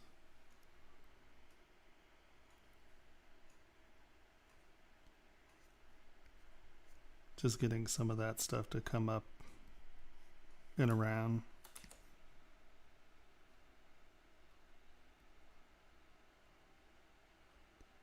Is there one thing? Let's look back at that picture. Well, it doesn't really imply a texture change.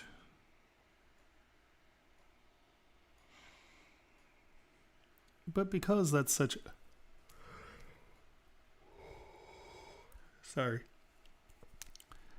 these have spikes and like some little circle detail, and then this is a different color, but it looks a little bit more almost like a snake belly. It has more divisions. It doesn't have these details in it. I would probably play these as two different textures where you're getting something different. I don't know, like sorry, I'm a clay tube user and I'm just going to come in and do this. I was planning to make the outside surface like a rough surface, but yeah, inside will be like octopus tentacles. Nice. Like yeah, I would definitely separate your textures from the outside to the inside, because we have this nice divider line here. So yeah, turning the outside and or the inside differently, I think would definitely be a good good detailing for it. Yes. Yeah. What is going on? Are you gonna move? All right, there we go. Yeah. Wow. Squid butt. That's rough. Yeah. I don't know anyone who really wants a squid butt. I think, you have some really nice fabric stuff here. I would punch my fabric stuff just a little bit more. Just get a little bit more of a separation or a crease in some of the bigger ones. Because some of these are actually folds, right? They're not just wrinkles. They're actually coming over one another. So it just gives it a lot more depth, just like really quickly. You know what I mean? Yeah. And then I think that all of your pant ribbons are and I'm sure it's probably the same in the illustration. No, it's different from the illustration. Oh, it's different from the illustration. The illustration little simple. I wanted to add some detail on this. Yeah, I actually like this better, honestly. Yeah. Thank you. I think that I would, though, make sure that when you do the separation, make some of these, because, like, unless these are sewn together, and I don't think they are. I think this is like straps going over, a wrinkled pantaloon is sort of what I'm getting from that. Yeah. It's supposed to be the wrinkle under the outside. Yeah. Yeah. I would say that somewhere along the line, kind of, and I'm being, once again, pretty melodramatic here, but if you, come on, where are you? God, my eyes are being bad today. I can't even see my menus. I'm like, what is going on here?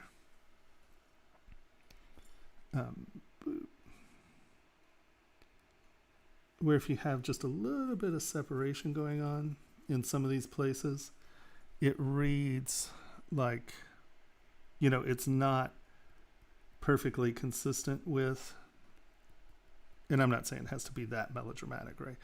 But where it looks like it's lifting off the surface in a couple places, because right now these are all the same thickness, right?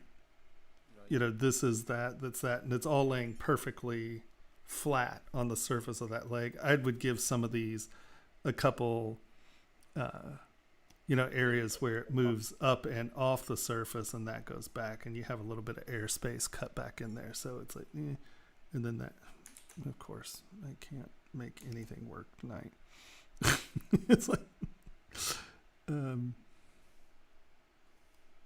Hey Sam, we've got a question for you. Did you sculpt this symmetrical first and then pose it? No, I sculpted on pose. Cool. Yeah, I started with this sphere. Then I made a low poly model for it.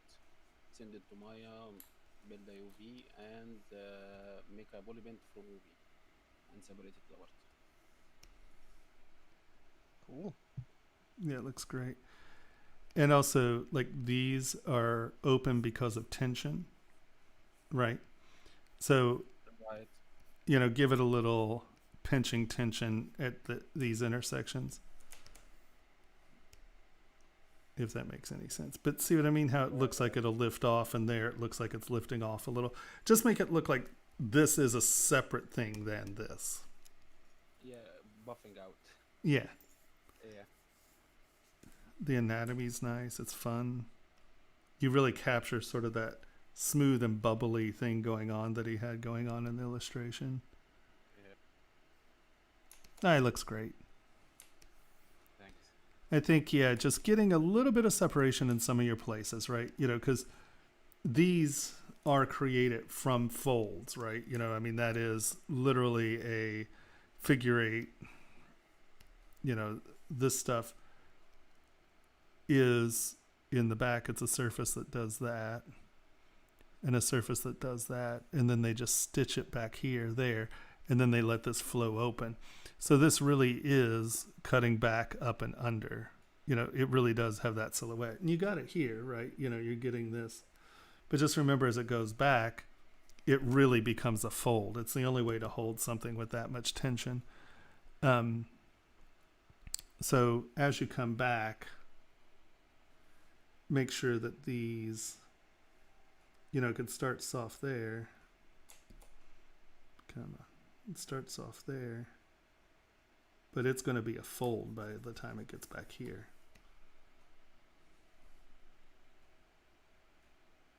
Right. It's not soft back here. It's a fold. Right. So just make sure that you punch that as an over, because how you make the collar is that you make sure that those are pinched and sewn as a pinch. And then usually you're using a stiffer fabric that has a good tensile strength.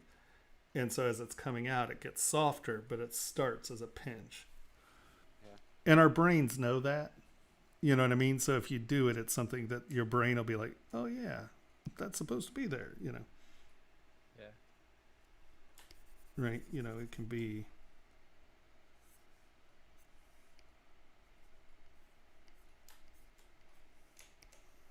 If that makes any sense. Yeah. And the same here, just make sure that when you get back to this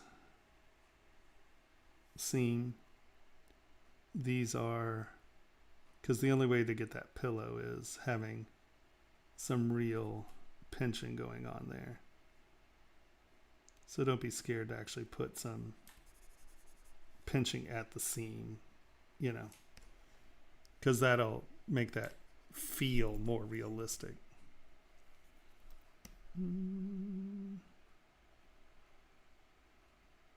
Oh, your forms are beautiful. You really captured it. It's a lot of motion.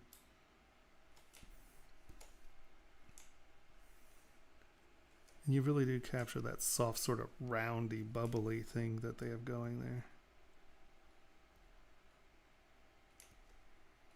Oops.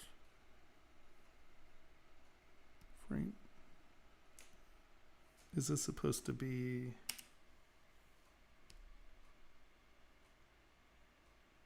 Those are kind of like this stuff up here, so. Yeah, close little part on the leg. Yeah, I think you know, break this up so it looks a little, because the same thing's happening here. It's just obviously like a softer fabric. You need a little more detail. Yeah, a little pillowiness there. But you're killing it. It looks great. Thank you. Yeah, no. Like I said, just make sure to not be shy getting your fabric finished. Because if you look at his illustration, you know, see, these are really distinct, deep cuts, you know. And it's nice to get it in shape. But especially with fabric, don't be scared to make that deep and sharp, because that's how the fabric works, right? The only way to get a pillow sleeve is to pinch, and have something that's going to have enough support and then break. So these pillows are created by jamming a lot more fabric into that little eye or the armhole than the sleeve. So give it a little bit more of that deep cut in here. Yeah, I definitely like your umbrella or your Thank you. those guys, balloons. Those are the ones. No, super fun. Thank you very much. I appreciate everything. Yeah. See back here too. I think that, think about what's going, and I'm not saying you've finished, but, make sure when you have things that, and these are cut to do this, but there's that little bit of tension. These are stitched and, you're getting that sort of pinch there. And that's how, it's almost like a button, when you get that tension from the button. Yeah, It's real similar to that. yeah, I always work on the base mesh first and added the detail in it. Yeah. But I was needing some study for the fabric. Yeah. Yeah, I would say, like on these, you can look at buttons because it's a very similar tension there, and it just gives it a little bit more of that, like this is actually texture or this is actually fabric, and Separation for the fabric. yeah.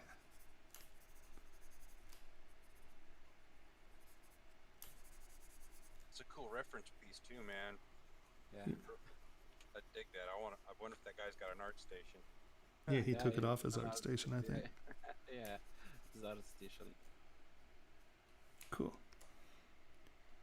Yeah, you can see by just adding a little bit of lumpage there, it starts to look a little bit more like fabric than it does, Nope, you're killing it. It's beautiful. Thank you very much. I appreciate everything. Yeah, no. Please bring it back as it gets farther along. I'd love to see it as it goes. I will try. And you're in the Discord. Post it there too. Yeah, Yes, without a doubt. please. Yeah, of course. I will do that, of course. Yeah, could you post the art link of station, the art station. Yeah, I will put Yeah, it the- on Discord. the Yeah. reference, so we can look at it too, because you did Yeah. a great job, man. No, Jimmy, there's definitely a science. The easiest way to practice fabric is to just go, buy little bits of fabric that are all like satins and wools and just hang it over things, right? If you just buy a yard, usually it's like 56 inches wide by a yard. I love how they mix that up, but and then just get it and hang it over stuff, put on clothes and actually look in the mirror and look at how they fall. The difference between, a silk wool blend and a men's pant compared to linen compared to, it really just comes down to looking. Yeah. And I'm sure you can, go online and just do fabric wrinkle I reference. search online, yes, and simple. Pinterest have a lot of reference for the Yeah. fabric. Yeah. Yeah, so Jimmy, if you just look, you can get out there. But I really think, because I was a tailor, I actually built suits and stuff. So there's feel, fabric has a touch. And if you actually get the pieces and just bend it and drape it over stuff and fold it over stuff and, pinch 3 pinches and look at what it does. And then, kind of push it up and you'll get the double crunch and, see where fabric breaks. Because, fabric's all about tensile strength. It'll hold itself for X amount of time and then it'll break. And so that's where you get those weird, the wrinkles. And like on men's pants, when it comes down and it hits, it cups and, well, on real men's pants, dress pants, not jeans. So where that hits the shoe and you get the wrinkle, that's, if it's just one wrinkle, it's called a break. If it's 2 wrinkles, it's a double break. And so it's where the tensile strength of the fabric breaks, and that's the science behind the fabric stuff. But yeah, there is science behind the fabric stuff. Yeah, I know. I was trying to update my reference for this fabric. I was planning to study Marvelous. Mm-hmm. Yeah. Because it is a great tool. And Oh, it's ZBrush incredible. now, yeah, and ZBrush now have an option for this fabric. Yeah, it has dynamics. Yeah. Dynamics, but I didn't try it yet because I don't have the last version. Yeah. From ZBrush. Well, I will try it. I'll try it and study some more fabric. Yeah, and what I found, like in the beta when we were playing with it, if you mask the tip off, and then you get it to go around a form. You can get it to do it. I mean, the fabric dynamics here are not marvelous. I mean, marvelous. You can actually build patterns and like have them fall differently. You know, I mean, that's a fully developed program where this is a feature in a program. But I can see with future upgrades with it, the dynamics are going to be pretty cool.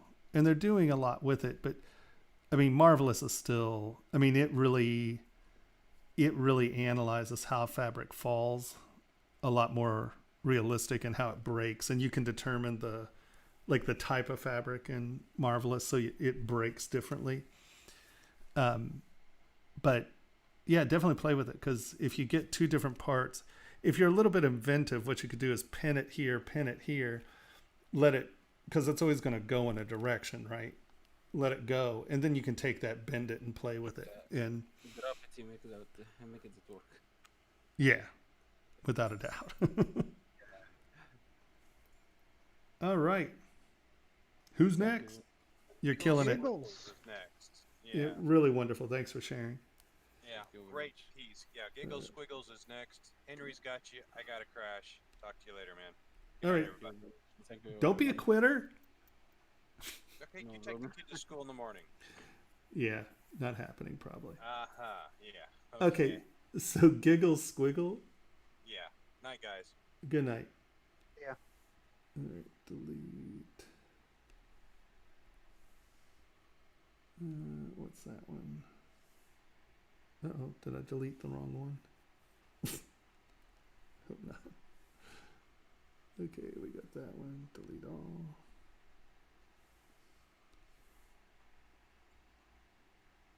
Okay, that's creepy creature. That's not it, right? That's Amanda's first hand. That's Ruby. And that is Natalie. Okay, so I'm not seeing Giggle Squiggle. Give me a second here.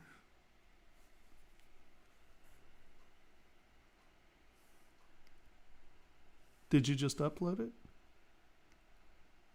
Now, this was quite a while ago. Giggles might be Ruby.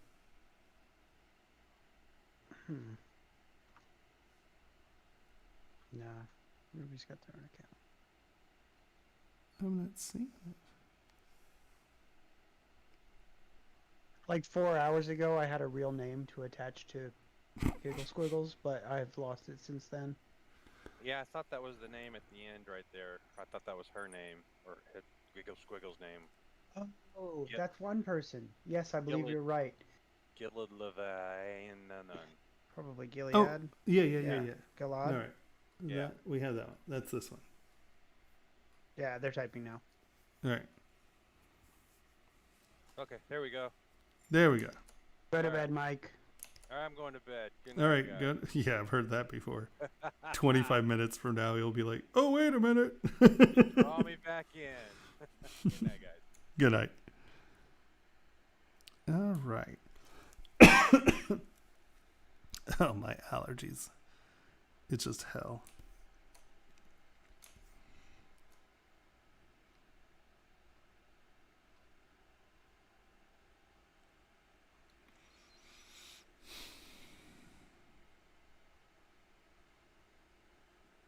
All right.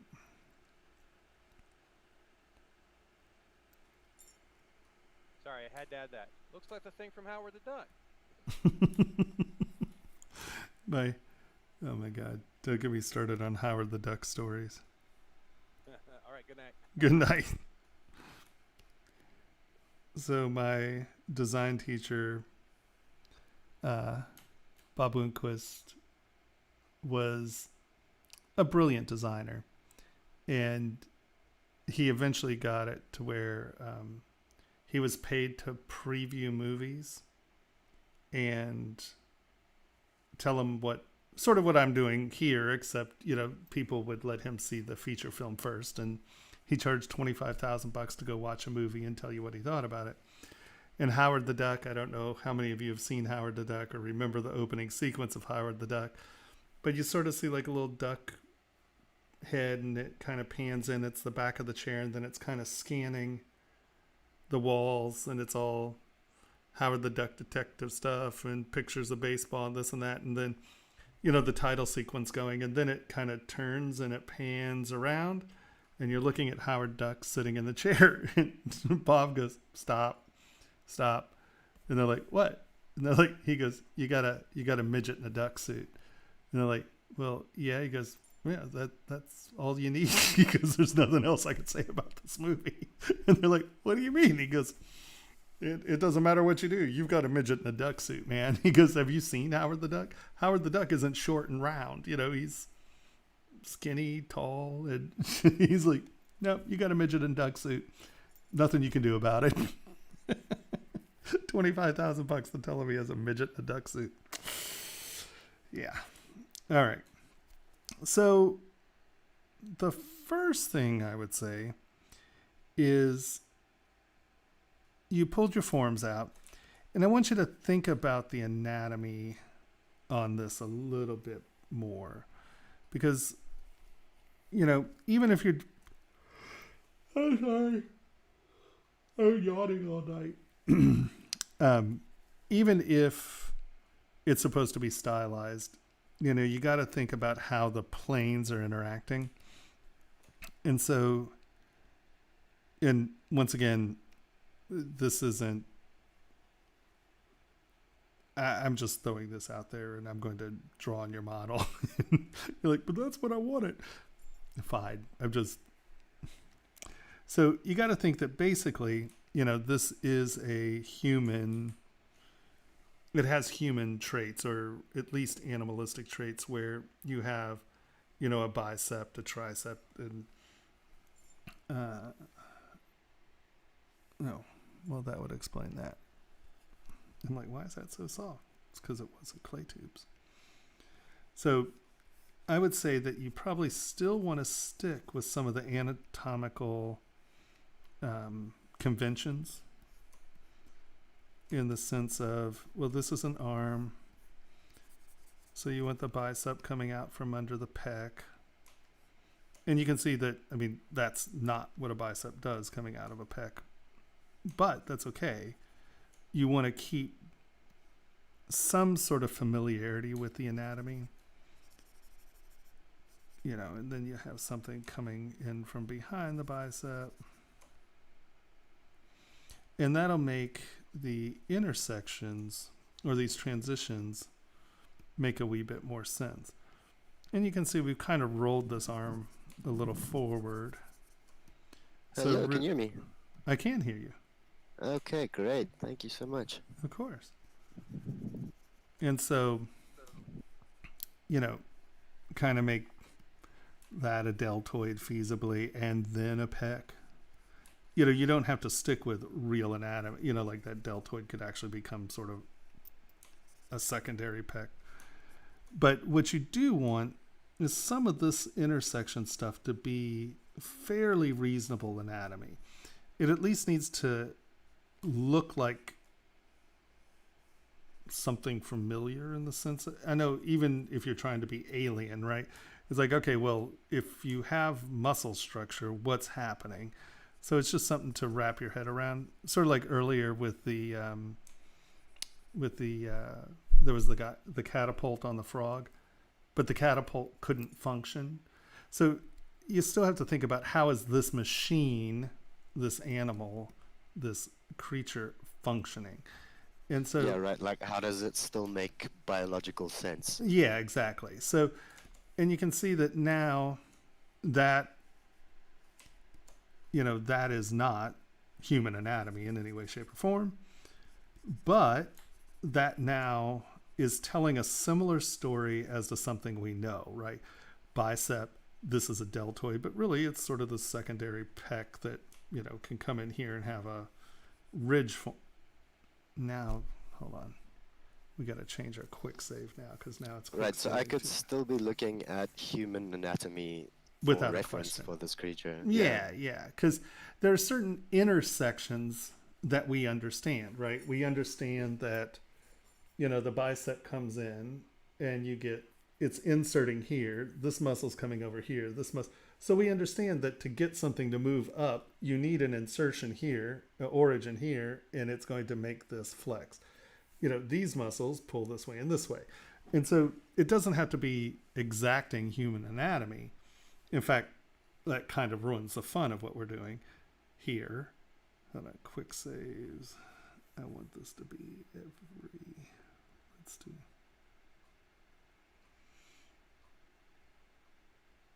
There, whatever. Just not every 40 minutes.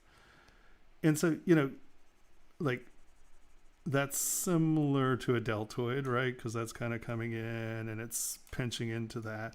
But even just something as simple as that reads, human. It looks like a shoulder. It looks like a bicep going out. And now you can take this and, you can put spikes on it or something. It doesn't matter. It's just this intersection, your lizard brain is going to know as an armpit, right? And so I would say try to at least start with some conceptual human anatomy or animal anatomy. I mean, you can look at anything, but you've decided that they're going to be muscles, right? So make sure that the muscles make sense in the concept that, okay, well, this actually has the shape of a hamstring. That's the interior, that's the knee, right? So you can have something that's coming out,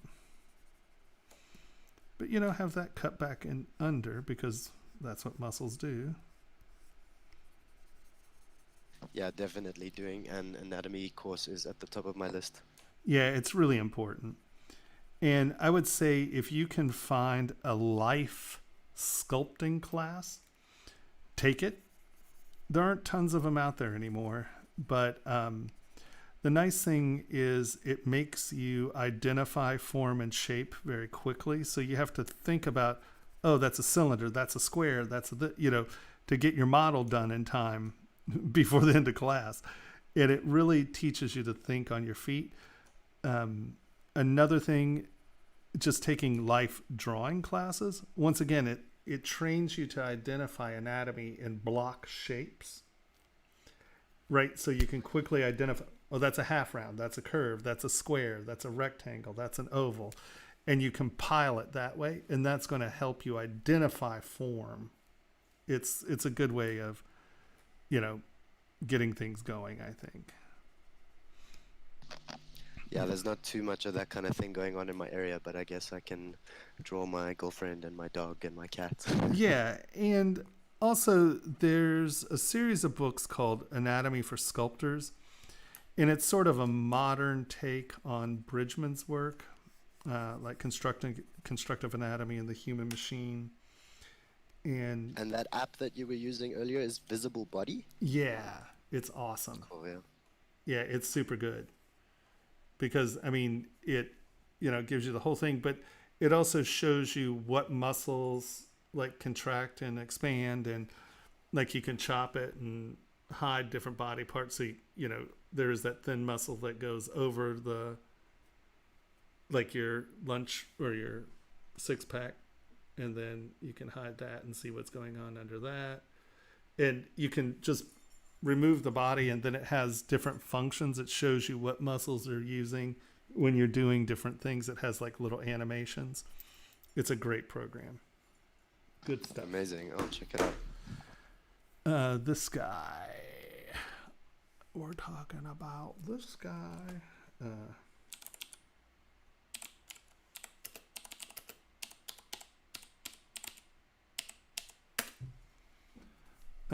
And I really particularly like this guy's book because he does the Bridgman. So here's kind of what I mean by identifying things. Where'd it go? I just hit on it. Where'd it go? Didn't I just click on it? You're going to kill me. Where are you? Oh, there it is. So, like, he's thinking of the arm functions as a chain. You have a pivot going this way, a pivot going this way, a pivot going this way, a pivot going that way. You can see that's the shoulder pivot, and then that's the bicep pivot, that's the forearm pivot, and then the hand pivot. And what's nice about... the mechanics of your arm would be the same whether you're a human being or an alien, right? Exactly. Or at least similar. Yeah. And what he teaches, and what I like about his book is, help me here. Wait, yeah, here. He'll actually do it on a picture and see how he's breaking it up, and he's showing you how the planes actually are working and what's going over and under and where's the myofascial tissue joints. But by breaking it out and giving it to this way, it allows you to really view how it goes.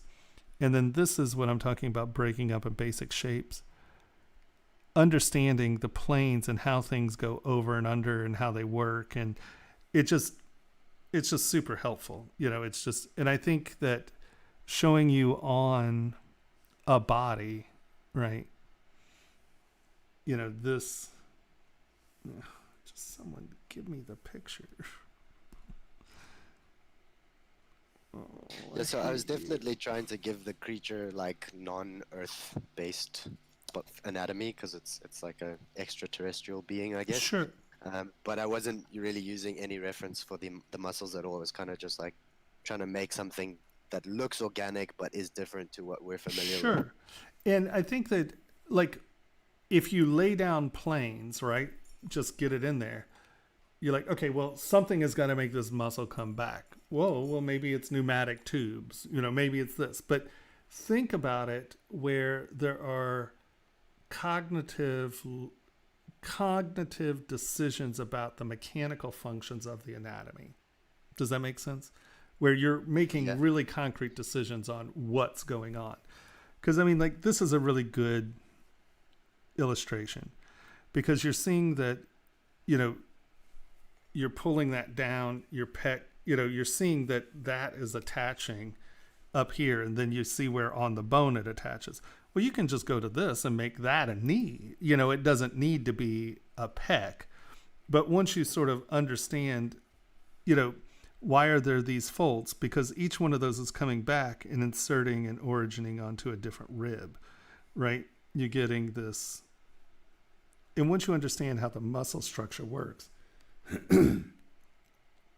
it'll allow you to make up anatomy as well, right? It doesn't have to be, a calf muscle attaching, but the concept that there has to be something anchoring, it is still a machine. It's still functioning.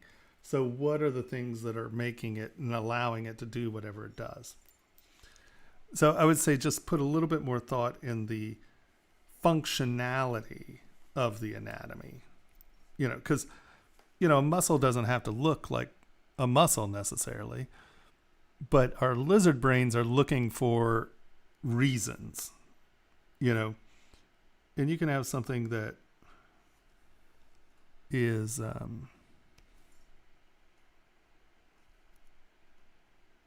like, I definitely want him to look like he's sort of could have evolved naturally. He's still right. a living creature and with similar-ish biology to what we've got going here. So I definitely understand what you're saying, yeah. Yeah. These can be horizontal stripes or something, but there needs to be some definition there, because the thing is that you are using human-based anatomy, right? You have a kneecap, you have that muscle of your quads, that's really your hamstring. This is all inserting into the pelvic crest, right? So it's not like you really jumped away from your human anatomy dramatically. You just need to wrap your, and a calf muscle doesn't necessarily have to be a calf muscle. It can be big and flat. But, it needs to cut behind something. Origins and insertions. Yep, origins and insertions. That's what it's all about. It's been so long since I actually took an anatomy class. When I became so my ex-girlfriend wanted to be a masseuse, and so I was working on, I want to say it was Batman, and I was just never going to see her for like 6 months. So I was like, well, I'll take the anatomy class with you, or I'll take the massage course with you. So I got certified as a masseuse, and part of that was a lot of anatomy.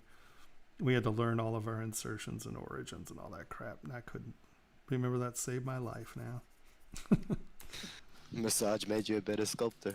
Yeah, without a question. That's what I just viewed it as an anatomy class. It was a really expensive anatomy class, but you know, when you're living with someone, seeing them for 20 minutes, you know, for 6.5 months, I was like, no, that's not going to happen. That doesn't make any sense. You know, so just, you can make it as weird as you want. Just think about what's happening, you know, and I think that that'll help you a lot. Another thing that I was kind of struggling with, I don't know if it would just be better to make the teeth a whole different subtool, probably would, but just like how to get the gums to like kind of fold over the teeth naturally. Well, in something like this, I would probably make the teeth a separate subtool just so you have enough geometry to make them good. I don't know if that makes sense. You know, just so you have the geometry to hold their shapes while you're doing it. So let's look at teeth real quick. I'm just going to hop to the back where we have more material here. And like a similar thing you can see on the claws there to get that like fold of skin over a horn or a tooth or a gum or that kind of thing. So let's hold on. Let's just go to something new here.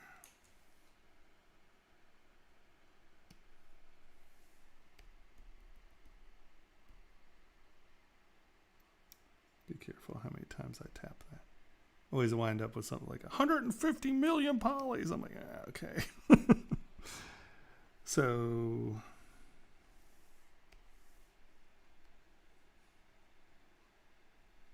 man, this is not big. This is 3 million polys. Why are you acting like that? See that lag? Ugh, makes me nuts. Okay. Today's just a bad ZBrush day, it seems. My poor machine is struggling. So the thing to remember about teeth is that most people just take a line and go around the tooth, right? Yep. And well, that doesn't work. So if you think about what's happening here,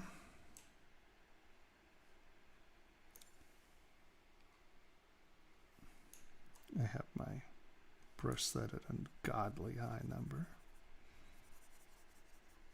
So these are going to go into the skin, and these obviously are out. So what we have is this piece that comes, it's going to go behind the tooth and on top of the tooth. So I'm just going to add a little meat here.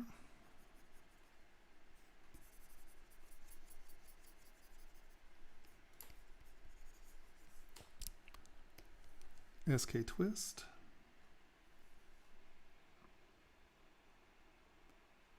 And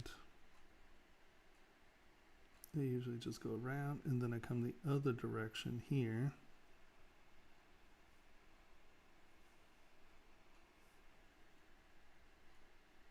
So I have make it look so easy.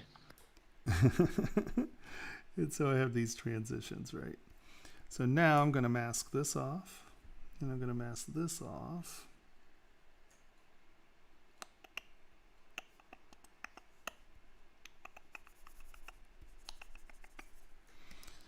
And then I'm going to take move, and I'm just going to punch this little tip back and in.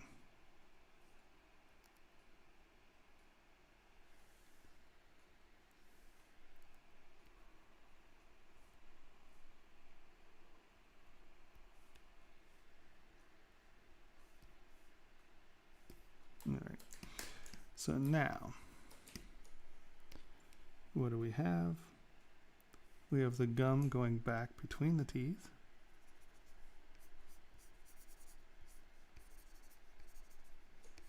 We have these little meat mounds that are going over the teeth.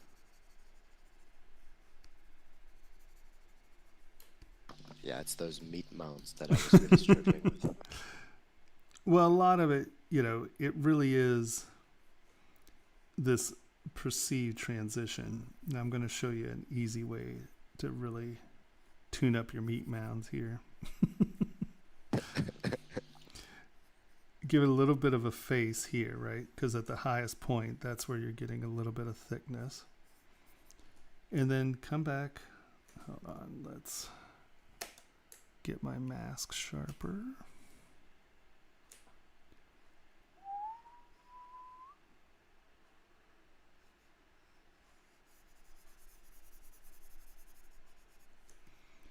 Come back in and tune this up. How did you make the mask paint so sharply? Sorry, I'm a total noob with everything. No. It is, so if you hold down the space bar, you then push control, right? If you just try to push control with your mask, it doesn't do what you want it to do. If you try to push if you have your mask and you try to push space bar, it brings up this little menu thing. So you have to push your space bar first, which brings up your menu. And then if you hold down control, it now turns it into the menu that is affecting the mask brush. And then you just take focal shift and slide it all the way over to -100. And now you have a very sharp, there is no fall off. It's just a really sharp mask now. Aha, thank you very much. Of course. And then we just clean up our mask. Okay. And so the easiest way to really just get through this is mask that off and then just use slide and punch that surface up under that mask section. Punch that up and under. And then when you come back out, unmask, hit that with smooth. It gives you that surface that's going back up and under. And then this is one of the few places I will draw a line. I tend to use orb cracks and come back in here, farther down in here and separate it, because that is actually a separation point in the sense of that's going back up and under the gum. So you want that almost to read as like a little hole. And so if you just punch that back. What brush have you got there? Orb cracks. I think it's a standard. Let's see, light box, brushes, flatten curves, deco. It's not a slash brush.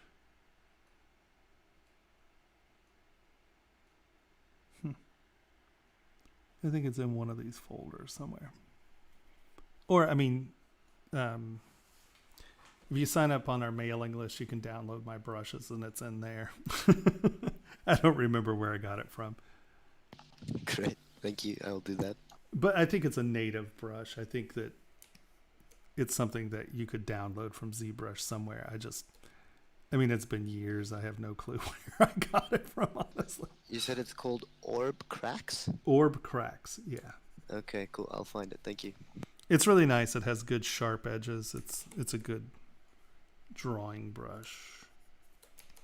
Right? You see that transition is what really sells teeth, you know? And then if you're doing something that is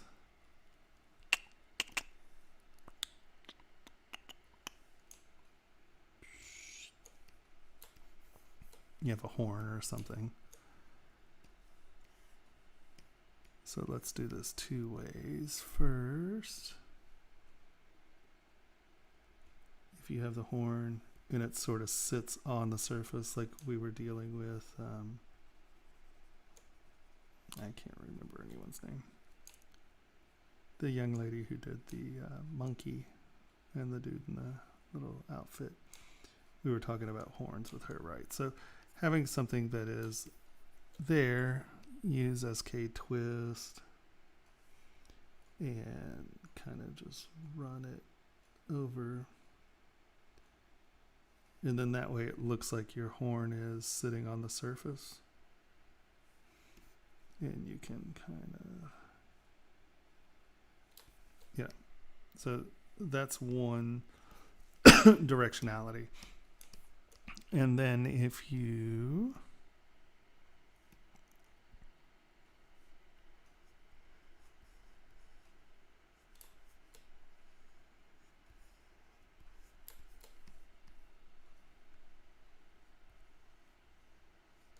if it's sort of the meat. Horn meat mounds. Yeah, exactly. Horn meat mounds.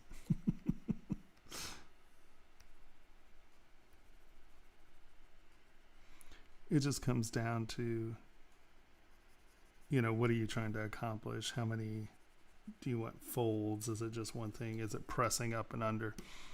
And then here you want this directionality going the other direction. And that is,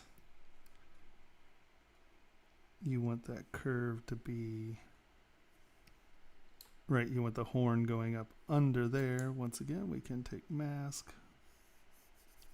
Just get that around, take slide. Punch that edge up and under.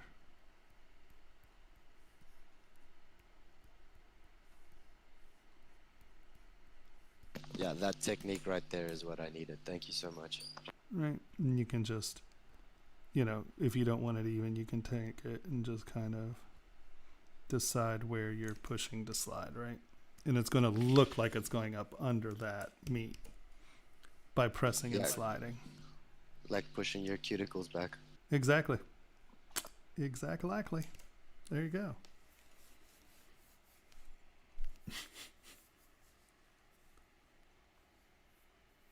Have any other questions? No, that's great. Thank you so much. I really appreciate it. Of course. All right. So now we have... Who was next? Jimmy. Amanda. Oh, she did a nice job. That looks good. She's getting the hang of the hair a little better. Yeah, that looks great. That's not Jimmy, is it? Okay. Did you just upload something? I don't think he's here still. I think he had to go to class. Mm. So I do not know. But if he's not here, no one else is on the list right now, so you could start critting anyone you've got available. Okay. I'm just going to see if... I'm not seeing it.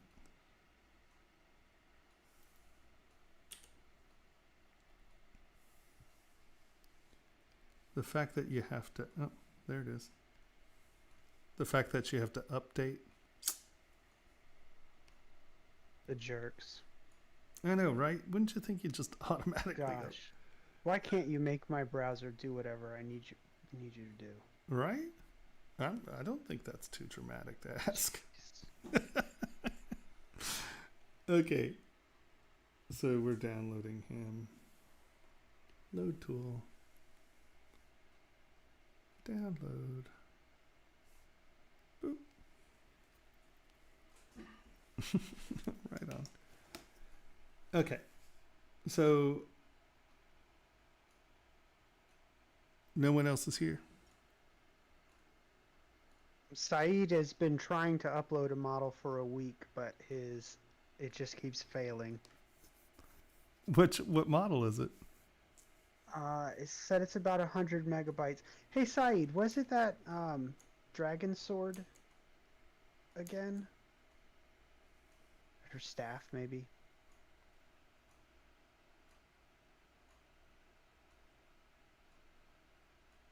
Oh yeah, trying to wait for answers is a nightmare.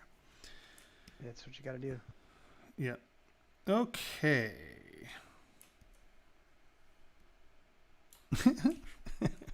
I like this guy. He's like, what is wrong with you?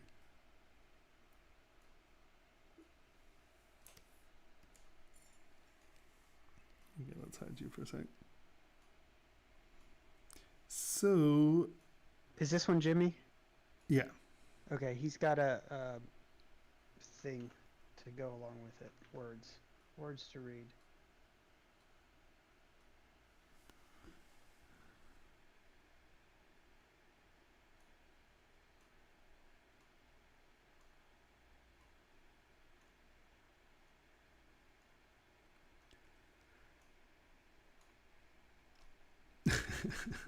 Yay, regicide.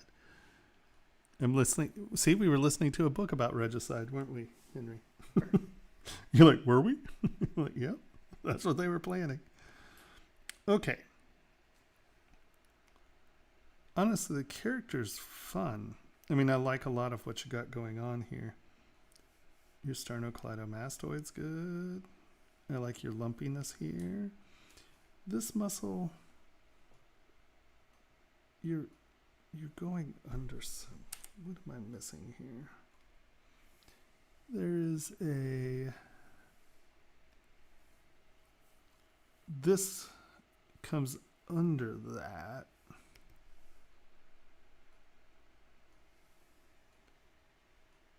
It doesn't go quite all the way around like that. Hold on, let's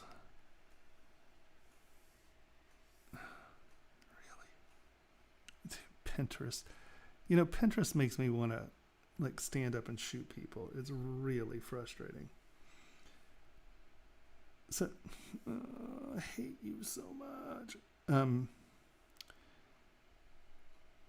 So how you have this conceived. Oh, there. Were you asking what contrapposto was? There you go. That's contrapposto right there. Country pasta, got it. Country pasta, that's it. So you can see you have this muscle right here becoming this muscle, and you're missing this guy right here. And so this isn't just one shot, this is two shots here. So what we have is the wrong brush.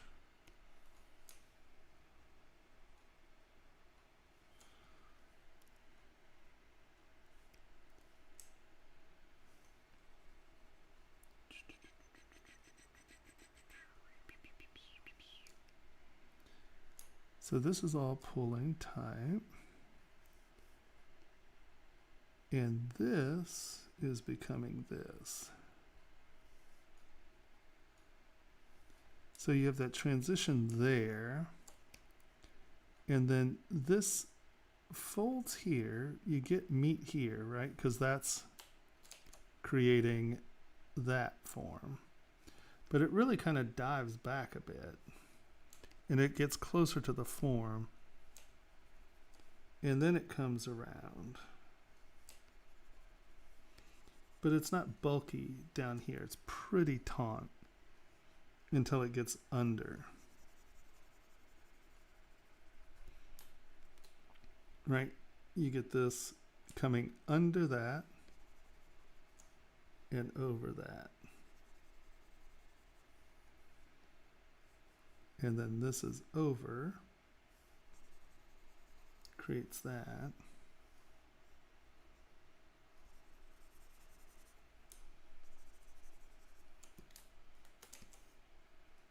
So see how that makes more sense?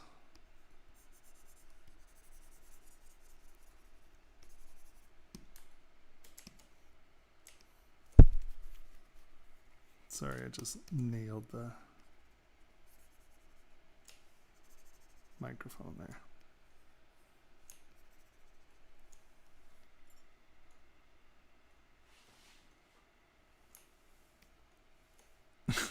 Yes, this is handsome Squidward. I like it.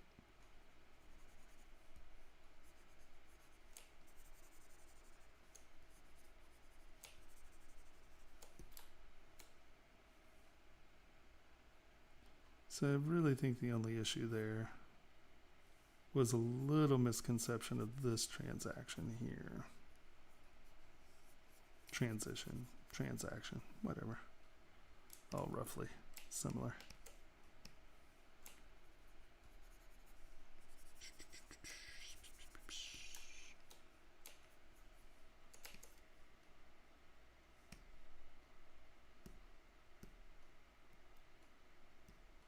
He almost looks like oh gosh, what was it called? It was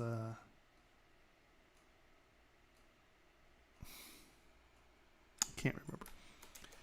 They were the illustrator was in heavy metal, and then he did a whole bunch of books. And it was about somewhat like regicide.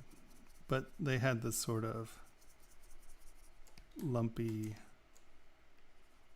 anatomy thing going. I don't know why that sounds terribly familiar, but I couldn't tell you where from. It's one word, and it's like immortals or ambassadors, or I have one of the books at home. I'm sure. Because there was a miniature maker that wanted to make miniatures.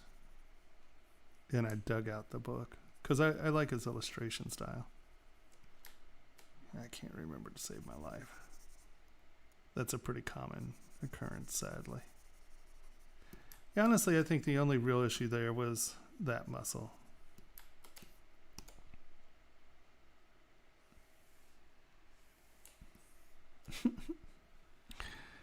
You have to keep the little pinchy mouth. I think that'd be nice.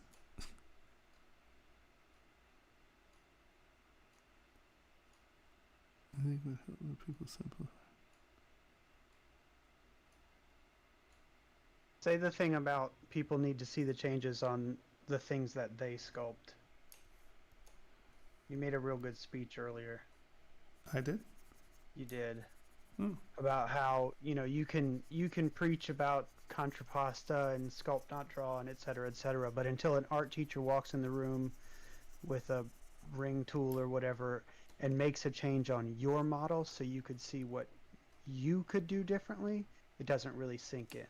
Yeah, I mean, you can train someone, but I think it's much, much quicker, because very often it's, like that. That wasn't a very big change, but seeing how the planes change on something that you've been working on, I do think it sinks in quicker and better. I think it just becomes more concrete in someone's mind when you see, oh, I've been doing that, because you worked on it, right? You're trying to visualize that muscle, and he was visualizing this muscle as one thing that also included this, but it's not. This is a different muscle. And so until I throw that on there, hopefully when he sees it, he'll be like, oh, right. And that's what, anatomically it creates that, and that's blah, blah, blah, blah. But I just think it's much easier to see it on your work. I think that's why critique is such an important part of real education. There are classes, but if you're really trying to educate someone, I think that critiquing is really important. All right, Jimmy, I hope that helped when you get back. All right. So now no one's here. Yep, do whatever you want.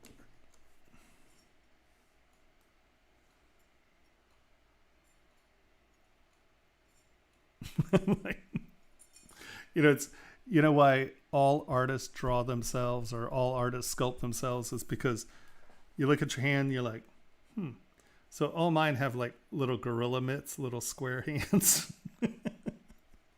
Because I'm like, my hand's not that long. So think about this. All right, first of all, not bad. But let's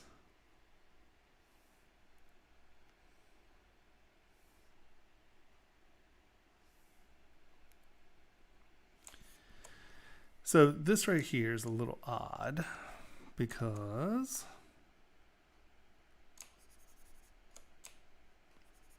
what is going on? How many? It's only 171,000 polys and my brush is lagging that bad.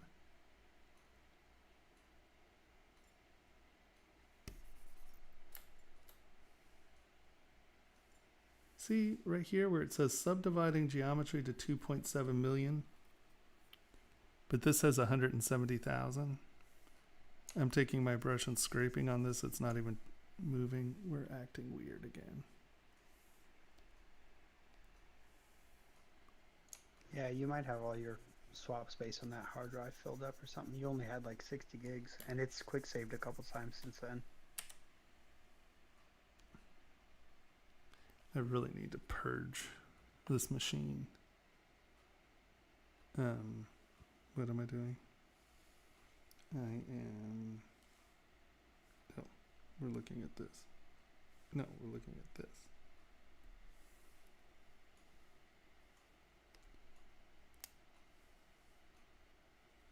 Yeah, we've gained gigabytes. It was 60 something and now we have 72. What's that about? I mean, it's not a lot. It's still, and this one only has 52 gigs. I wonder if I'm just having cache issues. Could that be it? Yeah, maybe. That's weird. I don't know. I wouldn't put too much effort into it. It's 1:30 already. Yeah. So basically what I was going to say is this, the thumb actually sits in front of this. Sorry guys, we're going to have to deal with me weird sculpting again.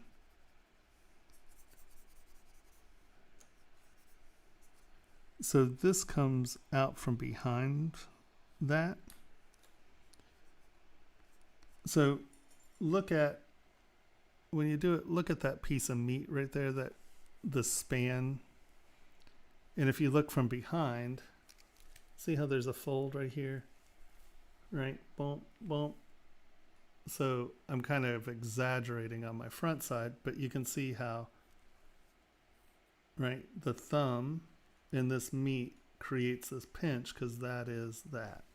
So if you're doing this, this web folds in and the thumb is in front of that.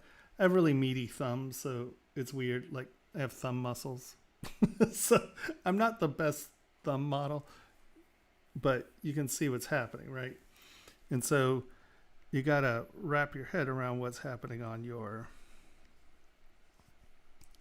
little groover here, right? So, oh my God, that's going to make me nuts. Okay. We're going to draw on it. Sorry. Oh.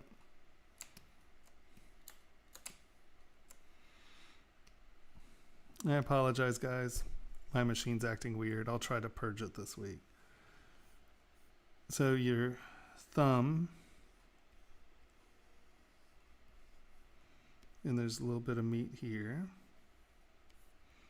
This comes from behind that and then comes from behind that. So it's sort of a two-piece web. And then this sort of is doing that and that. You kind of got that going. But then this is a big web. This really is pretty square here. And these kind of come in and out of one another. You're not bad. I think that you could clean these edges up a little like we were talking about earlier. Come on, can I really not sculpt?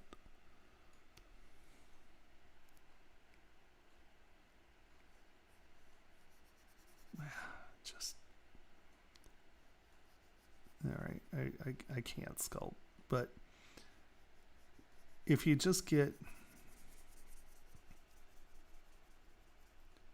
these would be a little bit more transitional meat here, right? Where you're actually getting some of that wrinkle in there. Instead of cutting those lines in, don't worry about that. Just try to get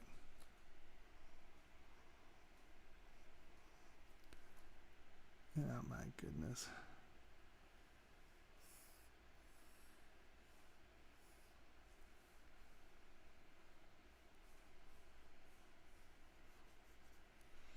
Yeah, it's not impossible for me to sculpt. Sorry, this is not working. Would you mind if we look at this? I can do some critiques next Monday. And I'm going to purge this machine because this, I mean, I can't even sculpt.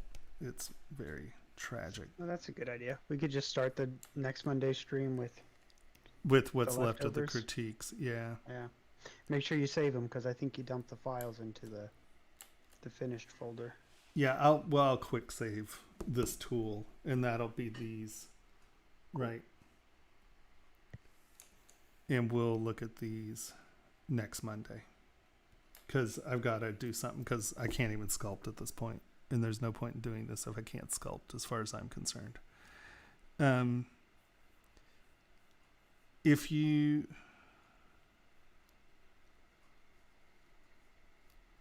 Well, Kenny, upload a few files and we'll look at them next Monday, if that's okay. I'd be happy to do that. It's just, obviously, there's something going on where I can't even stroke. And if I can't actually show you, you're not going to learn anything. All right, kind and gentle folk, I think we're going to call it because I think I need to get rid of something with the machine. I need to like purge it and maybe do a clean install or something. It's very frustrating. I apologize. Yeah, of course. Okay, so I think we're going to end it here. I will see everyone on Monday, and we'll finish the crits then.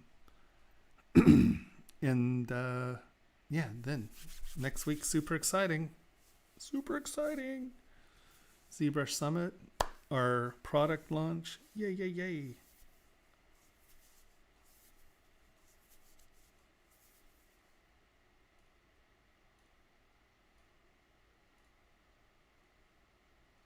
Yes.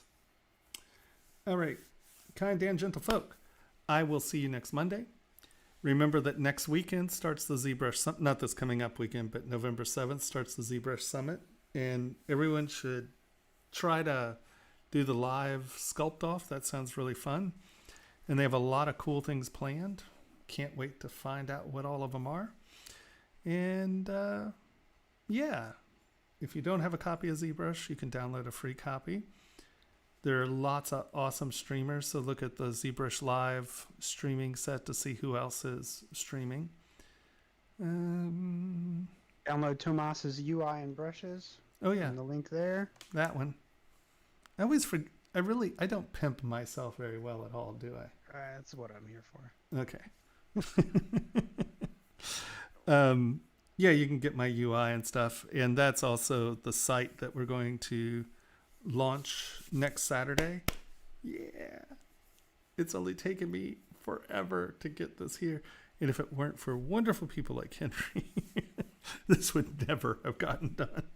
And we're not even close to done. That's what's crazy. Oh no, there's still so much more work to do. Oh yeah, no. But even after launch, there's still so much more work to do because we're not stopping. We're just gonna keep making stuff. Yeah, I think I have. Isn't it something like 90 videos planned still? 90 videos on the current outline, and we only have like I think we're on rings in there right now. Yeah, we're still on rings. Yeah, no, it's a lifetime membership because it's going to take half a lifetime for me to get it done.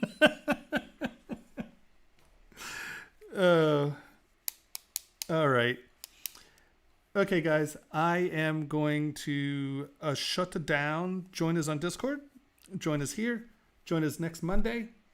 And yeah, I will talk to y'all soon. Sorry about the computer problems, guys. I don't think anything has gone smoothly recently. I am the worst streamer in the world. Okay. Where are you? There you are. Okay, have a great week. I'll talk to you Monday, and we'll go through the rest of this. Have a great one.